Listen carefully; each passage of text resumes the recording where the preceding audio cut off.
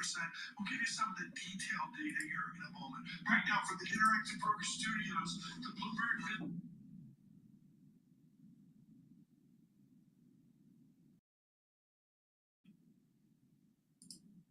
66 points. Points. That's a decline of 2%. The Nasdaq futures 309 points lower. That is down 1.8%. China firing back this morning, indicating no end to the trade war that has pushed the S&P 500 to the brink of bear market status. China announcing new tariffs of 84% on U.S. goods this morning. Ahead of his earnings release at the end of the week, J.P. Morgan CEO Jamie Dimon telling Fox recession is, quote, a likely outcome, end quote. Pat Haskell there at BlackRock just a minute ago in the studio saying stress levels are getting to COVID levels and it's all self-inflicted. No signs of policy backstop in Treasury Secretary Bessent's comments on Fox this morning. As my brother said when his twins were born, he told the other kids, it's every man for himself. The NYMEX crude down 6%, 55.84 a barrel, nearing that cost of production. And again, Paul, as you mentioned, gold is up $78 an ounce, $3,067. We check the markets for you all day long. Right here on Bloomberg Radio, I'm John Tucker. That is your Bloomberg Business Flash Bulletin. Many good conversations out there this morning. James Dimon over with Maria Bartiromo at Fox Business News. Mr. Rowan's talking to Andrew Ross Sorkin over on the Death Star. John Farrell is my guy with the book of the year now. Ruchir Sharma of Rockefeller Foundation. We have coming up for Global Wall Street an incredible treat. We have Ira Jersey and Ed El Husseini, and we're going to break away from sort of simple talk and really do a sophisticated global Wall Street back and forth with them. I'm hoping, Giuseppe, that we can do the two of them in the 9 o'clock hour. I'd love to go a half hour with them if it's feasible. We'll see how that is towards the opening. I have the spread that Ira Jersey told me. Shut up, Tom. Look at this one. It's a new LIBOR OIS, which was the 07, 08, 09 thing. That went out to 4 standard deviations. I've got a spread off of the summer of 2023 regression at 4.9 standard deviations. That seems big. That seems big. Paul Sweeney and I's job is not to say it's a crisis. We listen to other people who make that conversation. But I've got Dimon, probably a recession is likely. Outcome, as Shanali Bassik has said, Dimon, put some headcount controls in place, not forcing cuts. You know, I mean, these are the kind of headlines, folks, coming out here, and we should really emphasize that this upset goes back to the tariffs. This upset goes back. I would say, Paul, the consistent theme we've gotten is this is a self-inflicted, what the British would say, own goal. Yeah, exactly. And I'm just kind of looking at Bloomberg's reporting of Jamie Dimon on Fox Business, and Jamie Dimon saying, you know, it's perfectly reasonable in his view to say that trade was unfair, but he also says, you know, this is not the way to necessarily fix it. Maybe bring your trading partners together and negotiate fairer terms. That would probably be the preferred way. YouTube live chat, thank you for the really constructive conversation. A lot of worry out there and fear. Thank you so much for the simple question. Where in God's name is Anna Wong? Exactly. We appreciate that. That's a very important insight. I will try to get Dr. Wong and her team on here in bed. Let us look now at the bond market. We're trying to go to Secretary Bessent on a Q&A at the American Bankers Association. But let us look at the bond market. There's a simple yield discussion that we use each and every day. Well, let's start with the 2-year yield. And the basic idea is 3.79%. Yep. It's moonshot near a 4% level. No, exactly right, Tom. And I'm looking at the steepening of the yield curve. You look at the 2s and 10s, Tom. Again, the 2 years you just mentioned, 3.78%. The 10 years at 4.44%. So, you know, it's 65 basis points of steepening. And we haven't seen that in a very long time here. So, you know, again, that's kind of what we're seeing out there in the market. Some big moves. The yields demanding higher yield. Hello, this is DrPaulCottrell, and we're doing a live stream on Rumble on YouTube and simulcasting on X Spaces. If you have questions, type them in the text messaging system or just go to X Spaces and you can do a call in. It's a live show. I'm also going to be live streaming on my website. I haven't set that up yet. Good morning. There's going to be a lot to cover. There's retaliatory tariffs going back and forth between the United States and China. Some other countries are trying to produce some sort of reasonable negotiation between their country and the United States with tariffs. So this is going to be a very dynamic story that's going to be multiple days, multiple weeks, maybe even multiple months. And we're going to cover how this is going to affect the market day after day after day, okay? So it's going to be an evolving piece. Now, some of the things that you need to start to watch out for are what's going on in the currency market, especially with the USD, Japanese yen, what's going on in the oil markets, what's going on with the VIX risk indicator, what's going on in equities, especially for the S&P 500 in the United States, what's going on in the equities in other countries, what's happening with the central banks if they're lowering their rates because of economic downturn. And another thing that we really need to work to pay attention to is the 10-year bond yield, if it's going up or going down, all right?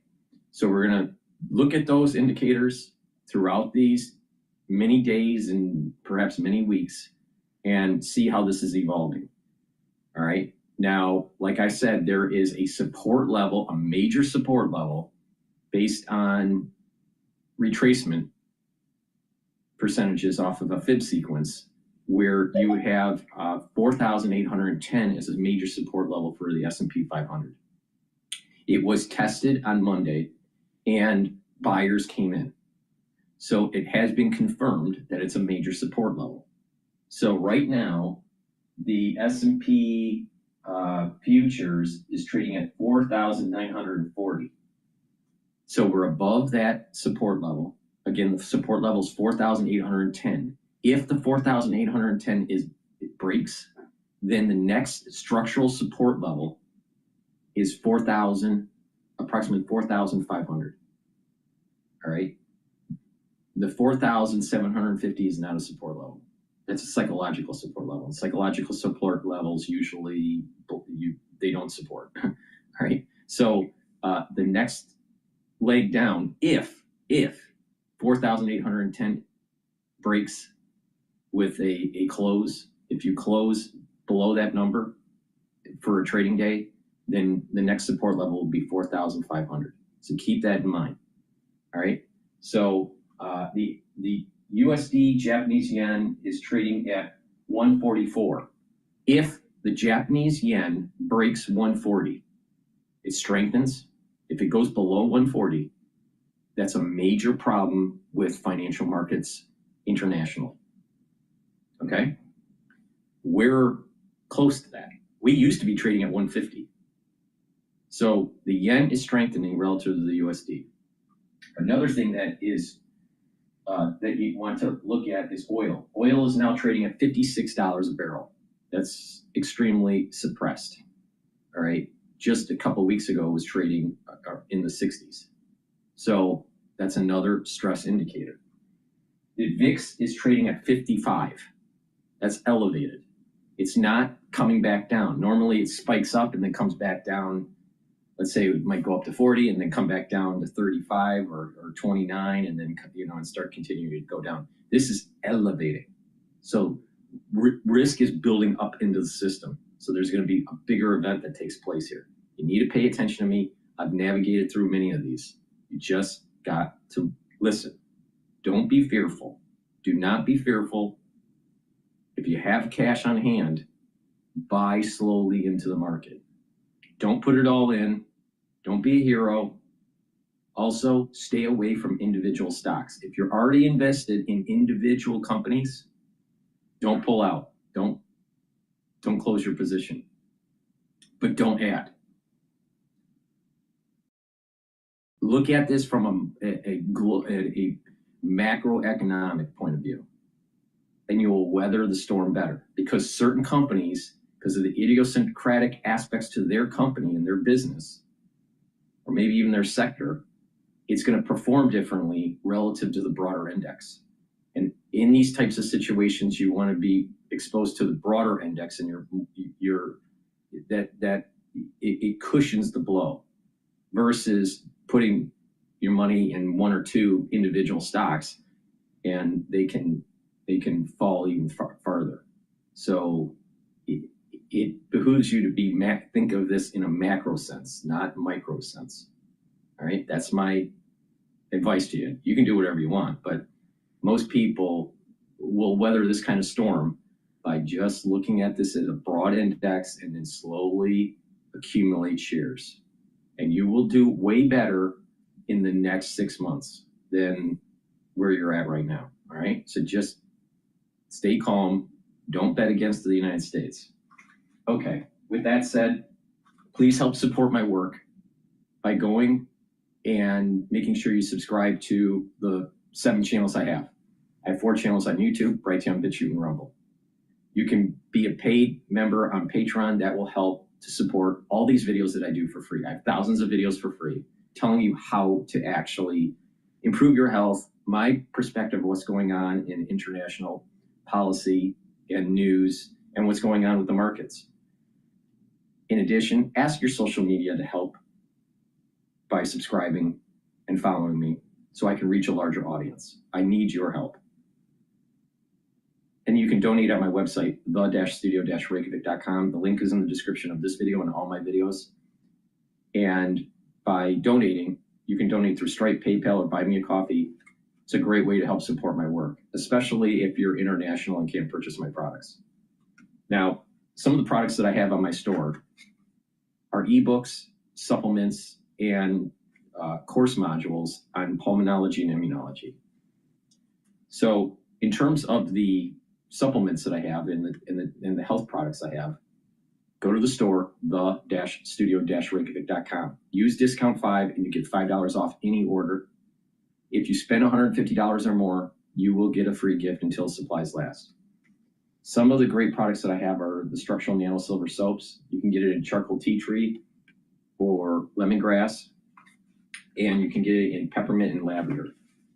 So please get a few bars for your household. Very high quality soaps. Help support my work, help support your health. It's a win-win situation, so I can continue doing these videos for free. And if you pay attention to what I have to say here, you will make money. But you just got to pay attention and just, I have logic and on why I say the things I say. All right, just pay attention, you will do fine. So with that, let's go to Bloomberg right now. So we've been overwhelmed with the response to come to DC and negotiate. So President Trump on Monday had a very good call with the Japanese Prime Minister and a very good call with the President of Korea yesterday.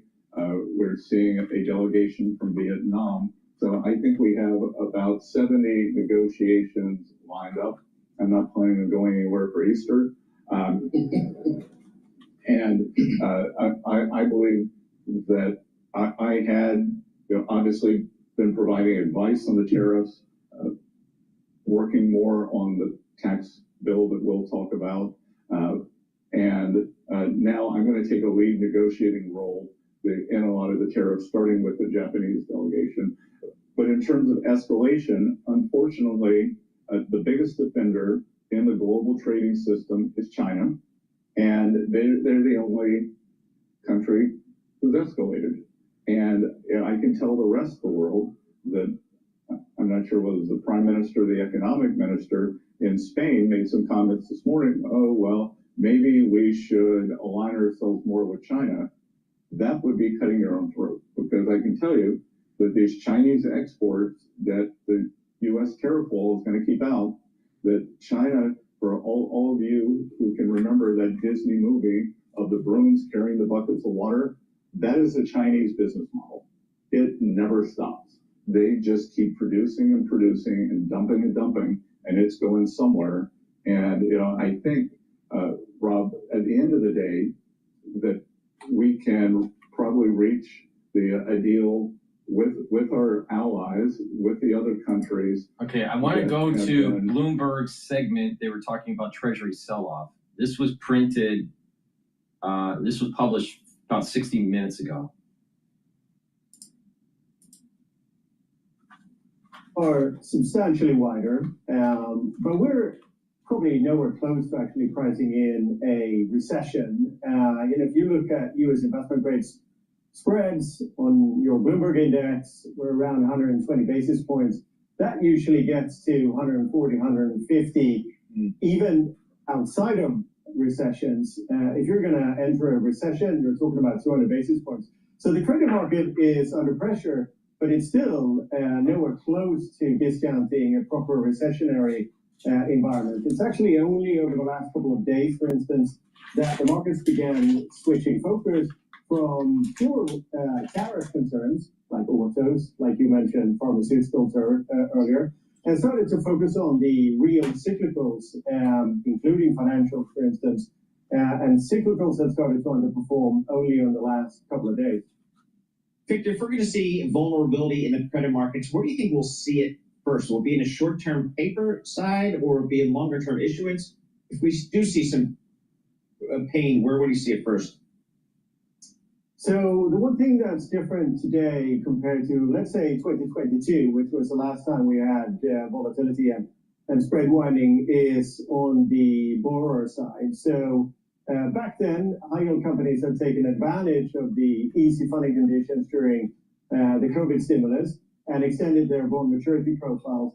This time around, they have a little bit less leeway. The bond maturity walls are probably 3 times what they were back then. So my guess is that we stay here for another few months. It's going to be the leveraged finance space that starts to look vulnerable. That's not the story today, but it will get there if we stay here. Don't be a stranger. Thank you so much. I'd love to do the interview in French, but that really wouldn't. Yeah, that would really work out That well. would work out well. Victor Yard, thank you so much with BNP Paribas Paris out of London this morning to get us started. The news flow is like light speed. Sweeney fell off his chair during the interview. Paul, you were looking at oil. Yeah, Rich pointed that out. WTI crude oil down 6%, $55.89 a barrel. Right. That is, basically the cost of production. That is now getting everybody's attention in the oil patch. Tit for tat tariffs. We are thrilled to bring you for the second day in a row. I think it's just too much. Damien Sassower, and he joins us this morning. Damien, I want to go. There's so many ways to go on our 1-hour conversation with you,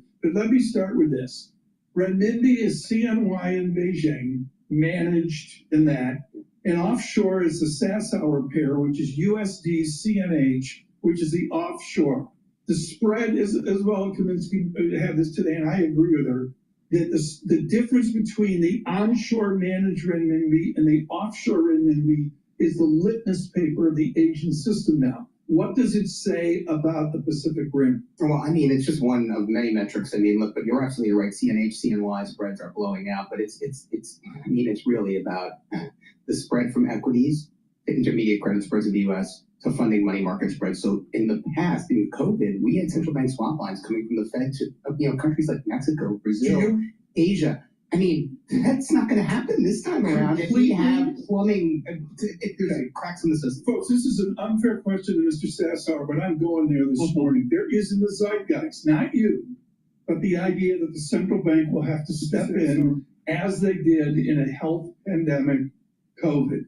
Do you anticipate Jerome Powell having to act here, given all you see on the Bloomberg? I mean, I don't know if he can, right? I mean, let's just think about, these tariffs are designed to punish these economies, and now what? The Fed is going to rush to their rescue by providing them with dollar liquidity in times of stress? I just don't know how they're going to pass that one through. Look at Argentina. Overnight, the Trump administration was criticizing Javier Milei, who is a supporter of Trump, for the country's swap line with the PBOC, with China, which is the country's largest source of foreign reserves. Think about this. Right. So Argentina, the Argentina friend of Trump trade, this was, in vogue just a few weeks back. Now it's being thrown on its side. Right. just a few weeks ago, Tom, oh, no, sorry, prior to April 2nd, 16 to 21 emerging market currencies were up versus the dollar. Now it's exactly the opposite. Right. The whole world is flipped over. But in G10, you're still seeing broad dollar weakness. The dollar is still weak relative to the euro and the Right. yen and the Swiss franc, et cetera. So, something is amiss here. I want to make this clear for Paul, jump in here, but Terry Weissman coming up with this experience at Bear Stearns, and we have Damien Sassower with his experience at Lehman Brothers. Tom, flight to safety, gold up $74 here, 3,064. Thanks, Rich. So again, we're seeing some real moves across markets, across asset classes. How do emerging markets do U.S. Treasuries today, Damien? So today at 11:30, I have a call with Fabian Adelucci. He was the former deputy director of the IMF's Monetary and Capital Markets Division. So he literally wrote the book on, funding spreads, financial plumbing, cracks in the system, et cetera. He's now CEO of the Anderson Institute. And I know now he can tell me because he's no longer with the IMF, but the IMF has been receiving requests from across the emerging markets, specifically the frontier, specifically Africa. We froze US aid, right? So that's gone, any source of revenue from, and then now basically you're getting requests from countries like Nigeria, Kenya, Senegal, that, the IMF, hey, can you come and bail us out effectively? And again, I don't know if they even have the funding in the Trump-led world to provide them with with the dollars they need in order to get through this. So, it's going to be very, very challenging. And you're seeing that, my God, in U.S. 2-year swap spreads and U.S. dollar cross-currency basis swap spreads, they are collapsing as we speak. I mean, it's just, it's blood.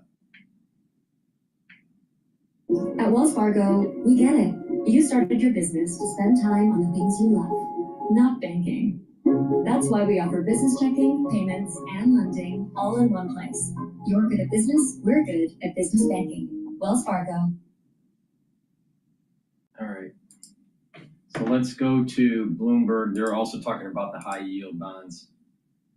Ed El-Husseini, and to have Ira Jersey and Ed El-Husseini directly with us for 20 minutes makes for the global Wall Street conversation of the day. Ed, let me start with you. You were quoted in an extensive zero hedge article last night, really giving you this mood.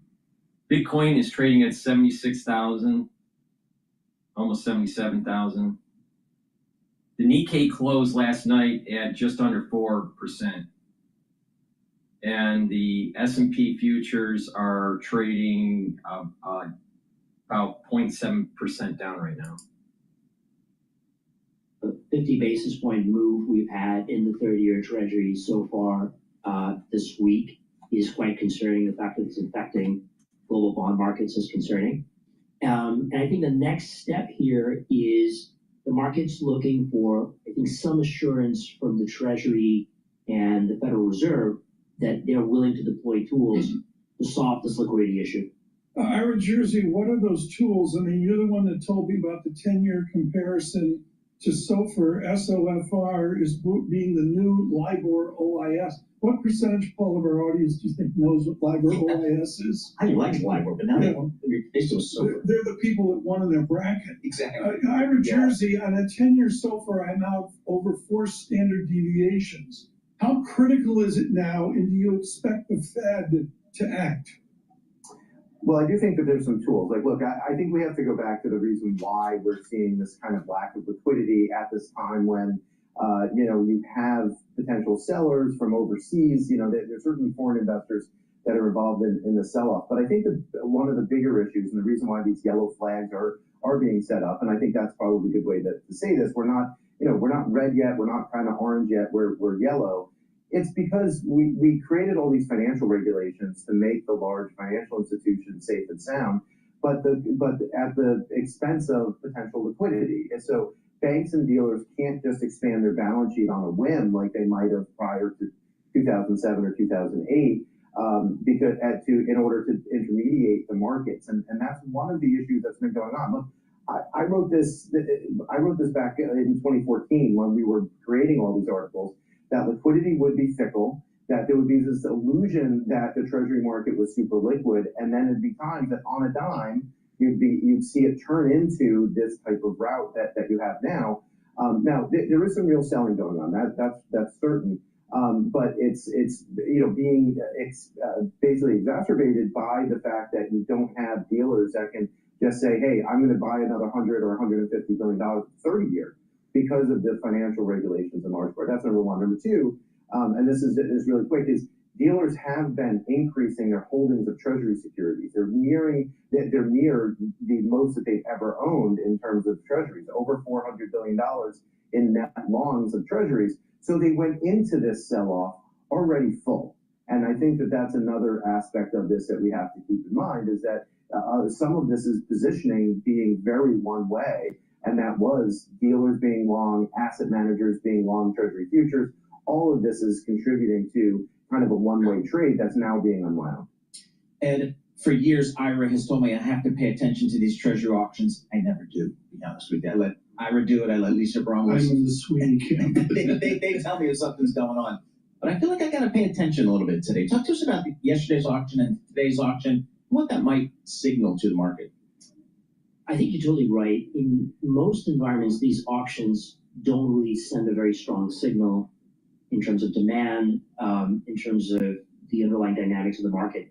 When there are pressures like this week, these auctions may really exacerbate that volatility. It may exacerbate the lack of liquidity in the market. And so this week, particularly with the long end, the 10-year auction coming up today, the 30-year auction, tomorrow people will be looking if they are a stabilizing event or a destabilizing event. Okay, let's talk about this right now, folks. We're going to go inside baseball, and I want to make clear compliance at Columbia Threadneedle limits what Ed can say in an inflammatory way, and the Bloomberg way is we're not going to be inflammatory with Ira Jersey.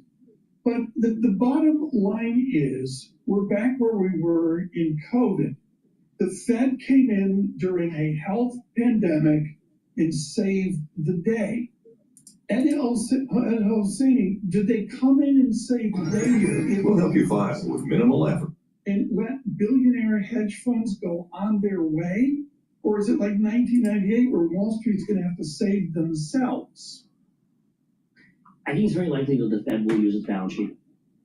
I think that's the bottom line. And save the fancy billionaires trying to pick up pennies in front of bulldozers every day. I would frame it maybe a little bit more generously. It's really important for the well-being of the U.S. taxpayer that the government is able to fund itself at a reasonable cost. And so you need the functioning treasury market for that. And so stabilizing that market and from a financial stability perspective is part of the Fed's mandate. And so I think they will execute on that. Ira Jersey, you enjoyed this in the trenches at Credit Suisse years ago. Does the Fed just come in and unilaterally bail out Wall Street given what the White House has done? Or does Wall Street have to assist itself out of this perhaps crisis?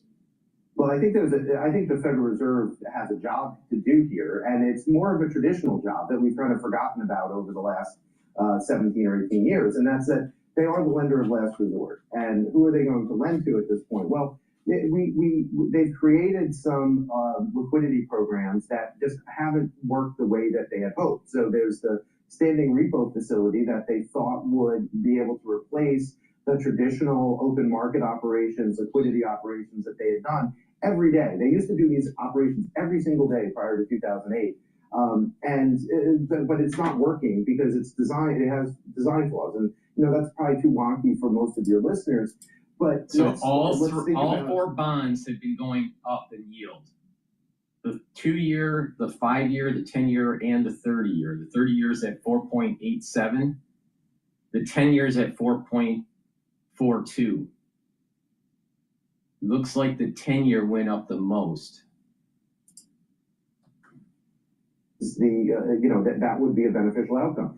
The second thing that's very easy to do that, I hope that the FSOC, the Financial Stability Oversight Council, gets together in an emergency meeting soon and says, hey, let's do something that we were thinking about doing anyway and just get rid of the supplementary leverage ratio from treasuries. So exempt treasuries from some of the bank capital rules. That allows balance sheets to expand. It incentivizes dealers and banks to actually buy some treasuries. Those are two easy things that could be done today, right? So it's not, and those aren't things that are unusual either. We did do them in March of 2020. Well, folks, you just got a window in there. We were allowed to look into the El Husseini Jersey window of complexity. Did you understand half of what I was saying? Yeah, here's a concern for me. In my Duke chat, we've got about 10 folks, and we usually just talk Duke basketball. I I actually had one of them say, serious question, are 2-year or shorter durations of U.S. Treasuries still safe? This is somebody who has an MBA from a pretty darn good school. He's worried about the credit quality of 2-year U.S. Treasuries. Is that where we are out there in the marketplace? There's uncertainty just about the credit quality of the U.S. economy here? I mean, I think we're in sort of this price discovery period where the market is trying to feel out whether treasuries as a safe haven asset will continue to play that role in financial markets. Things are different. Obviously, the liquidity situation is different, but more importantly, the macro backdrop is changing in a dramatic way for the foreseeable future.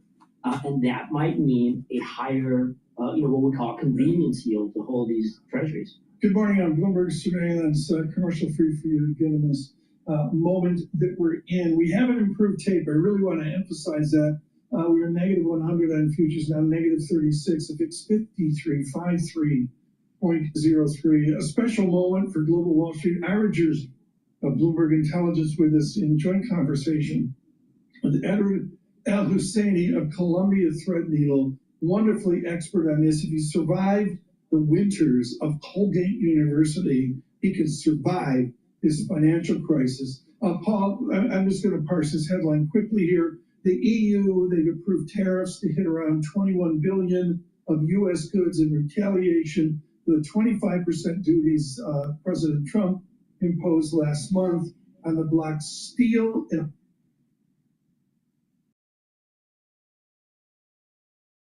but that includes Duke merch, like the China tit for tat we just had. And Ira, stay with us. I really want to continue this. This is really wonderful. We had commercial paper.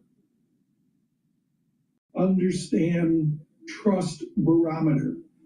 And we had LIBOR OIS. I remember the Thursday it went out to 4 standard deviations. It was this LIBOR, like in the movie Mary Poppins, where Dick Van Dyke's in the bank and they're trying to figure out the bank rate to do railways to India. LIBOR worked. We got rid of it. Huge debate. Now we have this spread, that spread, that spread. Do you have a real handle on what the trust is within the banking system right now? I'm going to say two things. One, we can monitor these spreads in real time, and there's a whole family of them in terms of how markets finance themselves at the very short end. That's where the commercial paper lives. That's where SOFR lives. And they change very quickly. And in a crisis environment, they will widen very quickly as the balance sheet capacity in the market declines. And what we're seeing right now is the slow degrading of balance sheet capacity, and the fear is it's going to fall off a cliff. Ira, comment on that. I mean, Ira, you're like the number one guy on the planet on this. I mean, has SOFR been a good substitute for the glory of men in tuxedos in London calculating 3-month LIBOR?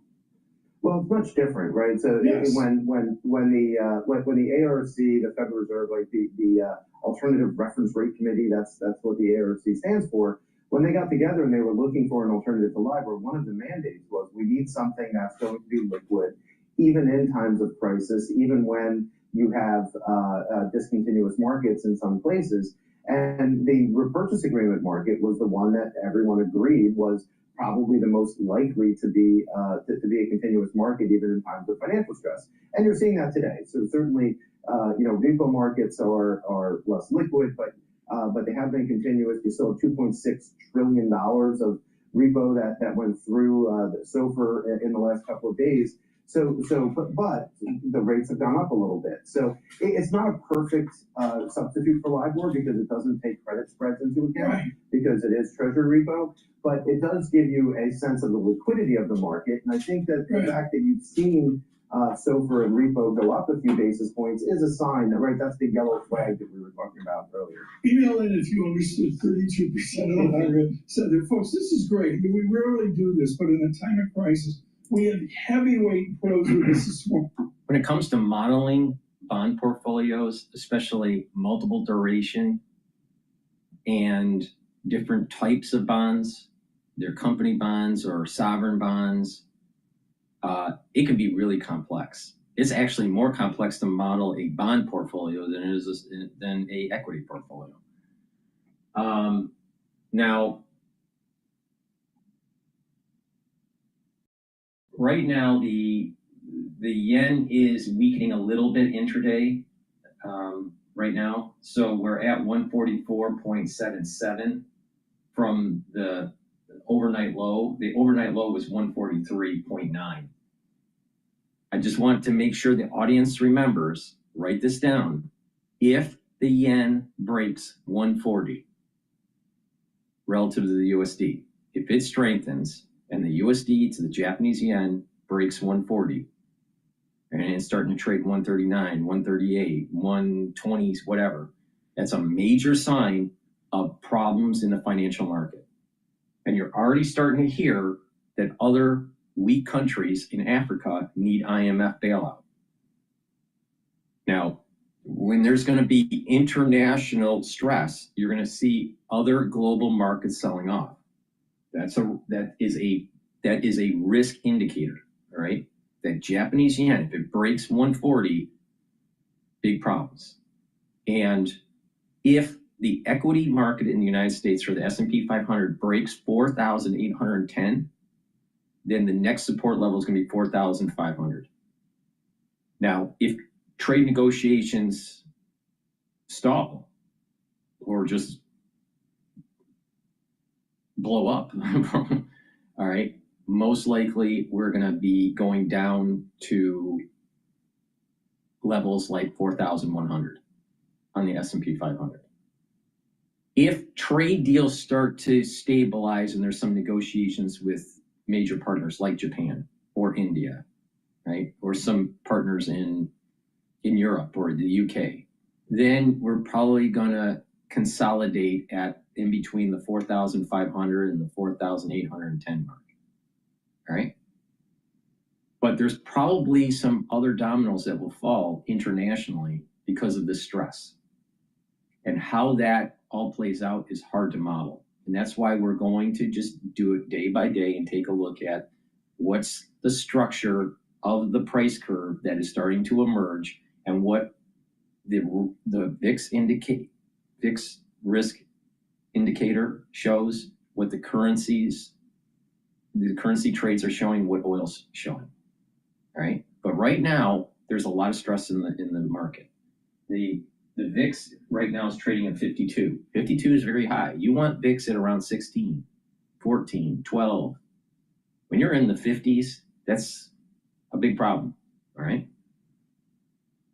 So I want to pivot back. I want to pivot over to CNN. They were interviewing John Bolton on Anderson Cooper.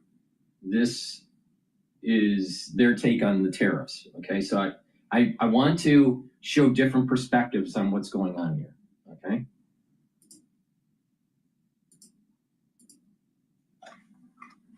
And it urges the White House to, quote, immediately correct its wrongdoings, end quote, warning that China's response to American tariffs stay in place will, quote, continue to the end.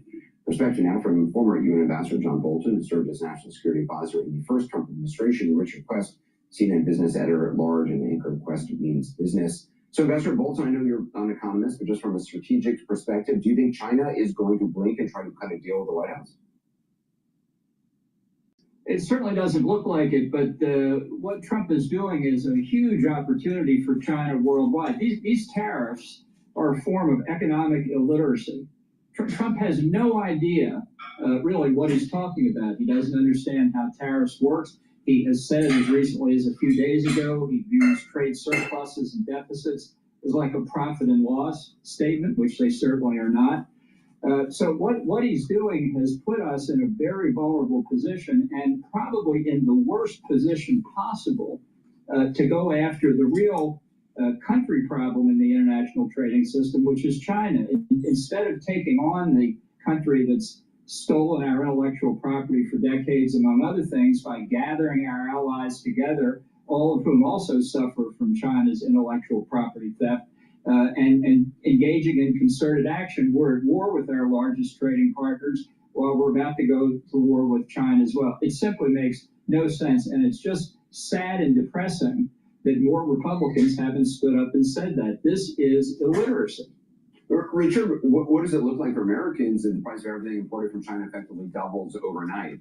How much of that gets passed on to consumers? Well, the ambassador calls it economic illiteracy. I've called it economic vandalism, because if you have 104% tariffs, what the effective thing is going to happen is two things. Number one, things simply won't be imported. It's too expensive. It's become unprofitable, uneconomic. Things simply will not be Don't imported. worry about the tariffs.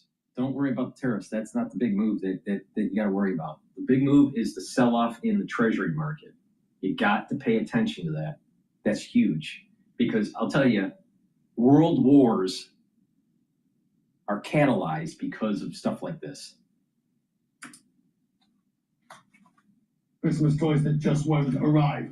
But there are many things now that, as the Chinese have reminded the United States in a commentary a couple of days ago, there are many things that the US only gets from China. Certain electronics, certain parts of manufacture, they can only now be received from China, and the US is going to find that they're going to be left without. They're going to be trying to source it elsewhere. And one point to remember, Anderson, tonight, oh yes, you've got the 104% against China, but you've got the 24% against Japan. And of course, there's the 25% autos. You've got the 15% against South Korea, and you've got the 20% against the European Union. So wherever you look at midnight tonight, the global trading network is about to come under the most ferocious strain that it's seen, certainly since the Second World War.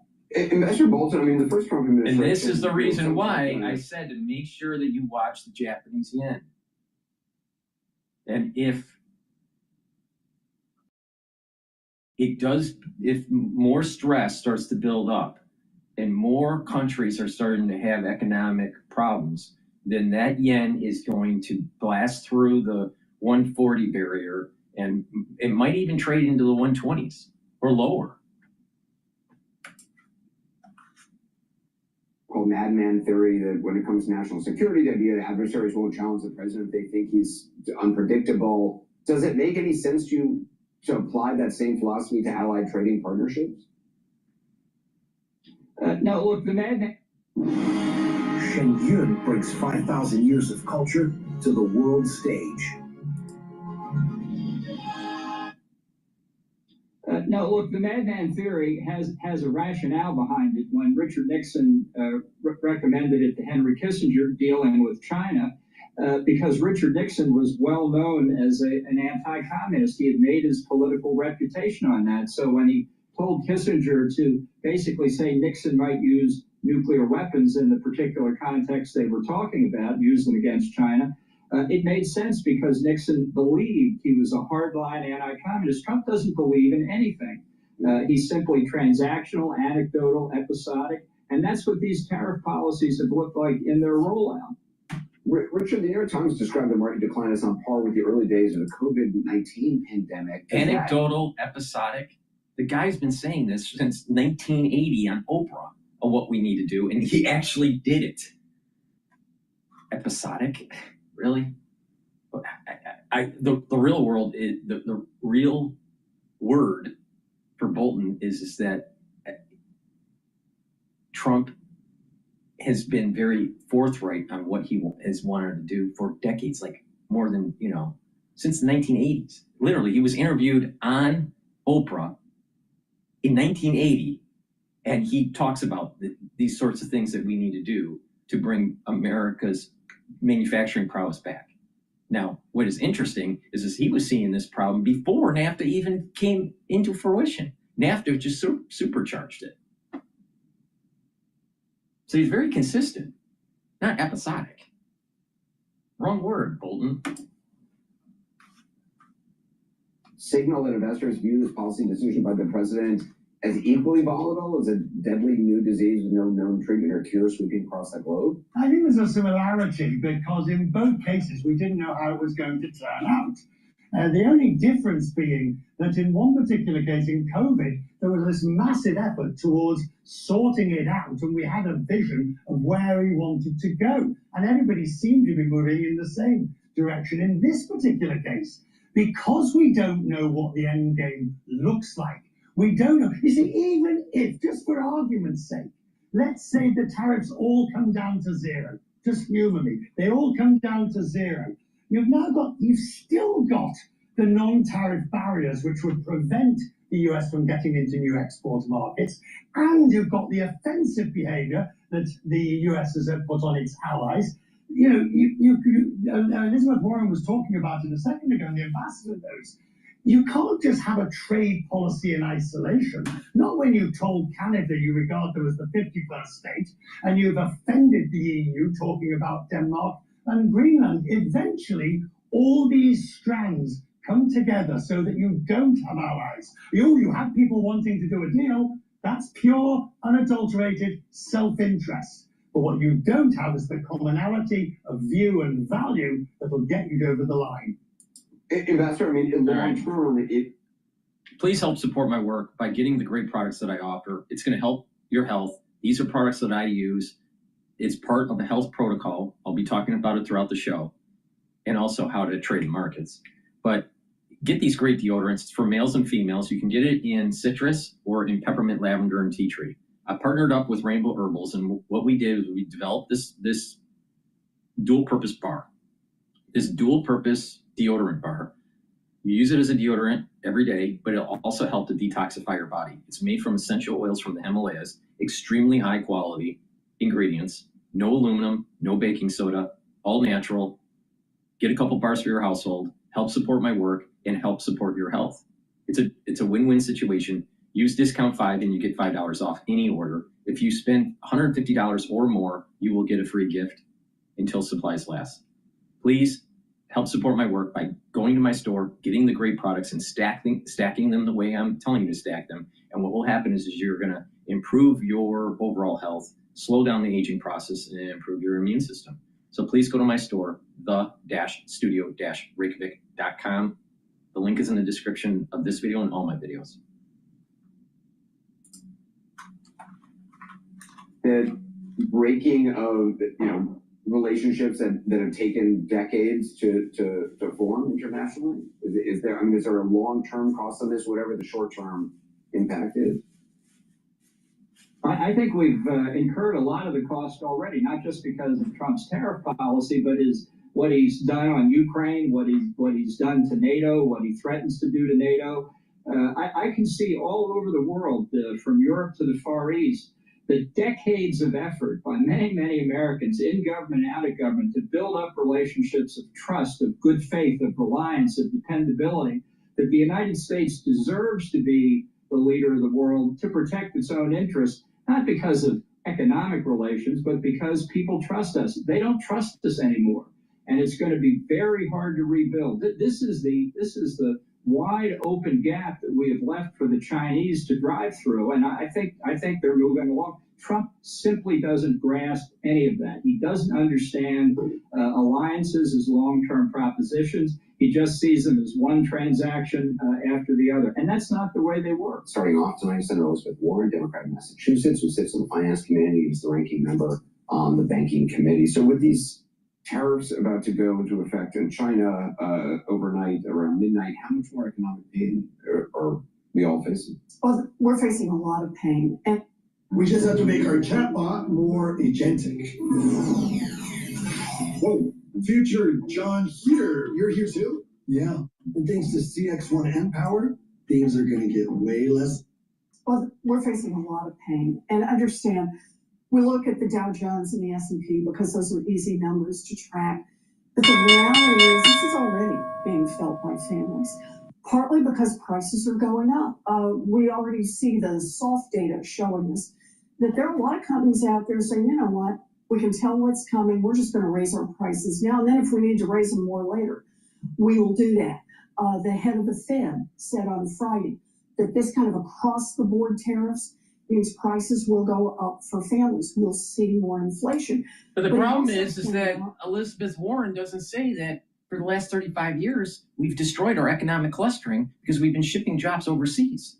And when you destroy the economic clustering, you lose tier 1 suppliers, you lose tier 2 suppliers, you lose tier 3 suppliers, you lose peripheral industries. You destroy the economic clustering. That means that the economic viability of areas of the United States go down. But Elizabeth Warren is more worried about how cheap your spatulas are at Walmart, like a typical Democrat. Employment is likely to go up as well. So there are going to be people who lose their jobs. We talk about this recession, Goldman Sachs, JP Morgan. Oh, I think that all of the signs, the economic signs, are flashing red. And remember, we lost 700,000 jobs a month in the last recession. Recessions are not just things that happen on Wall Street.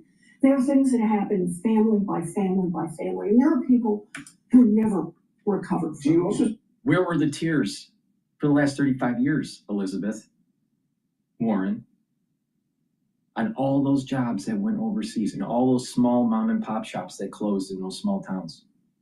And those towns shrank so much that people just moved away. And there are lots of kind of like ghost towns now in the United States.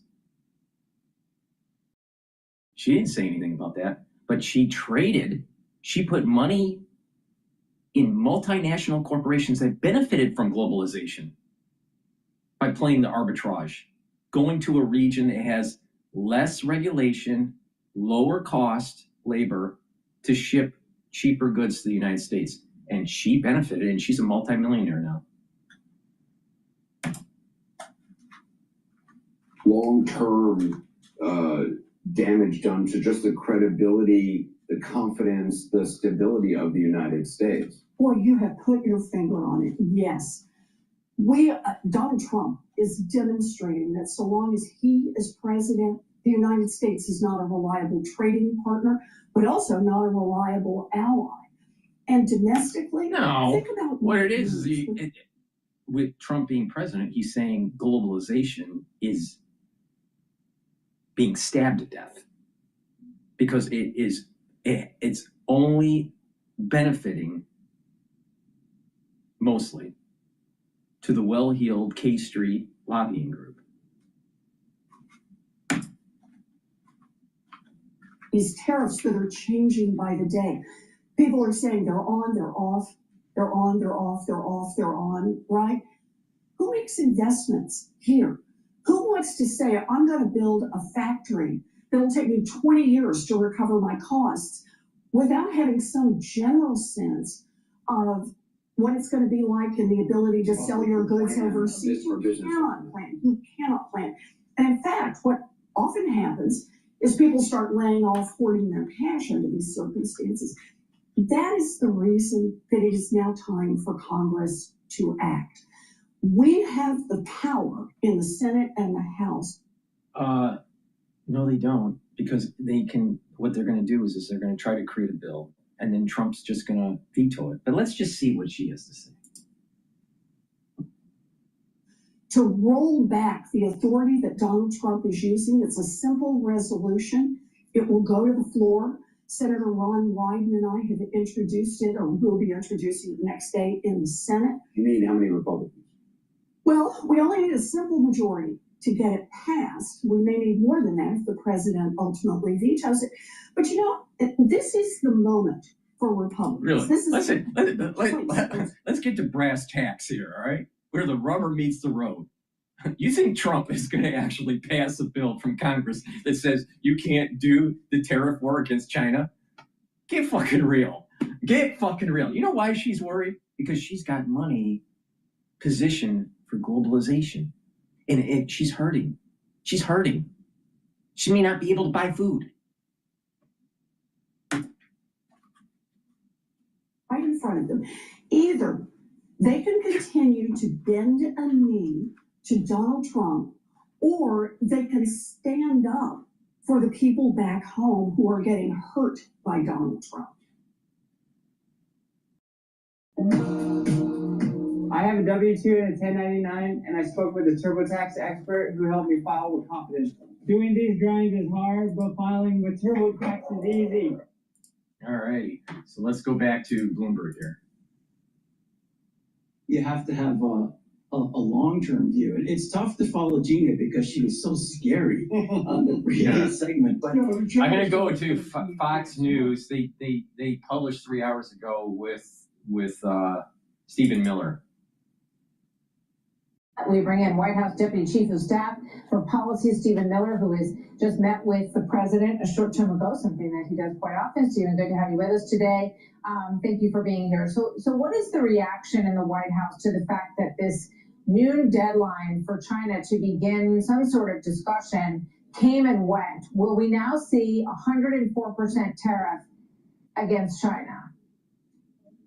Well, very simply, this is about the President of the United States defending the core national security interests of the United States. China has hollowed out our defense industrial base. This is very important for your viewers to understand. America cannot create the essential materials it needs to ensure our security into the future because China has stolen those supply chains. So America, but not just America, our allies around the world are dependent on China for our own defense, for our own economic well-being. That is the national security threat the president is responding to.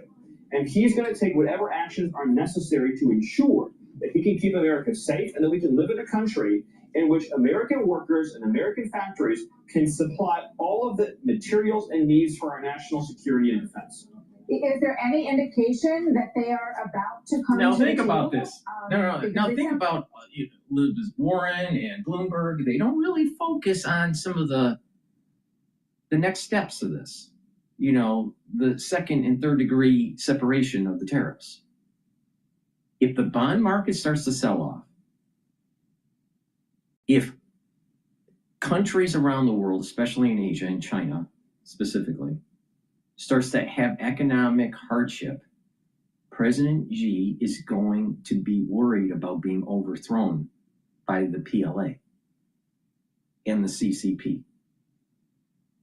And to galvanize his nation, he may feel as though he has to make his move on Taiwan, with the United States Navy so focused on the Middle East, it doesn't have enough strike groups in the Pacific to be able to counteract that activity. So President Xi might find it opportunistic to actually launch an attack on Taiwan. This will lead to World War III. That's the big picture here. So if we have to depend on China for many of our products, and we have to depend on other foreign nations for a war effort, that doesn't sound like a really good idea. So we need to rapidly move our manufacturing base, rapidly reduce our reliance on China so we can backstop Taiwan.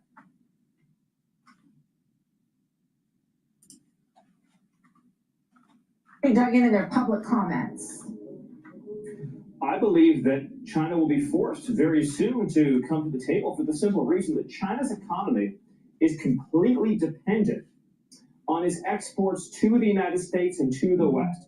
China has built its entire industrial strategy since its entrance into the World Trade Organization on being able to sell highly subsidized, currency manipulated, dumped goods into U.S. markets. It is an industrial strategy from China to product dump strategically to take out American steel, to take out American aluminum, to take out core American defense industries and defense needs so that we're reliant on China. And what's happening here is that China is now discovering for the first time that they have met an American president who is not going to be intimidated, who's not going to be bullied, who's not going to be coerced, who's going to stand up for our essential security needs. Yeah, China needs us because of their export dependency on China. It's going to be very interesting to see how this plays out. And I thought what Jameson Greer said in the introduction to our segment, which I'm not sure if you had a chance to hear, but he said, the Chinese approach, which has been that we're going to retaliate. And then he said, the president has recognized this, that China is the holdout. and he wants to focus on other partners. And this is what I find really interesting, and I'm curious what you can share about this strategy. Because if you reorganize the trade relationships with so many of our larger partners, Canada, Mexico, Japan, all of these different entities who in varying degrees have agreed to some sort of discussion at least, does that isolate China? Because we know that China has found other routes to go through, Vietnam, Cambodia, and will these trade agreements mean that China becomes even more isolated? Yes, so this is part of the brilliance of the president's strategy. If you look at those original reciprocal tariff rates that were announced, who got hit the hardest? China, Vietnam, Cambodia, Thailand. That's the China sphere of influence. The true trade deficit with China is $1 trillion a year because China is shipping all of its goods through other countries like Vietnam, like Cambodia, like Thailand, but also it's sending its supply components through the EU as well, that they're making it into our markets, through Canada, through Mexico. China is the destabilizing force here for the entire system of global trade. And everyone's put up with it, Martha, everyone. The EU's put up with it, Mexico's put up with it, Canada's put up with it, Japan, Korea, everyone. One man, one president has said, we are not going to let China extort, dominate, and control our entire system of international trade through cheating. All those factories that have closed over all those years because of China's cheating, someone is actually finally saying we're going to bring those factories back home. And yes, as you pointed out, making strategic trade deals that must be fair, again, to the American worker, that must reduce the trade deficit, but making those strategic trade deals with our trading partners around the world will isolate China further, and it will force China to come to the table and finally redress these decades of grievances. All right. Let me ask you this. Now, what I want to do is I want to just give a market update here. The S&P 500 is trading now at 5,025. The VIX index is below 50. It's trading at 49.48. The Euro USD is trading at 1.10. Oil's trading at $57.82 a barrel. BITO, which is a long ETF for Bitcoin, is trading at 1686. And the USD Japanese yen is trading at 144.9. Remember what I said. VIX elevated, especially in the 40s and the 50s, problematic. If the yen breaks 140 and is trading lower, that's a problem for international stress. Right now, we have a support level that has been tested on Monday at 4,810 for the S&P 500. If that holds, all right, which I suspect that it will break, but if it holds, then we saw the bottom in trading for the S&P 500 on Monday. But there's only a 40% chance that it will hold. And it will probably be retested and it'll break. And if it breaks, it probably will go down to 4,500 for the S&P 500. All right. But you only have a 40%, only about a 40% chance that it will hold for 4,810. Before we continue on with Stephen Miller, please help support my work. Where else are you getting specific points of support for the S&P 500? Nobody's telling you that. Nobody's telling you that. Other than Dr. Paul Cottrell. Please go to my store, the-studio-reykjavik.com. Get the Max 35 or the Max 14 or Cleanse, which is 30 parts per million. They're at different price points because, people, need optionality because of their affordability. But by taking Max 35 Cleanse or the Max 14, you're going to improve your immune system. How do you take it? Take a teaspoon of it a day, swish it in your mouth, gargle, and about 20 seconds, 30 seconds in, swallow. It's going to help with your immune system. It's the first pillar of a 4-pillar protocol that I have. The first pillar is the Max 35, Max 14, or the Cleanse. Take that every day. That will boost up your immune system. The second pillar is C60. It's going to soak up free radicals. The third pillar, turmeric, ashwagandha, and lignans, boosts up your immune system. And the fourth pillar of this core protocol is the Boomer Boost that boosts up your energy levels and your metabolism. It's a great way to start your health protocol in your stack, and you customize it based on the different systems that you want to improve. So please go to my store, get the Max 35, the Max 14 or Cleanse, use it the same way, very high quality products. Please help support my work, and better yet, support your health. If you follow my lead on this, you're going to improve your health. It's a holistic approach. It's not just supplementation. It's proper diet, proper exercise, filter your water, stay away from processed foods, the 4 modalities of exercise, resistance training, cardio, stretching, balancing, really important, proper sleep, spirituality or mindfulness, learning new things. These are all very positive for your body to heal, and it's a holistic approach.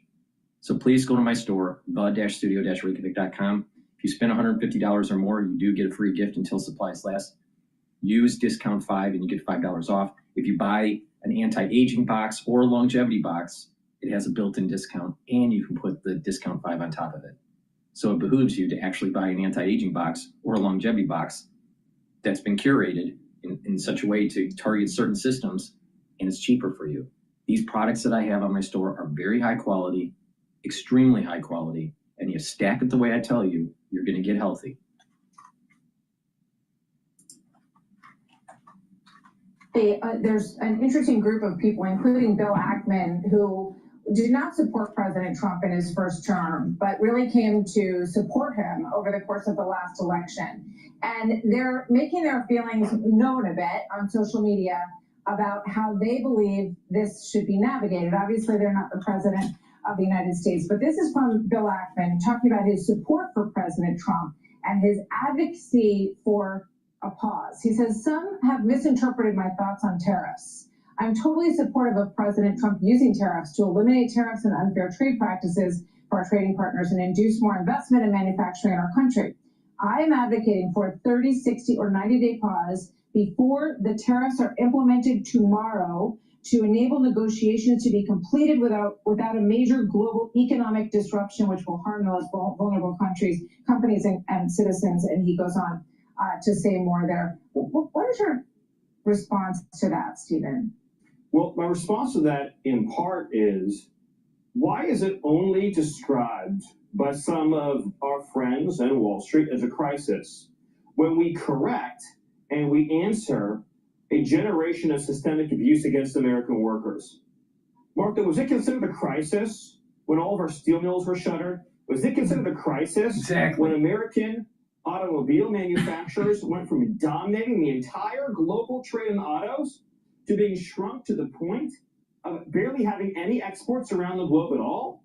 Right? Was it considered to be a catastrophe, a calamity, when the entire Rust Belt was frozen, its industries ripped apart? Was it considered to be an economic catastrophe when we could no longer build a ship in this country, could no longer build an airplane in this country, could no longer build a helicopter in this country, when we couldn't even provide for the basic means to defend ourselves, couldn't even build a Coast Guard cutter in this country, that our supply chains, our industrial base has been so eroded?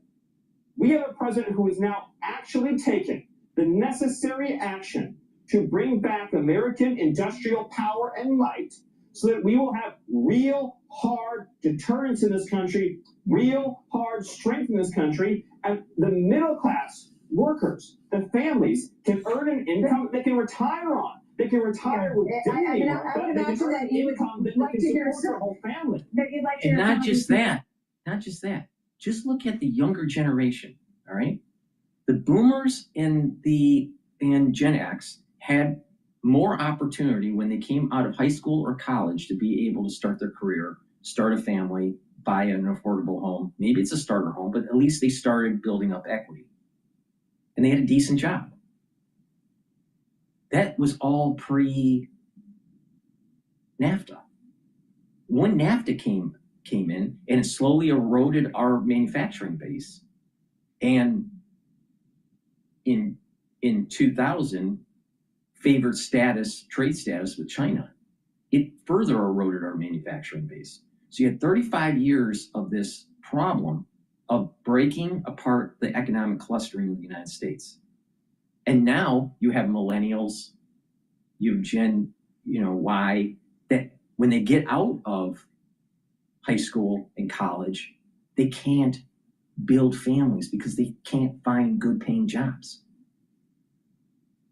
So someone says that this tariff war is bad for the economy. What about the younger generation not being able to find jobs, to build families, to build equity, to buy homes?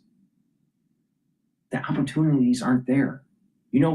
I know for a fact, because I see it with my own eyes, there are people that are graduating from Harvard College, all right?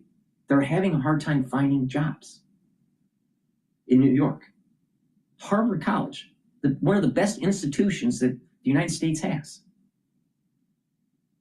And they're having a hard time finding jobs in New York. Now, maybe it's because they want to stay in New York and, their particular discipline, there's not a lot of hiring for them. That could be. But the problem is that you have elite students and non-elite students in different schools finding it hard to get work. I know of a grad, all right, where they ended up getting a degree in computer science from Carnegie Mellon, undergrad, ended up getting a master's in artificial intelligence, getting a job, but can't afford to be able to live on their own. So they have to live with their parents. All right, that's Carnegie Mellon. In AI, master's degree. I'm telling you, the jobs for the younger generation are a lot harder to obtain. And if they do get a job, it doesn't pay enough to be able to, the cost of living is so exuberant. It's so elevated. It's so excessive in terms of costs. It's a big problem. And you go down to the core of what happened. It's because the economic clustering was destroyed in the last 35 years.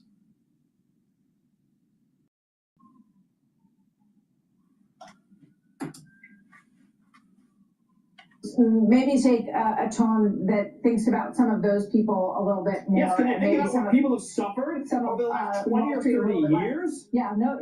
And by the way, we are on the verge now, because of President Trump's strength and leadership, of fixing our entire global trading system. And this is an astonishing fact. Did you know, for example, that we have a $50 billion trade deficit with Japan alone in automobiles? Here's the country we protect. Here's the country that we defend. Here's the country that's an ally and partner of the United States. Why is it that we have a $50 billion automobile deficit with Japan and another $50 billion automobile deficit with South Korea? Our troops are stationed right now in South Korea, keeping them safe and free. Our troops, our soldiers, away from home, away from families in South Korea. This goes all the way back to Nixon. And that is willing to open up U.S. markets, but it was really supercharged in the 90s, in the 2000s. But open up U.S. markets for foreign goods, as long as they help the alliance within the Pacific Rim against Russia and China. And depending on what era you're looking at, going all the way back to Eisenhower, depends on how we were aligning ourselves with our allies to push against Russia or push against China. Because there was a time where we were more focused on Russia and not so much China, and we aligned with China. All right? But the point here is that we used our open markets for military foreign policy. And it has eroded our manufacturing base, and it has reduced our ability for the younger generation to be able to build the skill sets they need for a long-lasting, prosperous career. All right? People in their 20s could buy homes when you were a baby boomer or when you were a Gen Xer. You can't do that now for the millennials. It's impossible, absolutely impossible. The vibrance of the ones that are coming into the marketplace after high school or after college, the viability of getting a good paying job is radically diminished, So you're starting to see at these the higher institutions like Harvard, where they're actually trying to build these SIGs, what's called SIGs, like a special interest group, these SIGs to be able to help mentor some of these new grads into the workforce. They have a Harvard degree. They've spent, I don't know, like $400,000, and they're having a hard time getting a job in New York. Now, some of that is blackballed because of the whole issue with the fiasco with the whole Palestinian protesting and all that. That's the financial side, all right, where they're blackballed. But you're talking about other industries where they wouldn't be blackballed, and they're having a hard time finding. The reason is that they're not hiring. And New York is a center that's extremely high cost. So, people are going to have to move away and start their life somewhere else in a lower cost area. But if you have a very, very technical degree, it may not translate to that new region very well if the economic clustering isn't there. So people need to pay attention. You have Harvard grads, and there's even news where the Harvard MBAs and even MIT MBAs are having a hard time finding work. So there's a change, all right? So NAFTA, for the last 35 years, has destroyed the economic base, so it's harder to find jobs. But not just that, you add in AI. You add in, do you really need as many employees anymore? Now you are starting to see the decoupling of labor and capital, where you have grads coming out of Carnegie Mellon, coming out of Harvard, coming out of MIT, and there's about a 20% of the student base that can't find jobs. And you have an economy supposedly at low unemployment with 4.1, 4.2%, whatever it is right now. I think it's maybe 4.3 right now, but it's still low. And you have grads coming out of MIT with an AI degree that can't find work. I'm telling you, the labor and capital, because of AI, because of machine learning, is decoupled. That's a bad thing. But just put aside the AI issue. The economic clustering was destroyed because of globalization, and it was done on purpose.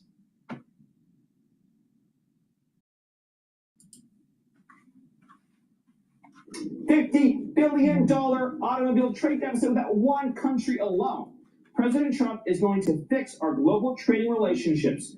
And at the same time, he's going to work with Congress to make America the manufacturing center of the world with the lowest taxes, the lowest regulations, and the cheapest energy. Stephen, we're going to talk biotech coming up in this hour, and also U.S. Steel.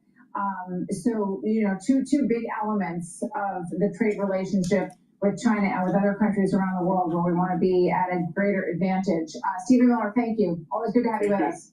Hey, Sean Hannity here. Hey. So I'm 100% backing Trump on this. Don't bet against America. In the long run, she will always prevail, but you got to go through the pain. Please go to my store, the-studio-reykjavik.com. Get the olive leaf extract. This is a dual purpose product. This will help with your immune system and your cardiovascular system. It'll bring down inflammation at the systemic level, which will help with your immune system, and bring down inflammation at the vascular level, which will help prevent further plaque buildup. Very important for your cardiovascular health. And it will help to control your lipid profile, bring down LDL, and increase your HDL levels. Less LDL, less oxidized LDL. Less oxidized LDL, less plaque. It's really simple. Please go to my store, the-studio-reykjavik.com, get the olive leaf extract. Take it every day. And get this very easy to digest multivitamin. This multivitamin has the cofactors you need for proper enzymatic activity. That means that your cells are going to perform better, and it's a great base, great foundation to build a stack on. So take this multivitamin. You can see on the screen the label, but go to the store, the-studio-reykjavik.com, take a look at the label. It has the ingredients that you need to start a stack, and then you build off on this. It's very important to take the multivitamin and build on top of it, all right? A great stack would be the multivitamin, so you're helping with your enzymatic activity and the processes for your cell, but you're also helping with your immune system and your cardiovascular system by stacking it with the olive leaf extract. So you can customize these stacks, all right, based on what system you want to target. So, but it's important to be taking a probiotic and taking a multivitamin as the base of your stack. Please go to my store, the-studio-reykjavik.com. Make sure you use discount 5. And if you spend $150 or more on an order, you do get a free gift until supplies last. All right, let's go to Bloomberg here. Among those who died was beloved Dominican merengue singer Ruby Tariffs, who was performing on stage when the roof collapsed. Former Major League Baseball's Octavio Dutel and Tony Blanco were also killed. Police in Virginia say all suspects are in custody after 3 people were shot to death in a shooting at a townhouse complex just outside Fredericksburg. They say there is no threat to public safety. Pushback after a student conflicted over doing the right thing was suspended for the choice he made. CBS's Jim Crisula. A judge in Virginia Beach, Virginia, said it was, quote, appalling that a school suspended a 6th grade student for waiting to report that another student had brought a bullet to class. The judge ruled in favor of the child's mother after she sued St. John the Apostle Catholic School for breaching its contract with her when administrators suspended her son for a day and a half last September. Among this year's additions to the Library of Congress National Recording Registry. Debut albums from Chicago, Tracy Chapman, a Roy Rogers and Dale Evans song is on the list too.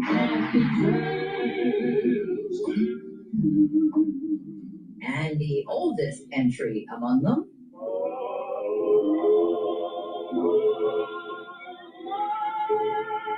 the Hawaiian Quintet's recording from 1913. Dow is up 191. This is CBS News.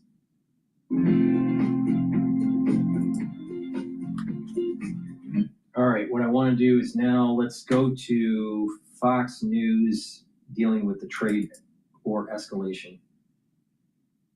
Honestly, no one wants to think about HIV, but there are things that everyone can do to help prevent it. It starts with getting tested regularly.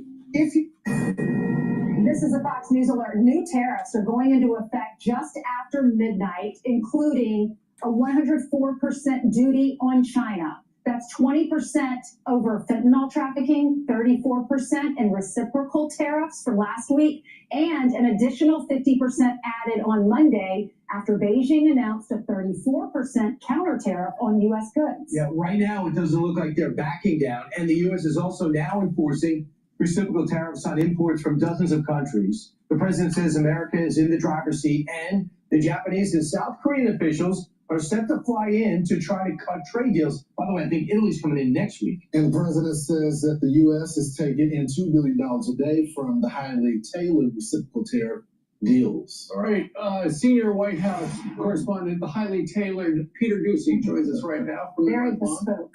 Hello, Peter. Good morning, and promise made, promise kept, right? President Trump dared China to keep their reciprocal tariffs up, and they did. And now, as of midnight, the new tariff on China, the biggest in the world, is 104%.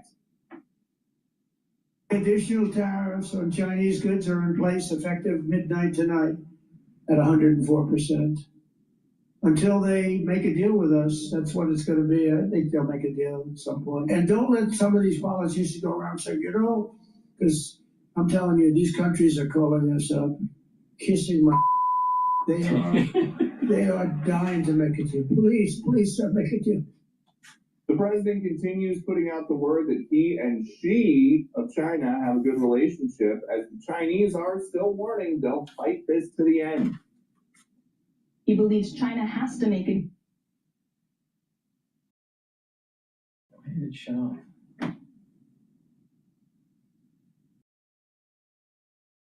I don't understand why sometimes the audio dies. Hold on. Let me just fix this really quick.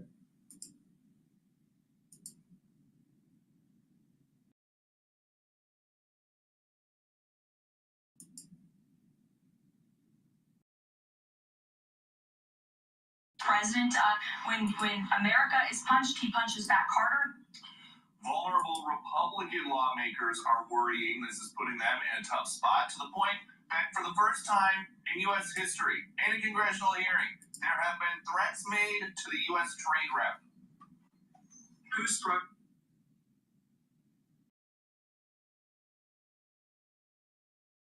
You can certainly always talk to me, but Are you at the tip of the spear? Well, I'm at the tip of the spear for sir. Oh, come on. Again, it is the final decision maker on all of these things. This is bullshit.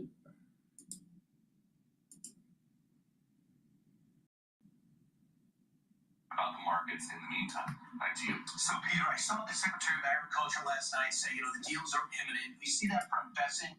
Do you think that's going to be backed up by, or do you sense that's going to be backed up by the president today?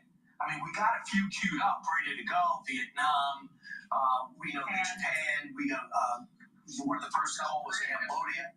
South Korea came through. The EU has a plan on the table. Do you sense that? Saying something more positive about doing deals today? It's possible because it's been a week since Liberation Day, and so at some point they do want to show progress from these astronomical tariffs that have been put in place, but they are giving themselves some time. Scott Bessent said that they had April, May, and June to get some of these things done, and even just saying that giving that 2-month window, the markets like to see that, and that is what drove the rally yesterday. And so it's possible today, but also very, very hard to predict. So, Peter, for the most part, over the last 72 hours, there have been conflicting statements from the White House. Some people, like Peter Navarro, had said that the tariffs are going to be permanent. Other people, Scott Bessent, said we're going to make a deal and stuff like that. And then things started working around. The one exception to the rule is Elon Musk, the world's smartest guy, we've heard the president say. He said that the tariffs are a dumb idea, essentially. And yesterday he tweeted out that Peter Navarro was a moron and dumber than a bag of bricks. I know that comment on X was then circulated to members of the press by people on the president's staff. So it looks like people are doing some backstabbing. Yeah, we were out and about yesterday, and I did have one of the Musk tweets dissing Navarro sent to me by a couple different people who work at the White House. And it's unclear if that is a bad sign for Navarro or if they just thought that it was funny. Because when Caroline Levitt got asked about this, she said, boys will be boys, and we'll let this play out in public because we're so transparent. I believe it was in Axios this morning in their newsletter, they said in the first Trump administration there was a lot of backstabbing. Right now in this administration there's a lot of front stabbing. Yeah. Not a lot, just the really, really sharp knives with Musk and Navarro. That whole transparency thing, you can circle that word every day. Yeah. Thanks, Peter. Yeah. Well, Angela, you and I have kind of been saying the same thing about a balanced view on this, and I think someone that our audience respects is Maria Bartiromo. She respects the president's agenda. She understands the market. She understands the working class. She has some thoughts on Jesse Waters. I think our audience would love to hear it. Let's watch it. It takes about 3 years for a company to fire up their supply chain in America, move the supply chain from Mexico, from Vietnam, from China, whatever, into the United States. The midterm elections are next year. So if the Republicans lose next year and then the White House is lost, then the Republicans are no longer directing policy. So timing is of the essence. We actually need somebody with a spine of steel, a tough man, to actually get companies to recognize these are not just economic issues, these are national security issues. However, timing is tight, and he needs a deal. At this point, we need to hear some win from Japan, from South Korea, from the European Union. The stock market going down is not going to be helpful. It's going to be a big issue, a barrier for President Trump getting the agenda through. I think this is why Donald Trump is doing all of this in the very beginning of the administration, so that we can see the benefits coming up in the next few months, before the midterm elections, before his term is over. Because once his term is over, if another Republican doesn't win, this all goes away. Right, but her point is that if this doesn't work out well, the Republicans are going to lose in the midterms. Somebody who said something similar yesterday was Dave Portnoy. He revealed 48 hours ago, he has lost in the stock market rout 20% of his entire vast wealth. And he's somebody who is completely behind President Trump. He predicts, he hopes that the markets recover. And if they don't, he says there's going to be a giant blue wave and the Democrats are going to be swept into power in the House and the Senate. There's just no way the markets are going to recover. They already showed you when there was rumors of a deal. From our show the other day, it shot up. And then we heard that China was going to make a call. It shot up. And then at the last minute, we lost about 300 points. So And then when Peter it fell more than 300. Navarro said that So right now, the S&P 500 is up. It's trading at 5,016. So the S&P 500 is up 32 points right now. So it's a little bit more than 0.7% or so. All right, let me shift over. But before I do that, please go to my store, the-studio-reykjavik.com. Get the probiotics that I have. I have it in powder form and in veggie cap form. Taking a probiotic is really important as a foundation for your health protocol. Also a multivitamin, so stack it with the multivitamin if you want. But you can take it in the powdered form, which is the way I take it, or in the veggie cap form. Both are very high quality. Take them every day. The reason why, it's going to improve the absorption of your gut. It's going to help with your immune system. It's going to lower inflammation. It's going to improve the communication between your gut and your liver and your gut and your brain. You get lots of benefits. It'll help with your hair, your skin, your nails. But not just that, a good gut biome is going to help you with your overall health. A lot of people don't realize many problems that you may be having chronically are starting in your gut. So please go to my store, the-studio-reykjavik.com. Get the probiotics that I offer. Take them every day. Drink it with filtered water. Or if you're taking the powder, I mix it in soft foods. You can mix it in filtered water. But it's very important to take every day. Use discount 5 and you get $5 off. Okay, with that said, let's go back to Bloomberg here.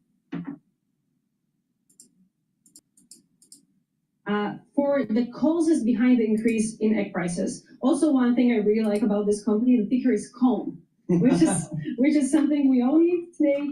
But the shares dropped earlier on Wednesday. There was a really big drop. Obviously, now things are so volatile on macro level that a lot of that drop was erased. But for sure, that's a very interesting thing to look at, going to that egg price debate that has shaken the economy. But the company also said Tuesday it is acquiring Echo Lake Foods, a Vermont-based maker of ready-to-eat egg products. So clearly the egg economy is expanding. So that's an interesting name to watch. That's actually scoring small losses today compared to what we saw in pre-market trading. All right, thanks so much. We really appreciate it, Isisiko.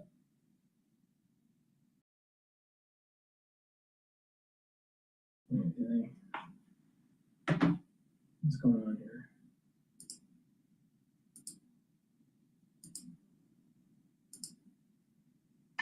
Enda Curran is Bloomberg Global Economy reporter. On the latest with tariffs, I don't know, that's such a broad topic at this point. The latest is that the EU is going to be slapping tariffs on some goods into the European Union. How do you expect this to unfold in the next 24 hours? Well, we've had so much news this morning. As you mentioned, Alex, China has retaliated 84% now on US goods there. The EU have retaliated and kind to all the US tariffs. So, without getting into the specifics of that, what it means is that all goods coming out of China to the US will now be more expensive. That's everything from everyday goods. Blankets and umbrellas right up to God, I just wish this speaker would continue working, but it's dying on me here. Prices, as mentioned, but secondly, there's no hint of an offer just yet, no sign of a immediate round of negotiations. And we had a lot of commentary this morning from Treasury Secretary Scott Bessent making the point they are willing to talk. Lots of governments are coming here to talk to the administration, so that's clearly on the table. He also made it clear, though, that China isn't yet coming to the table for talks, but even allowing for the negotiations that are ongoing, it doesn't feel right here right now like there's any kind of a near-term solution to get us back to where things were in the trade front before April 2nd. So, and is there a sense here, was this retaliation by China, this 84? A, was it expected that China would retaliate, and B, was the 84% number higher or lower, kind of in line with expectations? Probably expected that they would retaliate. That's been the language from them. Remember, Chinese Commerce Ministry said this week they would fight to the end. They came out with 84% level. On the one hand, that's a wild tariff level, obviously, just like the US one. On the other hand, you've got people saying, well, they didn't go to 104. It's fully matched the US. Maybe they're leaving some daylight room there for negotiation. But either way, we're clearly now in pretty much uncharted territory in terms of modern trade between the world's big two economies. Lots of analysts out there warning about how this is unsustainable. Obviously, it will lead to a slowdown in trade between both. Obviously, it will drive up prices and slow growth for both. Prices more for the US and slow down China's economy. So, I mean, moving feasts, there's a lot to get people to get their head around in this one. A big tool here was a potential devaluation of the yuan. I mean, looking at that chart yesterday when you had dollar yuan on an offshore basis on the highest level on record, it was unbelievable. How low can the yuan go without causing major disruptions?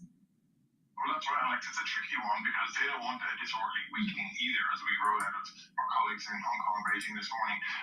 On the one hand, they are letting the yuan to weaken. The idea there being that it will help their exporters, give them a little bit of a cushion. But, you can try and say if you let it weaken too far, people want to get their money out of China, it won't make an attractive place to invest, so you get the risk of capital flight. That's one side of it. You also have to think about diminishing returns. You can weaken your currency, but if the demand isn't there, people are worried about slowing trade. If the US consumer doesn't multiply as much, demand isn't there, cheaper currency won't do that much for your manufacturing base. Anyway, so to be expected that they would do this. They're trying to keep it orderly. To your point, it's a big question about how far they think they can push it.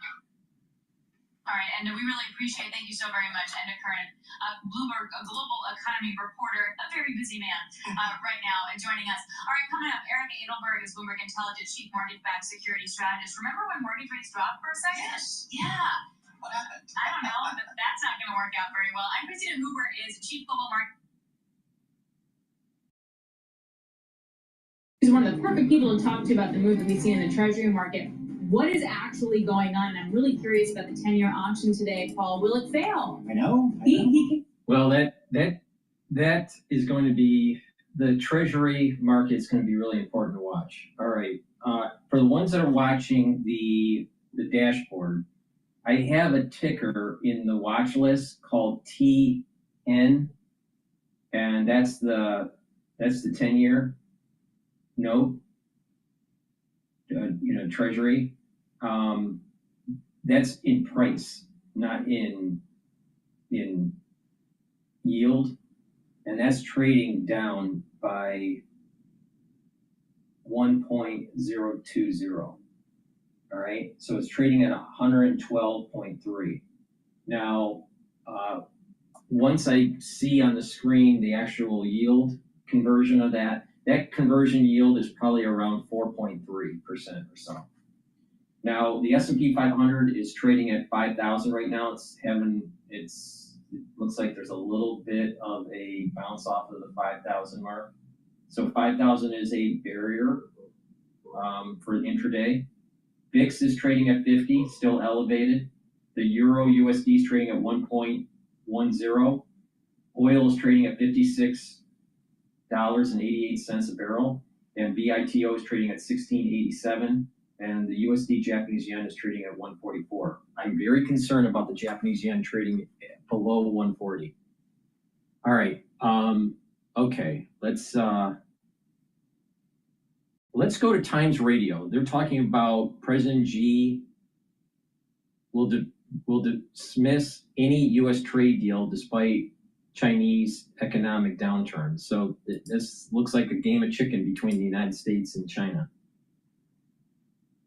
As clearly demonstrated during the 3 year of COVID lockdown, they could shut down the whole economy as long as at the end they would toss some morsels of food to people in their locked-in apartments, and they can manage. So in that sense, I do think the Mandarins in Beijing believe they can drag this on as long as they want because they don't have the same system here. The US has confirmed its combined tariffs of 104%. They're making a bad mistake trying to play chicken with Trump. Bad mistake. Please go to my store, the-studio-reykjavik.com, and get the toothpaste. This is a structural nano silver toothpaste that will whiten your teeth, freshen your breath, help with your gum line, reduce inflammation at the gum line. Good oral hygiene is really important for your vascular system and for your valves, your heart valves. Poor oral hygiene, especially in your geriatric years, can lead to problems with the vascular system and your valvular system. So please go to my store, the-studio-reykjavik.com, get the structural nano silver toothpaste. Has no fluoride in it. You know why it doesn't have any fluoride? Because fluoride makes you stupid. And this toothpaste is the best toothpaste that you can buy. There's nothing better that you can buy out there. Nothing. Nothing.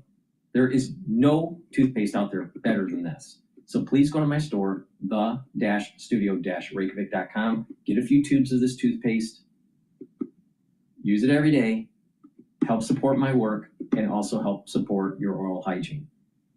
With a holistic approach, you're going to slow down the aging process, bring down inflammation, and your other organ systems are going to perform better. You notice I was focusing on vascular system and valvular system, and how the oral hygiene is linked together. Please go to my store, the-studio-reykjavik.com. Use discount 5 on any order. This will start from midnight tonight. The latest moves in response to China's own retaliatory tariff of 34% on US imports. Donald Trump had increased the tariffs on China anyway, 20% at fentanyl, 34% reciprocal, that was announced last week, and then 50% in this latest turn, this latest hissy fit, if you like, of the president against China. So that comes into effect, 104% by midnight tonight. Here is the White House Press Secretary, Caroline Leavitt. I just spoke to the president about this, and he believes that China wants to make a deal with the United States. He believes China has to make a deal with the United States. It was a mistake for China to retaliate. The president, when America is punched, he punches back harder. That's why there will be 104% tariffs going into effect on China tonight at midnight. But the president believes that Xi and China want to make a deal. They just don't know how to get that started. And the president also wanted me to tell all of you that if China reaches out to make a deal, he'll be incredibly gracious, but he's going to do what's best for the American people. Caroline Leavitt, the White House Press Secretary there. Well, joining me now to better understand China's position is Howard Zhang, who is consultant for the NGO UK China Transparency. Good evening, Howard. Good evening, Kate. Is Caroline Leavitt right there? Does China have to make a deal? That depends on who you ask. And if you read the Chinese official statements and all the government think tanks people, I think the answer is probably no, because many of them do voice their, first of all, disdain, as well as you can feel this combative mood from Beijing, very defiant, another word to use. And they feel, many of the government sides probably feel there's no, the point of no return between U.S. and China's past. And the U.S. would want to see, in their words, to stop China rising. And they do think to get any type of settlement in the long run, they have to show strength. So at this moment, because they don't have election to bother them, and they don't need to worry about public opinion to such a degree as in the West, and many experts do think that they think time is on their side. They'll just play this out. I mean, that's interesting. Can they afford to be defiant? If we talk about the actual financial... No. The reason why is that their economy sucks. And if you have less people buying their products, their economy will continue to decline. And there's going to be stress internally within the country for potential overthrow of President Xi. The question is, will he become pressured internally to actually attack Taiwan and galvanize his nation? It's very possible. I mean, there's historical precedents of this. You know, you cause economic hardship and trade barriers and sanctions and that, and wars could be catalyzed. The effects on China's export market of these tariffs, can they afford to be defiant? Again, depending on which groups of experts you talk to, and the experts that on global trade and on economics, many would say no, because the U.S. is one of China's biggest export market, and China is in a economic downturn at this moment with huge national debt and property market in a downturn, also with huge debt issues linked to local governments. So domestically, they're in a bit of a pickle. And so at this moment, to shut down the export engine and to deny the U.S. market to them would, in any common sense, be a big thing. But if you read the Chinese, go on. Chinese perspective, but if you read the Chinese state media's side of their perspective, they're saying we've been preparing for this moment for a long time. That's some of them writing, and they've prepared, hoarded things like petroleum products and grain, food, and also they're doing their best to shore up the finances, internal finances. They think, we're ready for this fight. So it depends on who you ask again. Is it right, though, that actually US exports only account for about 2% of China's GDP? United States weighs farm bailout as China retaliation threatens exports. That's breaking news. It is relatively small. So we're thinking about a whole, nation being severely financially impacted by this 104% tariff, but actually, US exports only account for a tiny amount of China's GDP. That in itself is a bit of a, how can you put it? That's the official number for direct China to US export. But China export lots of things to many other countries that will turn them into product that they sell on to the US. China also, over the past few years, especially since the first Trump won trade war, moved lots of its manufacturing to first Southeast Asia and even Latin America.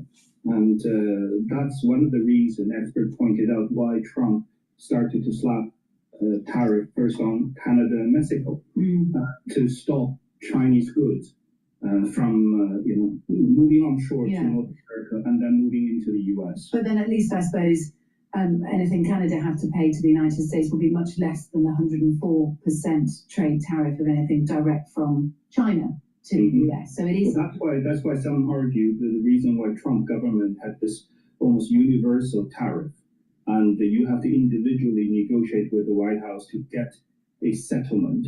And many question what the settlement at the end would be. Maybe part of the settlement would be you have to stop getting Chinese goods onto U.S. shore unless we have an agreement. Okay, all right. I mean, can China's economy weather this? I was also hearing a little earlier that actually, yes, this would affect China, but the country's wealth has grown so much over the last 5 years. It's just taking a few steps back rather than it, causing a huge financial crisis over there. Their economy has just taken back a few steps. It seems so much growth that it can sort of weather this storm, that most people will feel that that's reasonable. Well, we have to stop thinking China as the same economy as the one we have here in the UK or that one in the US. People or the consumers, yes, they do matter, but they matter a lot less. And it's a top-down system that the majority of the wealth flows upwards to the government and to the different state-owned departments. And today, as clearly demonstrated during the 3 year of COVID lockdown, they could shut down the whole economy as long as at the end they would toss some morsels of food to people in their locked-in apartments, and they can manage. So in that sense, I do think the mandarins in Beijing believe they can drag this on as long as they want, because they don't have the same system here. If you run similar exam tests here, you have riots in the streets. Yeah, it's an interesting thought. Look, Donald Trump seems to be saying that he's still open. I think that the provinces outside of the big cities within China are going to overthrow Xi. That's what I think. A phone call from China. He wants them to drop those 34% reciprocal tariffs on the United States, the immediate bite back that they inflicted on the United States. Do you think they will ultimately do that? Or, as you seem to be indicating, and I don't know, I could have read this wrong from your responses so far, Howard, they're sort of happy to ride this one out? I think deep down, if they could have a face-saving way out, many of them would want to, because it's for their power as well, and to preservation of their current interests. So they probably want to have some type of settlement. But most people doubt in Beijing that what type of settlement can they get from the US? Because if the US fundamentally wants to reshape the world order in its favor, and in the long run undermine China's fundamental interests as they see it, so what type of deal can we get? They call it blackmail. Look, the EU President Ursula von der Leyen has urged China to avoid escalating the trade war with the US. China, in return, have promised open trade with the EU. Does this push Europe closer to China? They have been, ever since Trump got re-elected, you can easily detect this new olive branch they extended to the EU, not only to the EU, to Japan, to many of the US allies in Asia and in Europe. And it's a way of, I guess, for them to try to play an active part in rearrange the world order in their favor. But for the EU, this is really a dilemma, because except maybe Hungary or a couple of other Southeastern European countries, they're more open to Chinese investment and trade. But for the larger EU, they're so afraid that China will start to dump all their goods on EU once the US tariff barrier goes up. And also, China is a supporter of Russia. And Amazon cancels some inventory orders from China after tariffs. Breaking news. Propping up Putin government in its invasion of Ukraine. Yeah, well, we talked about the Chinese fighters tonight, so exactly, that's a fundamental red line for the EU. So how do you have an open trade relationship with a country that's supporting your enemy? Gosh, okay, so that brings about another dilemma potentially. We've been talking tonight, and we'll continue to do so, about those Chinese fighters that have been fighting, as we understand it, as the Ukrainians understand it, alongside Russia in that particular war. And let's just look at the comments of Pete Hegseth this evening, the Pentagon chief, the defense secretary. He said the United States will take back the Panama Canal from Chinese influence. He is visiting China, I think, isn't he, at the moment? He's visiting Panama. He's had talks with Panama's government, vowed to deepen cooperation, and said China would not be allowed to weaponize the canal by using Chinese firms' commercial relationships for espionage. What do you make of that, Howard? Again, that's an interesting saga, and I'm not privy to the inside dealings in there, but as an observer, I do find it quite interesting. And right after President Trump first mentioned U.S. intention to take over Panama Canal, and the Panamanian government right away said they will not renew the Hong Kong firm that runs Panama Canals, I think it's either contract or lease. And then soon after that, the Hong Kong firm agreed in principle to sell all its ports, including the Panama Canal, to BlackRock, a US mega hedge fund. And that, for a while, everybody thought, okay, that was it. And but then all of a sudden, that decision to sell. Well, let me just stop. Everyone is using the term hedge fund just wrong. Hedge funds, actually, in the purest definition, are funds that protect you for downside risk. So they usually lose money when the market is moving up, but make money when the market's going down. Usually when the market's going down, it goes down fast. That's a hedge. That's the whole idea, hedge strategy, right? BlackRock is not a hedge fund. It's a major investment firm that has lots of different products, right? And they go into private equity and they do venture capital and they do a lot of stuff, all right? They're not a hedge fund. You're even using the wrong term. To a degree, the Beijing, the Chinese government almost went personal. And so the Li family had to almost retract and put the sale on pause. And that's perhaps why you're having the US Defense Minister or Secretary now talking about we will take it back, whichever way. If we can't buy it back, we'll take it back. So that is, in a way, very much an escalation in that route. Yeah. Well, thank you yeah. for speaking to us. Did he say anything about the escalation that's going on with Taiwan, with China? No, of course not. Please go to my store, the-studio-reykjavik.com. Get the elderberry zinc lozenges in 21 count for each bag, and the Manuka honey lozenges in a 21 count. The lozenges are larger than the drops. They're made from structural nanosilver. I also have drops that are in 100 count that you can get in cherry, in honey and lemon, and also in blueberry. All right? Now, get a few bags for your household, the drops and the lozenges. Make sure you have some at home and at work, because you never know when you get that irritation. We're going into the allergy season. You want to mitigate that irritation right away, because if you let it fester, it will cause damage to your cells and your tissues, and it takes longer to heal. So mitigate the problem right away. Very important. So make sure you have some at home and at work. You never know when you need it. Please go to my store, the-studio-reykjavik.com. Use discount 5 and you get $5 off any order. Now, I also want to talk, before we go to Bloomberg, because they're on commercial break right now, take the stack here, the magnesium and zinc, the vitamin C, magnesium, and the D3. Now, I'm going to explain why, all right? D3 helps to absorb calcium, but the efficacy is increased, it's boosted when you have magnesium in your supplementation. You can get magnesium 3 different ways from my store. You can get it from the Boomer Boost product, you can get it from the magnesium and zinc, or the vitamin C and magnesium. Now, let's talk about the magnesium and zinc. The magnesium and zinc helps your immune system and your brain function. Magnesium helps with brain function, really important, brain health. The zinc and magnesium also boosts up your immune system. The vitamin C and magnesium will help with your immune system, help with your skin, but also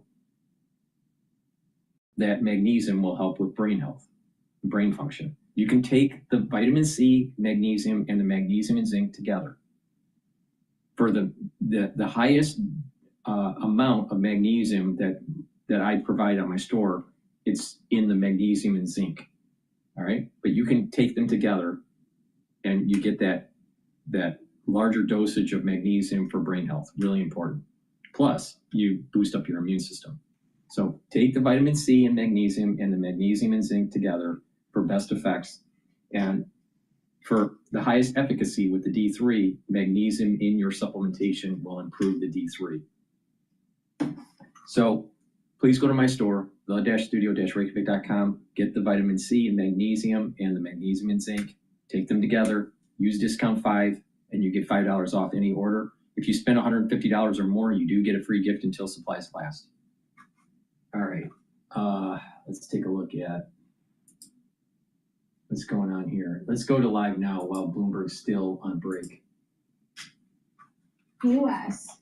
China again vowing to, quote, fight to the end yesterday in an escalating trade war with the U.S. as it announced it would raise tariffs on American goods to 84% from today. Beijing also added an array of countermeasures after President Trump raised the total tariff on imports from China to 104%. Beijing said it was launching an additional suit against the U.S. at the World Trade Organization and placed further restrictions on American companies' trade with Chinese companies. The government has declined to say whether it would negotiate with the White House, as many other countries have started doing. And on Friday, China announced a 34% tariff on all goods imported from the U.S., export controls on rare earth minerals, and a slew of other measures in response to President Trump's Liberation Day tariffs. President Trump then added an additional 50% on goods from China, saying negotiations with them were terminated. If you are just joining us for this breaking news on Live Now with Fox, European Union member states have voted to approve retaliatory tariffs on $23 billion in goods in response to President Trump's. Now, what's important to tariff. notice here is that the S&P 500 is still stable with all this negative news from the EU and from China. It's still trading at around the 5,000 mark. It's bouncing, a little bit above 5,000, a little bit below 5,000.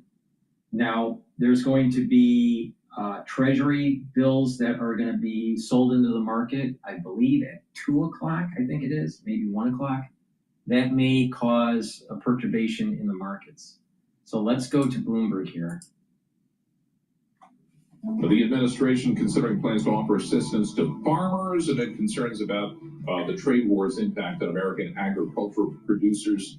Let me find a farm stock. How about ADM, Archer Daniels Midland?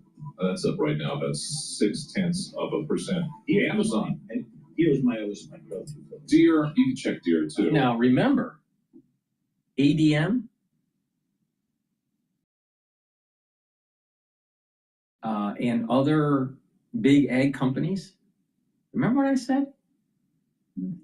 This whole tariff thing, this whole globalization thing, they don't care about the middle class. They don't care about the average consumer. It's the ones that have lobbying group power. So all of a sudden, you have China saying, "Well, we're gonna increase tariffs, and it's gonna hurt the farmers." Well, you got big ag coming in and asking for a bailout from Congress now. Who's Congress really listening to? It's not the middle class.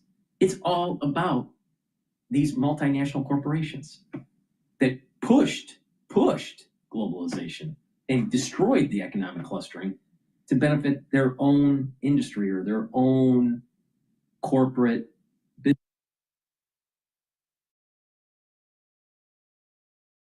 The best option for a meaningful balance.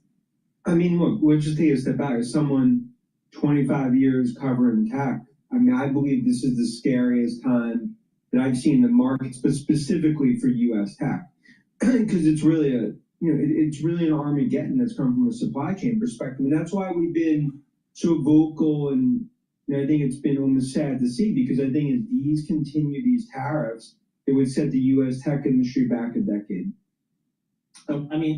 Some of the tech spending is almost maintenance spending, but a lot of it is incremental and new stuff in AI investment. People were taking up their capex numbers huge. And what's happening? Is that just on the sideline? Get real. This thing we're gonna forget about what's going on in 24 months. All right? We're gonna forget about this. Think about 24 months ago. Do you remember 24 months ago? Not really. All right? But we're gonna forget about this. And he's saying that, well, tech is gonna be decimated for 10 years. That is such hyperbole. It's unbelievable. Number cuts across the board. And look, for these tech companies, I've talked to so many executives over the last week. You can call Paul Sweeney, Dan Odd's factory in the Midwest. Hey, let's get those semi chips from there. They don't exist. Right. That's part of the problem. But pause and terminate are two different things. So I feel like a week ago, everyone was on the pause button. Are you saying now we're in the termination phase of projects? I think we've gone from pause to something that's 3 to 6 month delays. And ultimately companies, they don't know what's happening in terms of their businesses. So it's like if they were gonna spend 100,000 in incremental cybersecurity, maybe now you put that on pause, 50,000. You don't know what your CapEx. I mean, let's just use some common sense, okay, for a second here. Did you watch John Wick? All right, the movie, all right, the movie series, all right. I think there's 4, maybe 5 shows. I think I've seen them all. Maybe the last one I didn't see. I'm not sure. But when I was living in Lower Manhattan for the first and second filming, I actually lived across the street from the Continental that's in the movie. All right, so I saw the filming of John Wick. But that aside, right? That's just a tidbit. Actually, the Continental is a sushi place. It's a Japanese restaurant actually that they modified for actually the filming of the movie. All right, but that set aside. All right, John Wick, the Continental is run on a Commodore 64. I had a Commodore 64 in the 80s. So in the movie, you know, when they're doing all their accounting and their databasing, it's all on a Commodore 64. Now, if they can run a crime syndicate, an assassination syndicate, all right, on a Commodore 64, a global one, and you know, and a 1200 baud modem. Why do you need so much tech in your life? You ever wonder about that? We're sold. The point I'm making is we're sold to believe that we need all this more tech, higher, that, you know, more updated phones and more updated iPads and more updated computers and all this stuff. All right? You don't. If John Wick can run their crime syndicate, the Continental can run their crime syndicate on a Commodore 64, don't you think that you could wait a few years before you upgrade at your corporation or even your personal use? Probably. All right? So don't worry about it. We've overteched our lives. And by overteching our lives, your children are dumber. They can't read. They can't write. And they can't do math. So is the society better? No, I don't think so. We've overteched our lives. So take a little lesson from John Wick. You can have lower tech and you'll be just fine. And you probably will be you probably have a better life. Do you really need an iPhone? You really need an iPhone? It's going to get to the point where an iPhone is so expensive that people are going to go back to like a Motorola Razr type phone. And not that far away.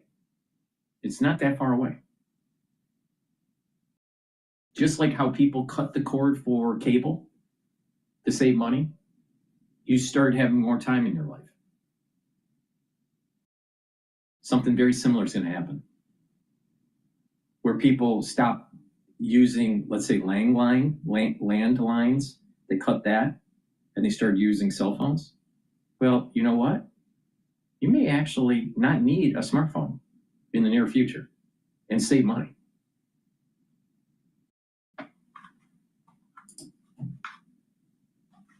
They're almost washes. Investors not going to look at it. We view it as the chaos gets to some normalized baseline. You start to look at 26 numbers, and that ultimately is how you justify names. But the reason we don't downgrade is our view that this is something, whether it's weeks, months, transitory, I hate using the word, but in some way that this is going to be negotiated. 30 seconds left here.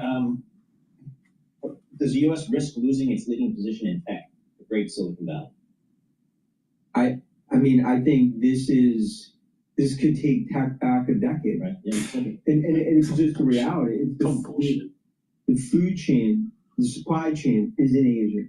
It would take 4 to 5 years to build a new factory, and the concept where we can make in America this, Do you like $3,500 iPhones? We should make them in New Jersey. I really don't want that. And now it takes 4 years. Dan, thank you so much for joining us. Really appreciate it. Dan Ice, Global Head of Technology Research at Wedbush Securities. Do you really need an iPhone? Do you really need to have Tim Cook be a billionaire and he's not a founder of the company? Please go to my store, the-studio-reykjavik.com. And, you know, I guess the main point that I was making is that if you invest in yourself, that means taking back your time, taking back your money, taking back your health, that you'll have a better life. But if you just believe what is promoted on these different shows, they want you to, you know, waste your time consuming their content. You're a consumer. Now, I believe in this idea of strengthening your finances so you can have a better future, and also strengthening your health so you have a better future. Take charge of yourself, all right? Now, some people don't know how to do that, and I'm trying to navigate you through that. So let's talk about the health side of this, all right? It's important to realize that most cardiovascular disease starts in your teens. Not when you're in 20, not when you're 30, not when you're 40 or 50. Those are when the signs start to show. But asymptomatic, the genesis of cardiovascular disease starts when you're about 16 years old. 16. You just don't know it. But you start that inflammatory route, you start have a poor lipid profile, and what happens is if you do an autopsy of people that are, let's say, 16 years old, you'll notice that they will have what is called yellow streak. And a yellow streak is the beginnings of plaque buildup in the arteries. All right? So you want to mitigate that. So over time, you start to get the plaque buildup. All right? So people that are younger need to eat healthier. So if you have children, start having them eat healthy. Keep them away from processed foods. Keep them away from the high sugar diet. Keep them away from unfiltered water. You want the filtered water. You want non-processed foods. And stay away from the sugary content. Reduce that inflammation. That's part of the reason why there's so many individuals that are obese in the United States, especially children. The obesity for children is rampant, very problematic. So the development of this cardiovascular disease starts even earlier than the 16 years old. I'm talking about 16 for Gen Xers. All right, it's possible that the cardiovascular disease is starting at age 13 or 14 in the younger generation now. All right, so taking proper supplementation to help with the cardiovascular health in your immune system is really important. So I'm going to show you a stack that's important here. The ashwagandha root is going to help bring down cortisol levels. Now, elevated cortisol levels chronically is immunosuppressive. So bringing down cortisol levels is actually going to help your immune system. Also, ashwagandha root helps to control blood glucose levels. It'll bring down the blood glucose levels. So you're reducing that inflammatory response from high sugar content in your high sugar concentrations in your bloodstream. So ashwagandha root is going to control that. So that means that you're helping reduce the inflammation at the vascular level, and you're reducing plaque buildup, and you're helping your immune system. Turmeric is an antioxidant. It's going to soak up free radicals. So it's going to reduce stress in the cell, and it's going to reduce the reactive oxygen species within the bloodstream. When you're reducing free radicals in the bloodstream, you're reducing oxidized LDL. And if you're reducing oxidized LDL, you're reducing plaque formation.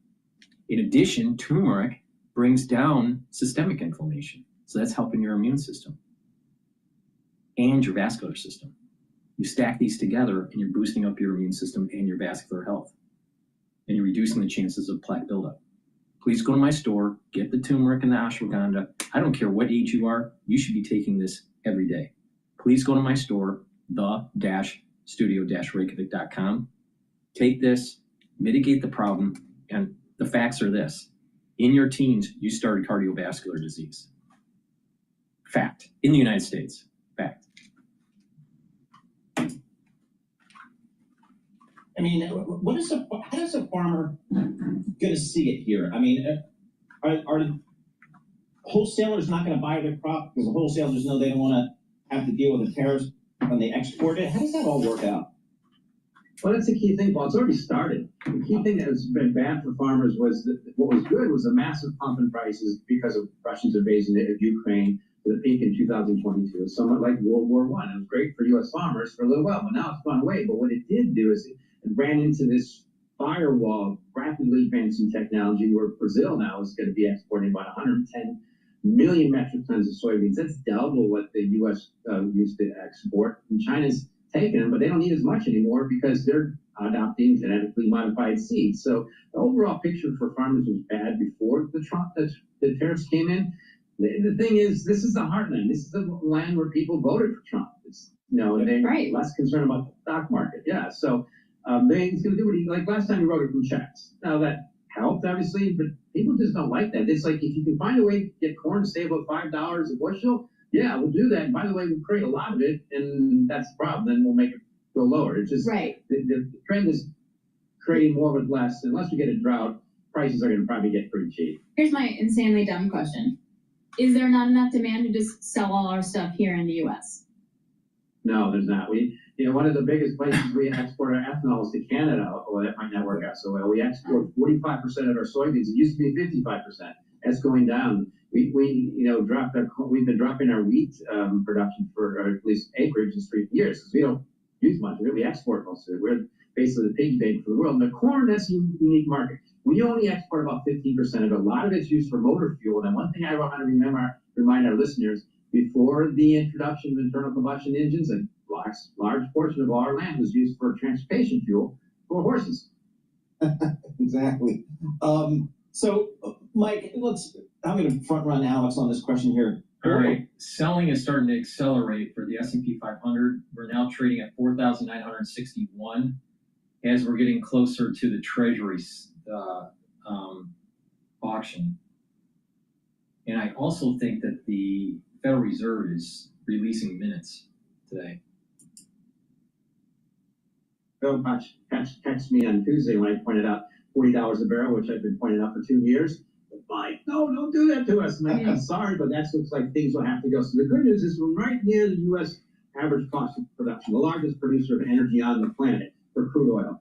$56 a barrel. Bloomberg New Energy Finance said they'll probably do okay around 50, but typically you got to get around 40 or lower to shut it off for an enduring bottom. So we're heading toward that low price cure. It's happening globally. And remember what's happening since we pumped up in prices because of the Russian invasion of Ukraine. We're increasing supply, still decreasing the demand, most notably from China.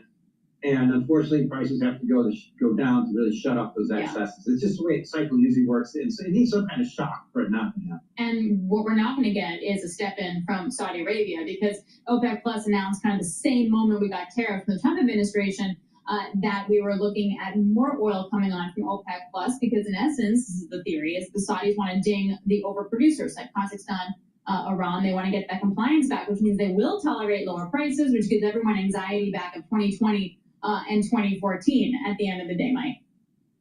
Exactly. By the time we get to midterms, the average gallon of gasoline in this country, which is around $3, is more likely to go to $2. And what's the stated goals of our Trump administration? Lower inflation, they might get more deflation, lower energy prices, lower bond yields. It's all going that way. A little blip lately in bond yields, but and I think Saudi Arabia is a pretty good ally, and Trump seems to get along. So we all see the tilt there. Which is so interesting because you know who this is good for? Well, consumers, but also like Delta. Yeah. Like you can see a lot of companies already locking in their hedging costs, and they're like, "Ooh, lower prices. Let me lock that in right now." Yep, there's a lot of cross currents out there. Mike, 30 seconds here. What's the play here for you? What are you talking to clients about today? Gold higher, Bitcoin lower, and virtually most commodities continue to go lower. Deflation from the inflation is a normal cycle, particularly when you have a paradigm shift of what's happening in the U.S., kind of shutting off the ability for the rest of the world to export to the U.S. and the almost unprecedented austerity. Unfortunately, the trends were in place before Trump was elected. All right, Mike McGlone, thank you very much. Appreciate that. As always, Mike McGlone is a commodities dude. He's at his agricultural conference up there in Indianapolis, Indiana. I want to go. And I think they're talking like corn and soybeans and stuff like that. So I mean, noses. NYMEX crude oil is down 5.4% today. It's trading at $56 a barrel. Please go to my store, the-studio-reykjavik.com. Get this structural nano silver gel in the tube form or in the quick dispenser form. Both are very high quality, used in the same way. They're a multi-purpose product, all right? If you're not feeling well or someone around you is not feeling well at home or at work or in school, use this, put this on your hands, around your ears, around your eyes, around your nose, lightly coat your nostrils. It stays active for 5.5 hours. So please go to my store, the-studio-reykjavik.com, get the structural nano silver gel. You can use it as an aftershave. You can also use it as a daily skincare. And if you have an abrasion, a cut, or a minor burn, put it on that lesion and it will help to heal it. Please go to my store, the-studio-reykjavik.com, get the structural nano silver gels, have some at work, have some at home. You never know when you need it. Trust me, you're gonna need it. And not only that, you can use it every day as a skincare. Please go to my store, use discount 5, and you get $5 off. Joining us about liquidity in the bond market. Is it normal to see a 55 basis point increase in 3 days for the 30-year? I mean, maybe not. We'll see how liquidity is faring. Leland Miller, also one of the best out there from China Base Book, to talk more about the relationship of U.S. and China and the tools that China has to combat any tariffs. Burns McKinney over at NFJ Investment Group on the markets, and Geetha Ranganathan, a Bloomberg Intelligence analyst on U.S. media. Ad agencies also getting hit, and George Ferguson will talk about Delta. But let's kick it all off for you with a Bloomberg Business Flash, and for that we go to Charlie Pell. Hi, thank you very much, and here's what's going on. We've got another choppy session today. Right now, we are trading just about at the lows of the day, with the S&P 500 index down now by 26 points. That is a drop now of 0.5%. The Dow Jones Industrial Average lower by 266 points for the Dow, a decline now of 0.7%. And West Texas Intermediate Crude Oil, it is slumping today. WTI below 57, 56.25, as we were just talking with our Mike McClone, down now by 5.6%. The 10-year, 4.37%, with the 2-year, 3.75%. And gold, 3,067 on the precious metal. Gold surging 2.8%. Bitcoin down 0.1%, 76. What's interesting about the Asian session last night was the spike in gold too. On Bloomberg Intelligence. My base case is that if we see tariffs remain at these relatively high levels, we're more than 50% probability of going into a recession this year. Doesn't mean that it's going to be a deep recession, but I think that certainly the odds are in favor of recession if we see tariffs remain at relatively high levels. But if we were to see a de-escalation, we could easily see a risk-on environment with U.S. assets benefiting. Christina Hooper of Invesco speaking last hour right here on Bloomberg Intelligence. Keeping an eye on that. Just slowly buy into the market, the larger market, the S&P 500. Just slowly buy into it, all right? And you're going to benefit in the long run. And the company is reducing its exposure to tariffs imposed by President Trump. Again, recapping U.S. stocks right now, we've got the Dow, the S&P, they are both in the red. NASDAQ is advancing, S&P down 30, choppy session down by just about 0.6%. For on-demand news, 24 hours a day, subscribe to Bloomberg News now, wherever you get your podcasts. I'm Charlie Pellet. That is a Bloomberg Business Flash. All right, Charlie Pellet, thank you so much. We appreciate that. Alex Steele, Paul Sweeney. We are live here in our Bloomberg Interactive Broker studio in Midtown Manhattan. We are streaming live on YouTube. So head over to youtube.com, search Bloomberg Podcast Live, and that's where you will find us. Charlie's just reporting the indexes are all over the place in the equity markets. Let's see what the action is under the hood. We do that with Isabel Lee, also outside reporter for Bloomberg News. She joins us here in our studio. Isabel, what are you looking at? I'm looking at Eli Lilly, so shares are edging lower by almost 5%. So Trump has long promised that his tariffs on pharmaceutical drugs will be coming soon, and it is coming soon. This is the latest signal that he really plans to press ahead with those sectoral tariffs, despite this really huge market fallout. I believe it's more than 10 trillion in the past 4 days. So Trump believes the tariffs will encourage pharma giants to produce more in the U.S., and he's confident that they will come back because the U.S. is the biggest market. But again, the lack of information makes any assessment really difficult. That's according to Bloomberg Intelligence. and implementation could take time. And also the generics, which are mostly made overseas, I mean, that may affect prices too. And if you're hard on money, you usually go to the generic. So. Oh yeah, well I go to the generics anyway. I mean, $1 drug is better than 300 for sure. And medical devices too would get hit from that end as well. All right, let's go to Walmart here. So I was surprised that they reaffirmed their outlook despite all the uncertainty. Exactly. So it was higher by around 5%. It's pared back some of those gains, but still up by around 3.3%. So they did reiterate their guidance despite the barrage of tariffs and weakening consumer sentiment. And it really just highlights how the world's largest retailer basically is confident that it can navigate economic uncertainty. So Walmart said that it's seeing net sales growing 3 to 4% this year. So the forecast accounts for tariffs, unlike its previous outlook in February. And Walmart is really seen as the barometer for consumer sentiment. I mean, it's really due to its sheer size and exposure to a broad swath of U.S. consumers. And they said they plan to absorb potential price hikes, and they plan to keep their product affordable. We do have D.A. Davidson analysts saying that this could squeeze profit in the near term. But still, Walmart has actually performed historically better during economic downturns. Okay, they can deal with it, the mom and pop shop owner, I'm not sure. Yeah. Boy, they vote too. So again, the politics is lost on me. What else you got? Ford. So Ford is edging lower, and now actually it's down by around 1%. We're seeing a lot more pressure there. We have Bernstein downgrading the stock to underperform for market perform with a price target of $7. Bernstein said that there's significant downside for the stock that's not priced in by the markets. I really feel like these automakers are just getting hit day by day. So the analyst, Daniel Rosta, says the tariffs impact Ford just as consumer sentiment wanes. So he says that this is really going to have more downside. But Ford still has 5 buys, 13 holds, and 8 seller ratings. I mean, this is tough. This analyst at Bernstein, sell Ford stock because there's nowhere to hide from tariffs. Yes. I mean, yeah. There's still 5 buys, you said? I mean, I think about it. We just talked to Mike McGlone about the farmers.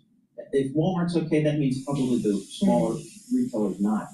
And auto industry. I mean, these are American constituencies. Yeah.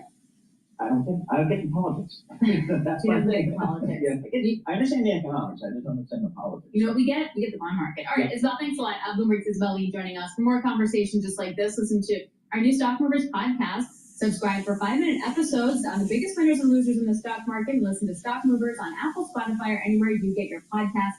So speaking of bonds, it is the most important auction we've ever had. This is what I'm hearing from analysts. Even Paul is pumped about it. Yes, I got I my put that in votes. relative term.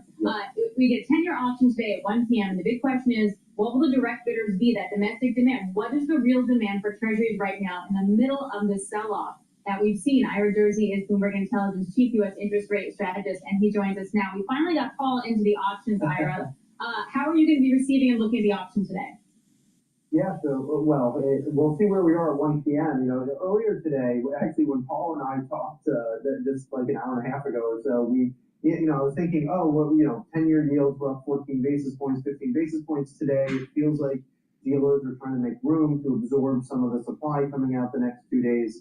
And maybe they, even investors might dip in their toes, at cheaper levels.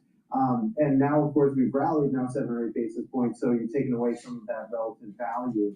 We'll see where we are at 1 o'clock. But like you said, the lack of direct bidders at yesterday's 3-year auction is really interesting because there's very little insight that we get into who those direct bidders were, whether they were banks or domestic investment managers, foreigners, like foreign central banks. We know some of them can bid directly for treasury auctions. So we're making an assumption that it was foreign investors that didn't participate yesterday. I think that's a solid assumption, but it can't be all of it because foreign investors only took 8.5% of the auction of the 3-year auction in March.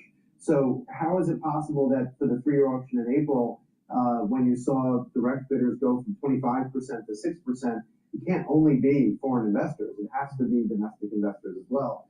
And I think that I suspect that people don't want to catch a falling knife. So today's auction could be, I don't want to say pivotal, but it certainly could be, it is something to watch and pay attention to. And it always is, right, Alex? So, auctions are boring until they're not. That's why we pay attention all the time. Ira, early in my career at Solomon Brothers, as a young banker, we would look at the government bond traders as just kind of larger than life. You step aside when they walk down the hallway here because they had such sway on the market, and we had so many of them, and they had such a big book of business, and they made a lot of money for Solomon. It's not like that today, and I'm wondering, can the primary dealers today, can they really? That's how Bloomberg started his business. He was a bond trader for Solomon, and then they were bought out, and he was given a payout of, I think, $10 million before tax. He took half of that amount and invested it into Bloomberg. That's how it all started.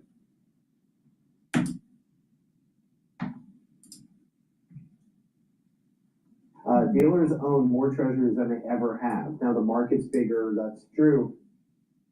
Lender of last resort activities, which they used to do prior to 2008 on a daily basis. So they can do traditional repos, what we call temporary open market operations. The government reducing and or taking treasuries out of the supplementary leverage ratio, one of these big capital rules, I think would help quite a lot as well. They're already talking about it. They've been talking about it since Donald Trump took office. So, maybe this will help accelerate that process and help create a little bit more market liquidity for treasuries, which quite frankly is in the best interest of the government to do. All right, great stuff, Ira. I'm still looking forward to 1 o'clock. I'll be pinging you after that. Ira Jersey, Bloomberg Intelligence, U.S. Chief Interest Rate Strategist, joining us there. Let's take a broader look now at the relationship of U.S. and China. It's not good. What's the off-ramp at this point? Joining us now is Leland Miller. He is a CEO of the China Beige Book. Leland, you are deep into the China economy, China-U.S. trade relations, etc. What levers does China have to pull to help support its economy in the middle of a trade war?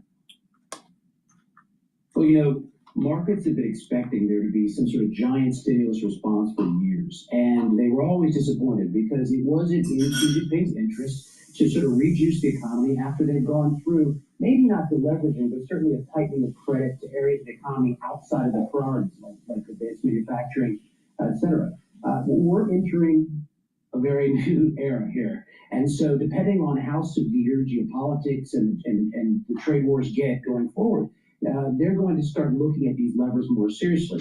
Obviously, one of the big ones is fiscal spending. They don't want to do a bazooka like 2008, and they've already done a lot of monetary easing over the course of the past couple of years, so there's not that much oomph there. But there is spending they can certainly do, and in our latest data, we have actually seen our proxy for infrastructure spending start expanding and go up. Transportation construction, firms are borrowing more, they're investing more, they're hiring more. So they are readying the ammo gun in case they need to use it. But I think they're trying to figure out whether this is going to be a short-term problem or whether this is the new norm. So, Leland, nobody knows this better than you, but where is the capacity for China and the willingness for China to really go toe-to-toe with President Trump and the U.S. on these tariffs? What is their capacity there, do you think?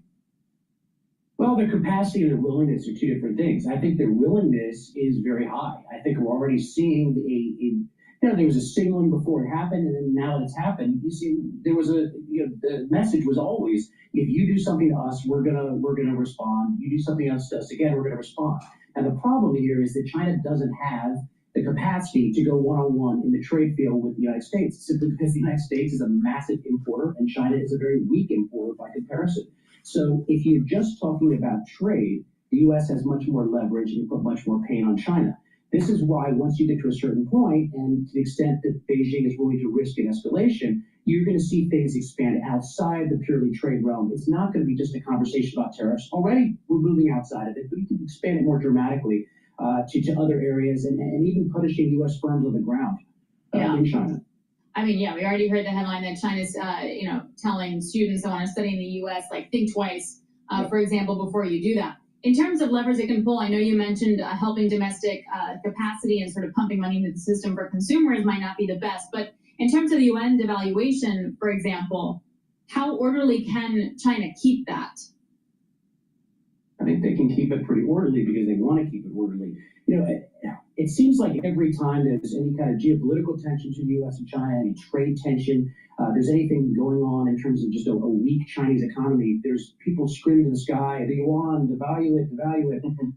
They really don't want to do this. It's not that it's not a tool in the box to use. It's for break the glass emergencies. It doesn't mean they're not going to blow off steam against the USD. It doesn't mean they're not going to, have a signaling purpose from moving it incrementally. They really don't want to do one of these one-off devaluations. It would be a massive escalation. It would be seen very poorly, not just the United States and around the world, but you're also sitting in a situation where you're going to create a lot of stress inside the Chinese economy. You're going to put pressure on having more capital outflows. You're trying to increase consumption. By weakening the yuan, you're going to hurt consumption even further. So this is not just some piece of trade artillery that they can use willy-nilly. To go there in a big way, they need to really have a substantial escalation. Hey, Leland, does China view this U.S. nationalism from President Trump administration, from a global trade, from a global military, political, as a real opportunity to expand its influence? Do they view this as a once-in-a-lifetime opportunity to do that? I think there's a lot of voices in China. I think that they don't like some of what's happening. I think other things they see as an opportunity. Certainly, if U.S. allies and partner relationships are breaking down, either in the region or around the world, they'd love to take advantage of that. And not necessarily by replacing the U.S., but just simply saying, stop helping the U.S., stop buying into what they're doing. So there are opportunities in here if it's played wrong by the U.S. government. But I think that we're in such a dramatic place differently from where we were a few months ago. They're trying to digest this just like the rest of us. Will this move China to make connections and trade deals and more economic ties with the rest of the world? Is the rest of the world open to that? China would love lots of trade deals, but China wants them on their terms. And what they want to be able to do is not import other countries' exports, and they want to just shove their exports down everybody else's throat. So to the extent that they can strong arm, I want to go to Fox News. About an hour ago or so, they published an interview with Jamie Dimon. IRS e-file is now open. Snap your W-2 and file your taxes 100% free. Plus, get your biggest refund. Roughly 37. Welcome back. Let's check markets here. Futures are indicating a decline of better than 700 at the opening of trading, about an hour and 15 minutes away. That's down almost 2%. This was in the morning. 1.5%. President Trump's reciprocal tariffs took effect at midnight last night, and China is retaliating again this morning. It is announcing an 84% tariff on all U.S. goods after President Trump confirmed that the U.S. will move forward with a tariff of 104% on Chinese goods. Beijing also adding 6 U.S. companies to its, quote, unreliable entity list and 12 companies to its, quote, export control list. JPMorgan Chase Chairman and CEO Jamie Dimon releasing his annual letter to shareholders this week, writing, tariffs raise prices and slow down economic growth. We are here now with the man himself to talk more about the backdrop in this Fox Business exclusive. JPMorgan Chase Chairman and CEO Jamie Dimon. Jamie, great to see you. Very happy to be here. Thank you so much for joining us. And congratulations on this incredible career and your leadership. We appreciate your leadership. Thank you. You've seen so many crises in your days before, financialcrisis.com, et cetera, et cetera. How does this moment in time compare to those? Yeah, well, it's nothing like 08. Okay, so big clarity. Nothing, and the 2000 .com thing was very brief. I mean, it lasted like 9 months or something like that. So, but how the financial crisis when you almost paid $2 a share for Bear Stearns? Yeah, we paid 10. I know. I he wanted 2 initially. Paulson wanted 2. I wanted to get the deal done. So it doesn't compare to that. The world was massively over leveraged. There was a mortgage problem. You're gonna have $500 billion or maybe $1 trillion actual real problems. The banking system's not that leveraged today. But it's serious, and it was serious before the last election. We have a huge, complex geopolitical situation, huge fiscal deficits, not just here, but around the world, sticky inflation, which I personally think will not go away so quick. And then you have, what's going to happen to tariffs, what's going to happen to trade, what's going to happen. So, tariffs and trade are just part of that mix. They don't completely stand alone. So what do you think about the tariff plan? I think it is perfectly reasonable for someone to say that trade was unfair. There were unfair trade things. And remember, it's not just tariffs. It's tariffs. I think they have the VAT wrong, how they understand it. I think they should really get a better understanding to make it easier to negotiate. But there are all these non-tariff barriers around food and energy, and then subsidies, which China's famous for. So it's totally reasonable to say we want to make trade better. But I also want to point out to the Americans, we have the best economy in the world. Our GDP per person is $85,000. China's at $15,000. So you got to put a little bit into context. But, you know, and then, of course, when they put the tariffs in, it was way beyond what people expected. That will cause a little inflation, slow down growth.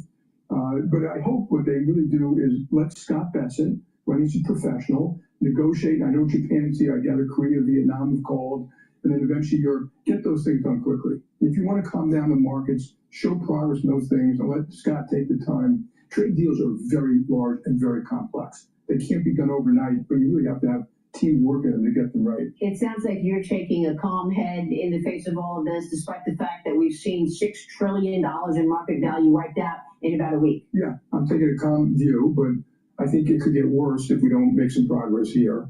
And of course, you know, trade wars, you saw China raise the rates today, you know, and people get angry and they're going to have responses, and every country's got choices. So there's short-term choices, the long-term choices. But I also want to point out, if you kind of look forward in the next, 60 days, every company is going to be telling you guys, what it means to them.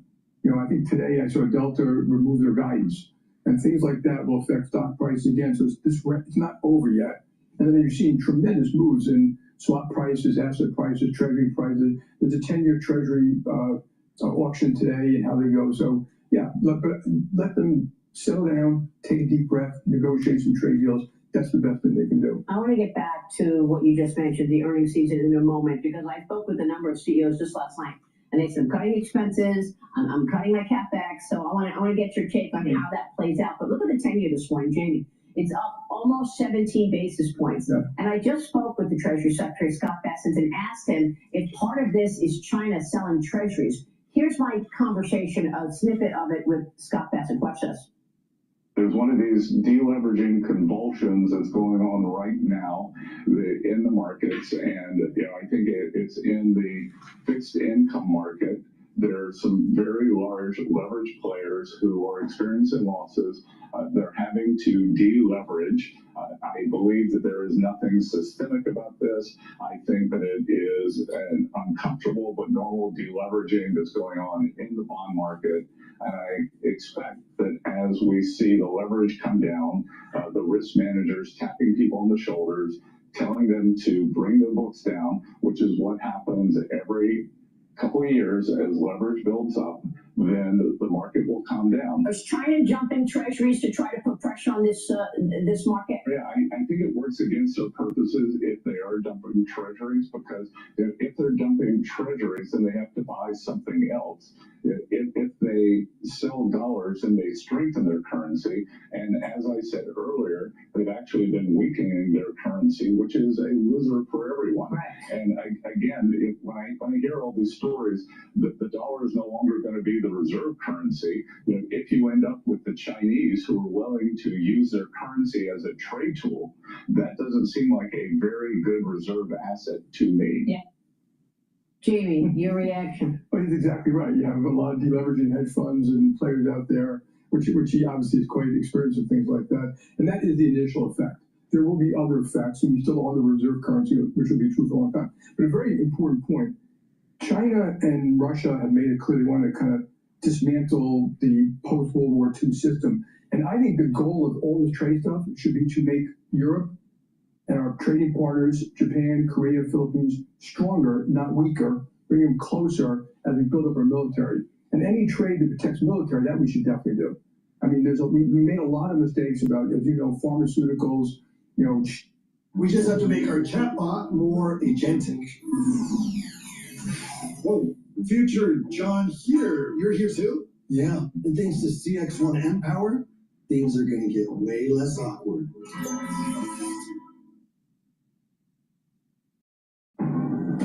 What is power? Is it control? Is it freedom? Or is it something primal? Maybe the better question is, how much of it can you handle? Pharmaceuticals, shipping, pharmaceutical-grade penicillin. That we're so reliant on China for all this stuff. We can't rely on any potential adversary for things we need for our military.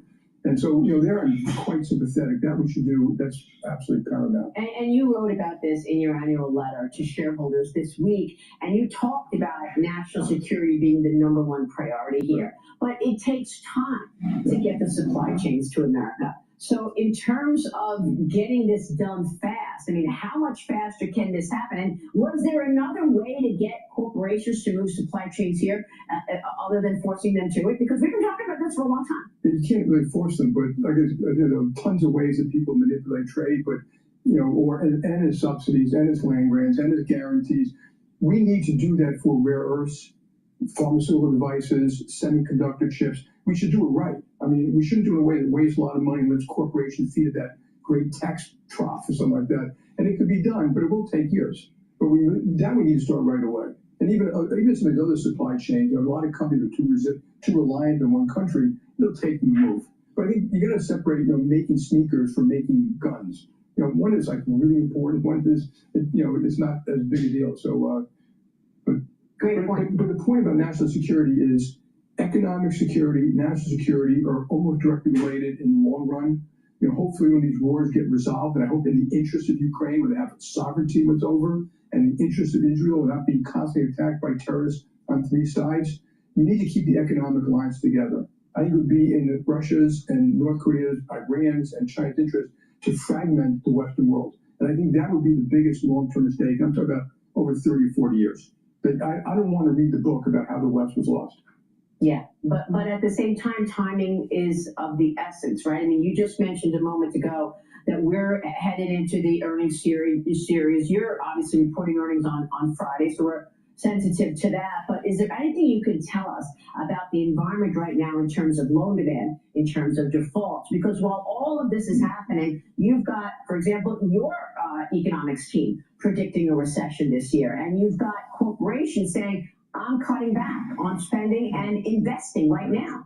So normally I don't pay that much attention to anecdotes, but you heard them, they're real. I hear from everybody now. Going to cut back a little bit, I'm going to wait, see what happens. That is kind of recessionary talk. So we've been in this kind of very soft landing for a long time. Consumers have money, they were spending money, corporate is making profits. I do remind people, part of that was because of our extraordinary fiscal spending.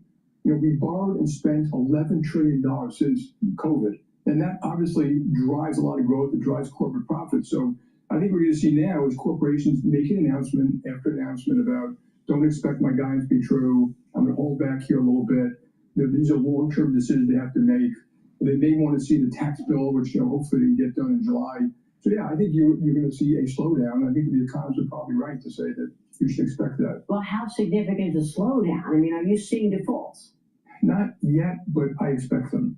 And the other thing, which we haven't had any slowdown or real recession, and COVID was so short, I almost don't include it, and so long that if you have rates going up a little bit, and inflation is sticky, and credit spreads are gapping out, which they're going to, I think you'll see more credit problems than people have seen in a long time. And yet, you've got to get ahead of it and cut expenses now. You've talked about the 10% to all of your different groups at J.P. Morgan. Yeah. You say J.P. Morgan is going to be fine, but we could see a softening of the macro story. Yeah.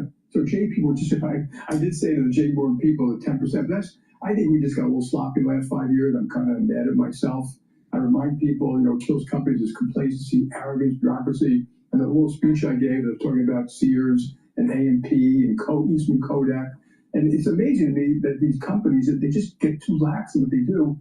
And we got a little bit of that too. So going back to killing bureaucracy, we put some headcount controls in place, not because we're not doing well, not forcing people to cut. I call it just like going for your run and eating your spinach. It's not a big deal.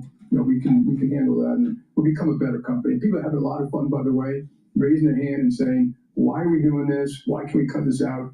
And whatever the guys say, just do it. Go ahead. You got my permission. So are you hearing that from CEOs as well in terms of business managers? Are they now going to start pulling it in and cutting back on various expenses? I think you can see a little bit of that. Yes. Yeah. But how significant would you expect that? Do you personally expect a recession?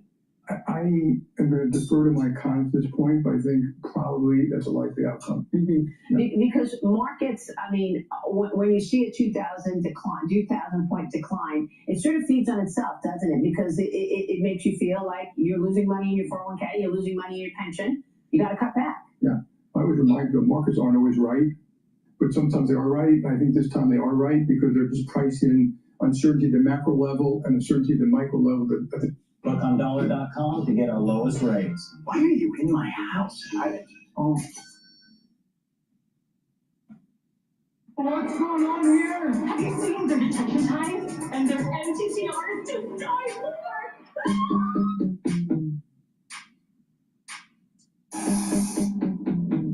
Come on! Amy, hey, I know your team's doing some amazing work with Splunk, but I think it's wrong with their heads. And your problem with boosting digital resilience and making sure our systems are safe and reliable is what exactly? Touche.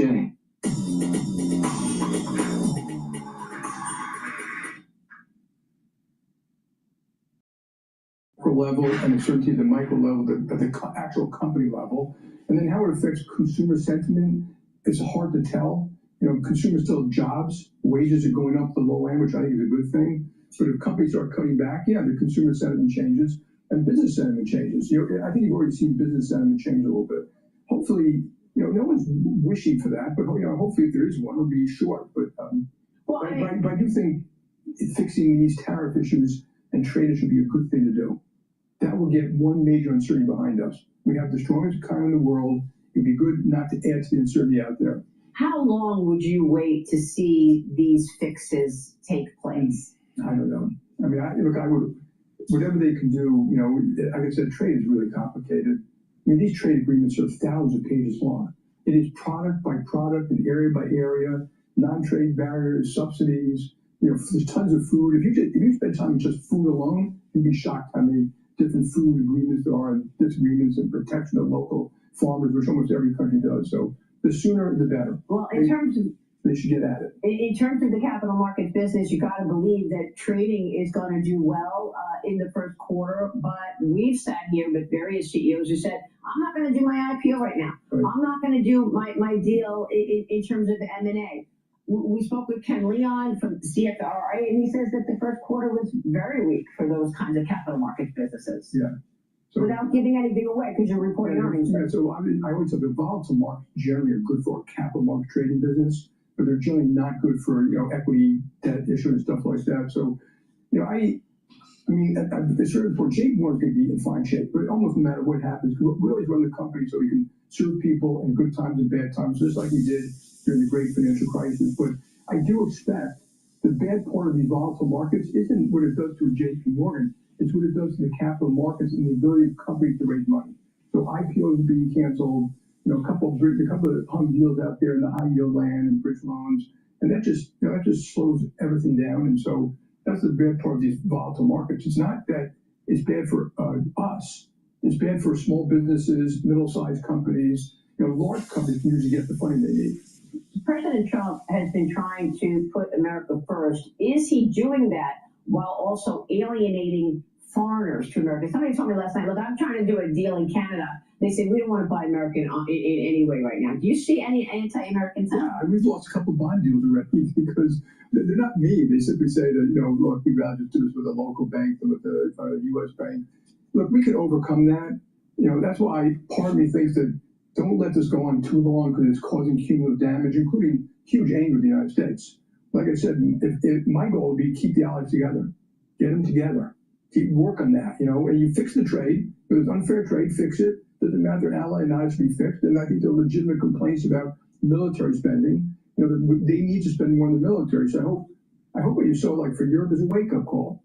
Fix their economy. They have huge bureaucracy, red tape, which I now call blue tape. And, and if they fix that, that'd be good for them. And then, pull them closer and keep the Western world together. And the European Union, by the way, I don't know if they're unified. I mean, it's called the European Union, but, Germany is in a different place than I think Italy is. So how does President Trump do that? Europe should seize the moment. There's the Draghi report. I think they all acknowledge they need to spend more in the military. They all acknowledge that I think their GDP per person has gone from like 75% of America's to 50% of America's. I mean, they gotta look inside and say, what did they do? And it's literally rules, regulations, and red tape, and anti-business, and too expensive tax systems, and labor laws that were meant to protect workers, but very often these laws are passed, they have the complete opposite effect. They protect existing workers, but not new workers. they don't adopt technology fast enough, they don't have enough innovation. They could fix that. And I actually think you now have, between President Macron, Chancellor Merz, Maloney, Keir Starmer, those people are coming together and they're kind of saying all that. Yeah. They have to do it. It's hard, in Europe. And Maloney is on our way to the U.S. to meet with President Trump on the 17th. In your annual letter, you wrote about how successful J.P. Morgan is moving, what did you say, 10 or 12 trillion dollars a day in terms of the amount of business that you're handling, and you gave the kudos to all of your people. What's interesting, when I was reading that, I thought, it's interesting that here's a bank that's moving so much money and doing so much activity, and you're not even the biggest in the world. Chinese banks are much bigger. So tell us about that a little, and the competition that you face when you go up against some of these large Chinese banks for business. Because I think most people realize now China is an adversary, if not an enemy right now. Yeah, well, I put them in the adversary category, not enemy. But well, first, we compete with banks in every country. We compete with fintech here, and that 10 trillion. It's important to put. Are you sure your tax expert is right for you? Switch to TurboTax Full Service. You'll be matched with a TurboTax expert and get real-time updates on their progress, and you get your best outcome guaranteed. Switch to TurboTax Full Service. Thanks to Gong, our sales teams are closing more deals than ever. To celebrate, we gave everyone sales goals.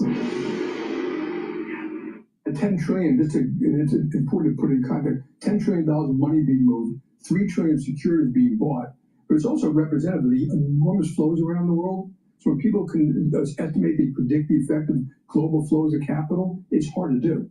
I mean, you're talking about hundreds of trillions of dollars a day that are moving around, people making all these different decisions about where to invest and where to send their money and who to pay, things like that. So the Chinese banks are bigger in terms of total assets, not in terms of market cap, probably about the same size. They're supported, they're state controlled. So it's very, very different. So they're kind of part of how they look at it. And China has this state, I'm going to call it state capitalism, kind of this mix of subsidies and how they run things. And it gives them the benefit they can run their country as a whole, and we don't. We have a democracy, and it's very different. But I do think what I'm going to say about us is we need to get our own act together.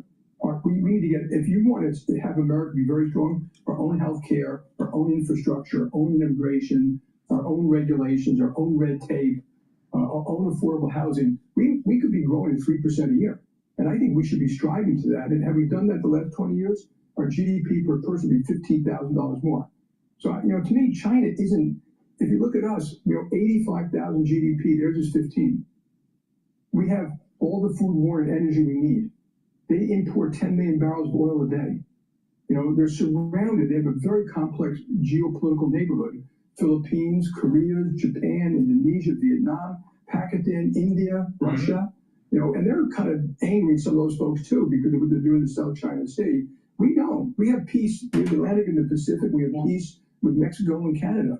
We're kind of blessed. We're blessed with the gifts of God and the gifts of the founding fathers. And so we should just get our own act together and we'll be fine. Are there areas around the world that you see right now that are doing well? Well, America's probably doing the best. And part of that is fueled by the fiscal spending. I remind you, we are exceptional, but not quite that exceptional. If other countries had borrowed and spent $1 trillion, they would have had more growth too. But there's other sides to that, the sticky inflation and things like that. But there's no, look, there are a lot of countries do a lot of things well, but there's no country with quite the innovation we have, quite the capabilities. This energy, it's an unbelievable thing because not only does it reduce the... This is the reason why I said, do not bet against the United States. You will lose if you bet against the United States. And that was something that J.P. Morgan said, in the late 1800s and the early 1900s. All right, the founder of the bank that Jamie Dimon actually is running. All right, don't bet against the United States ever. You're gonna be hurt in the long run. All right, so just buy into the market and don't worry.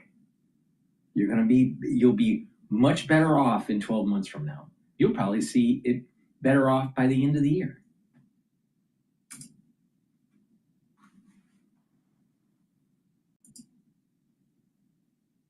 For all of our industrial companies, But, that LNG that we could send to Europe is cleaner for Europe because the alternative is coal, and they need it to be secure.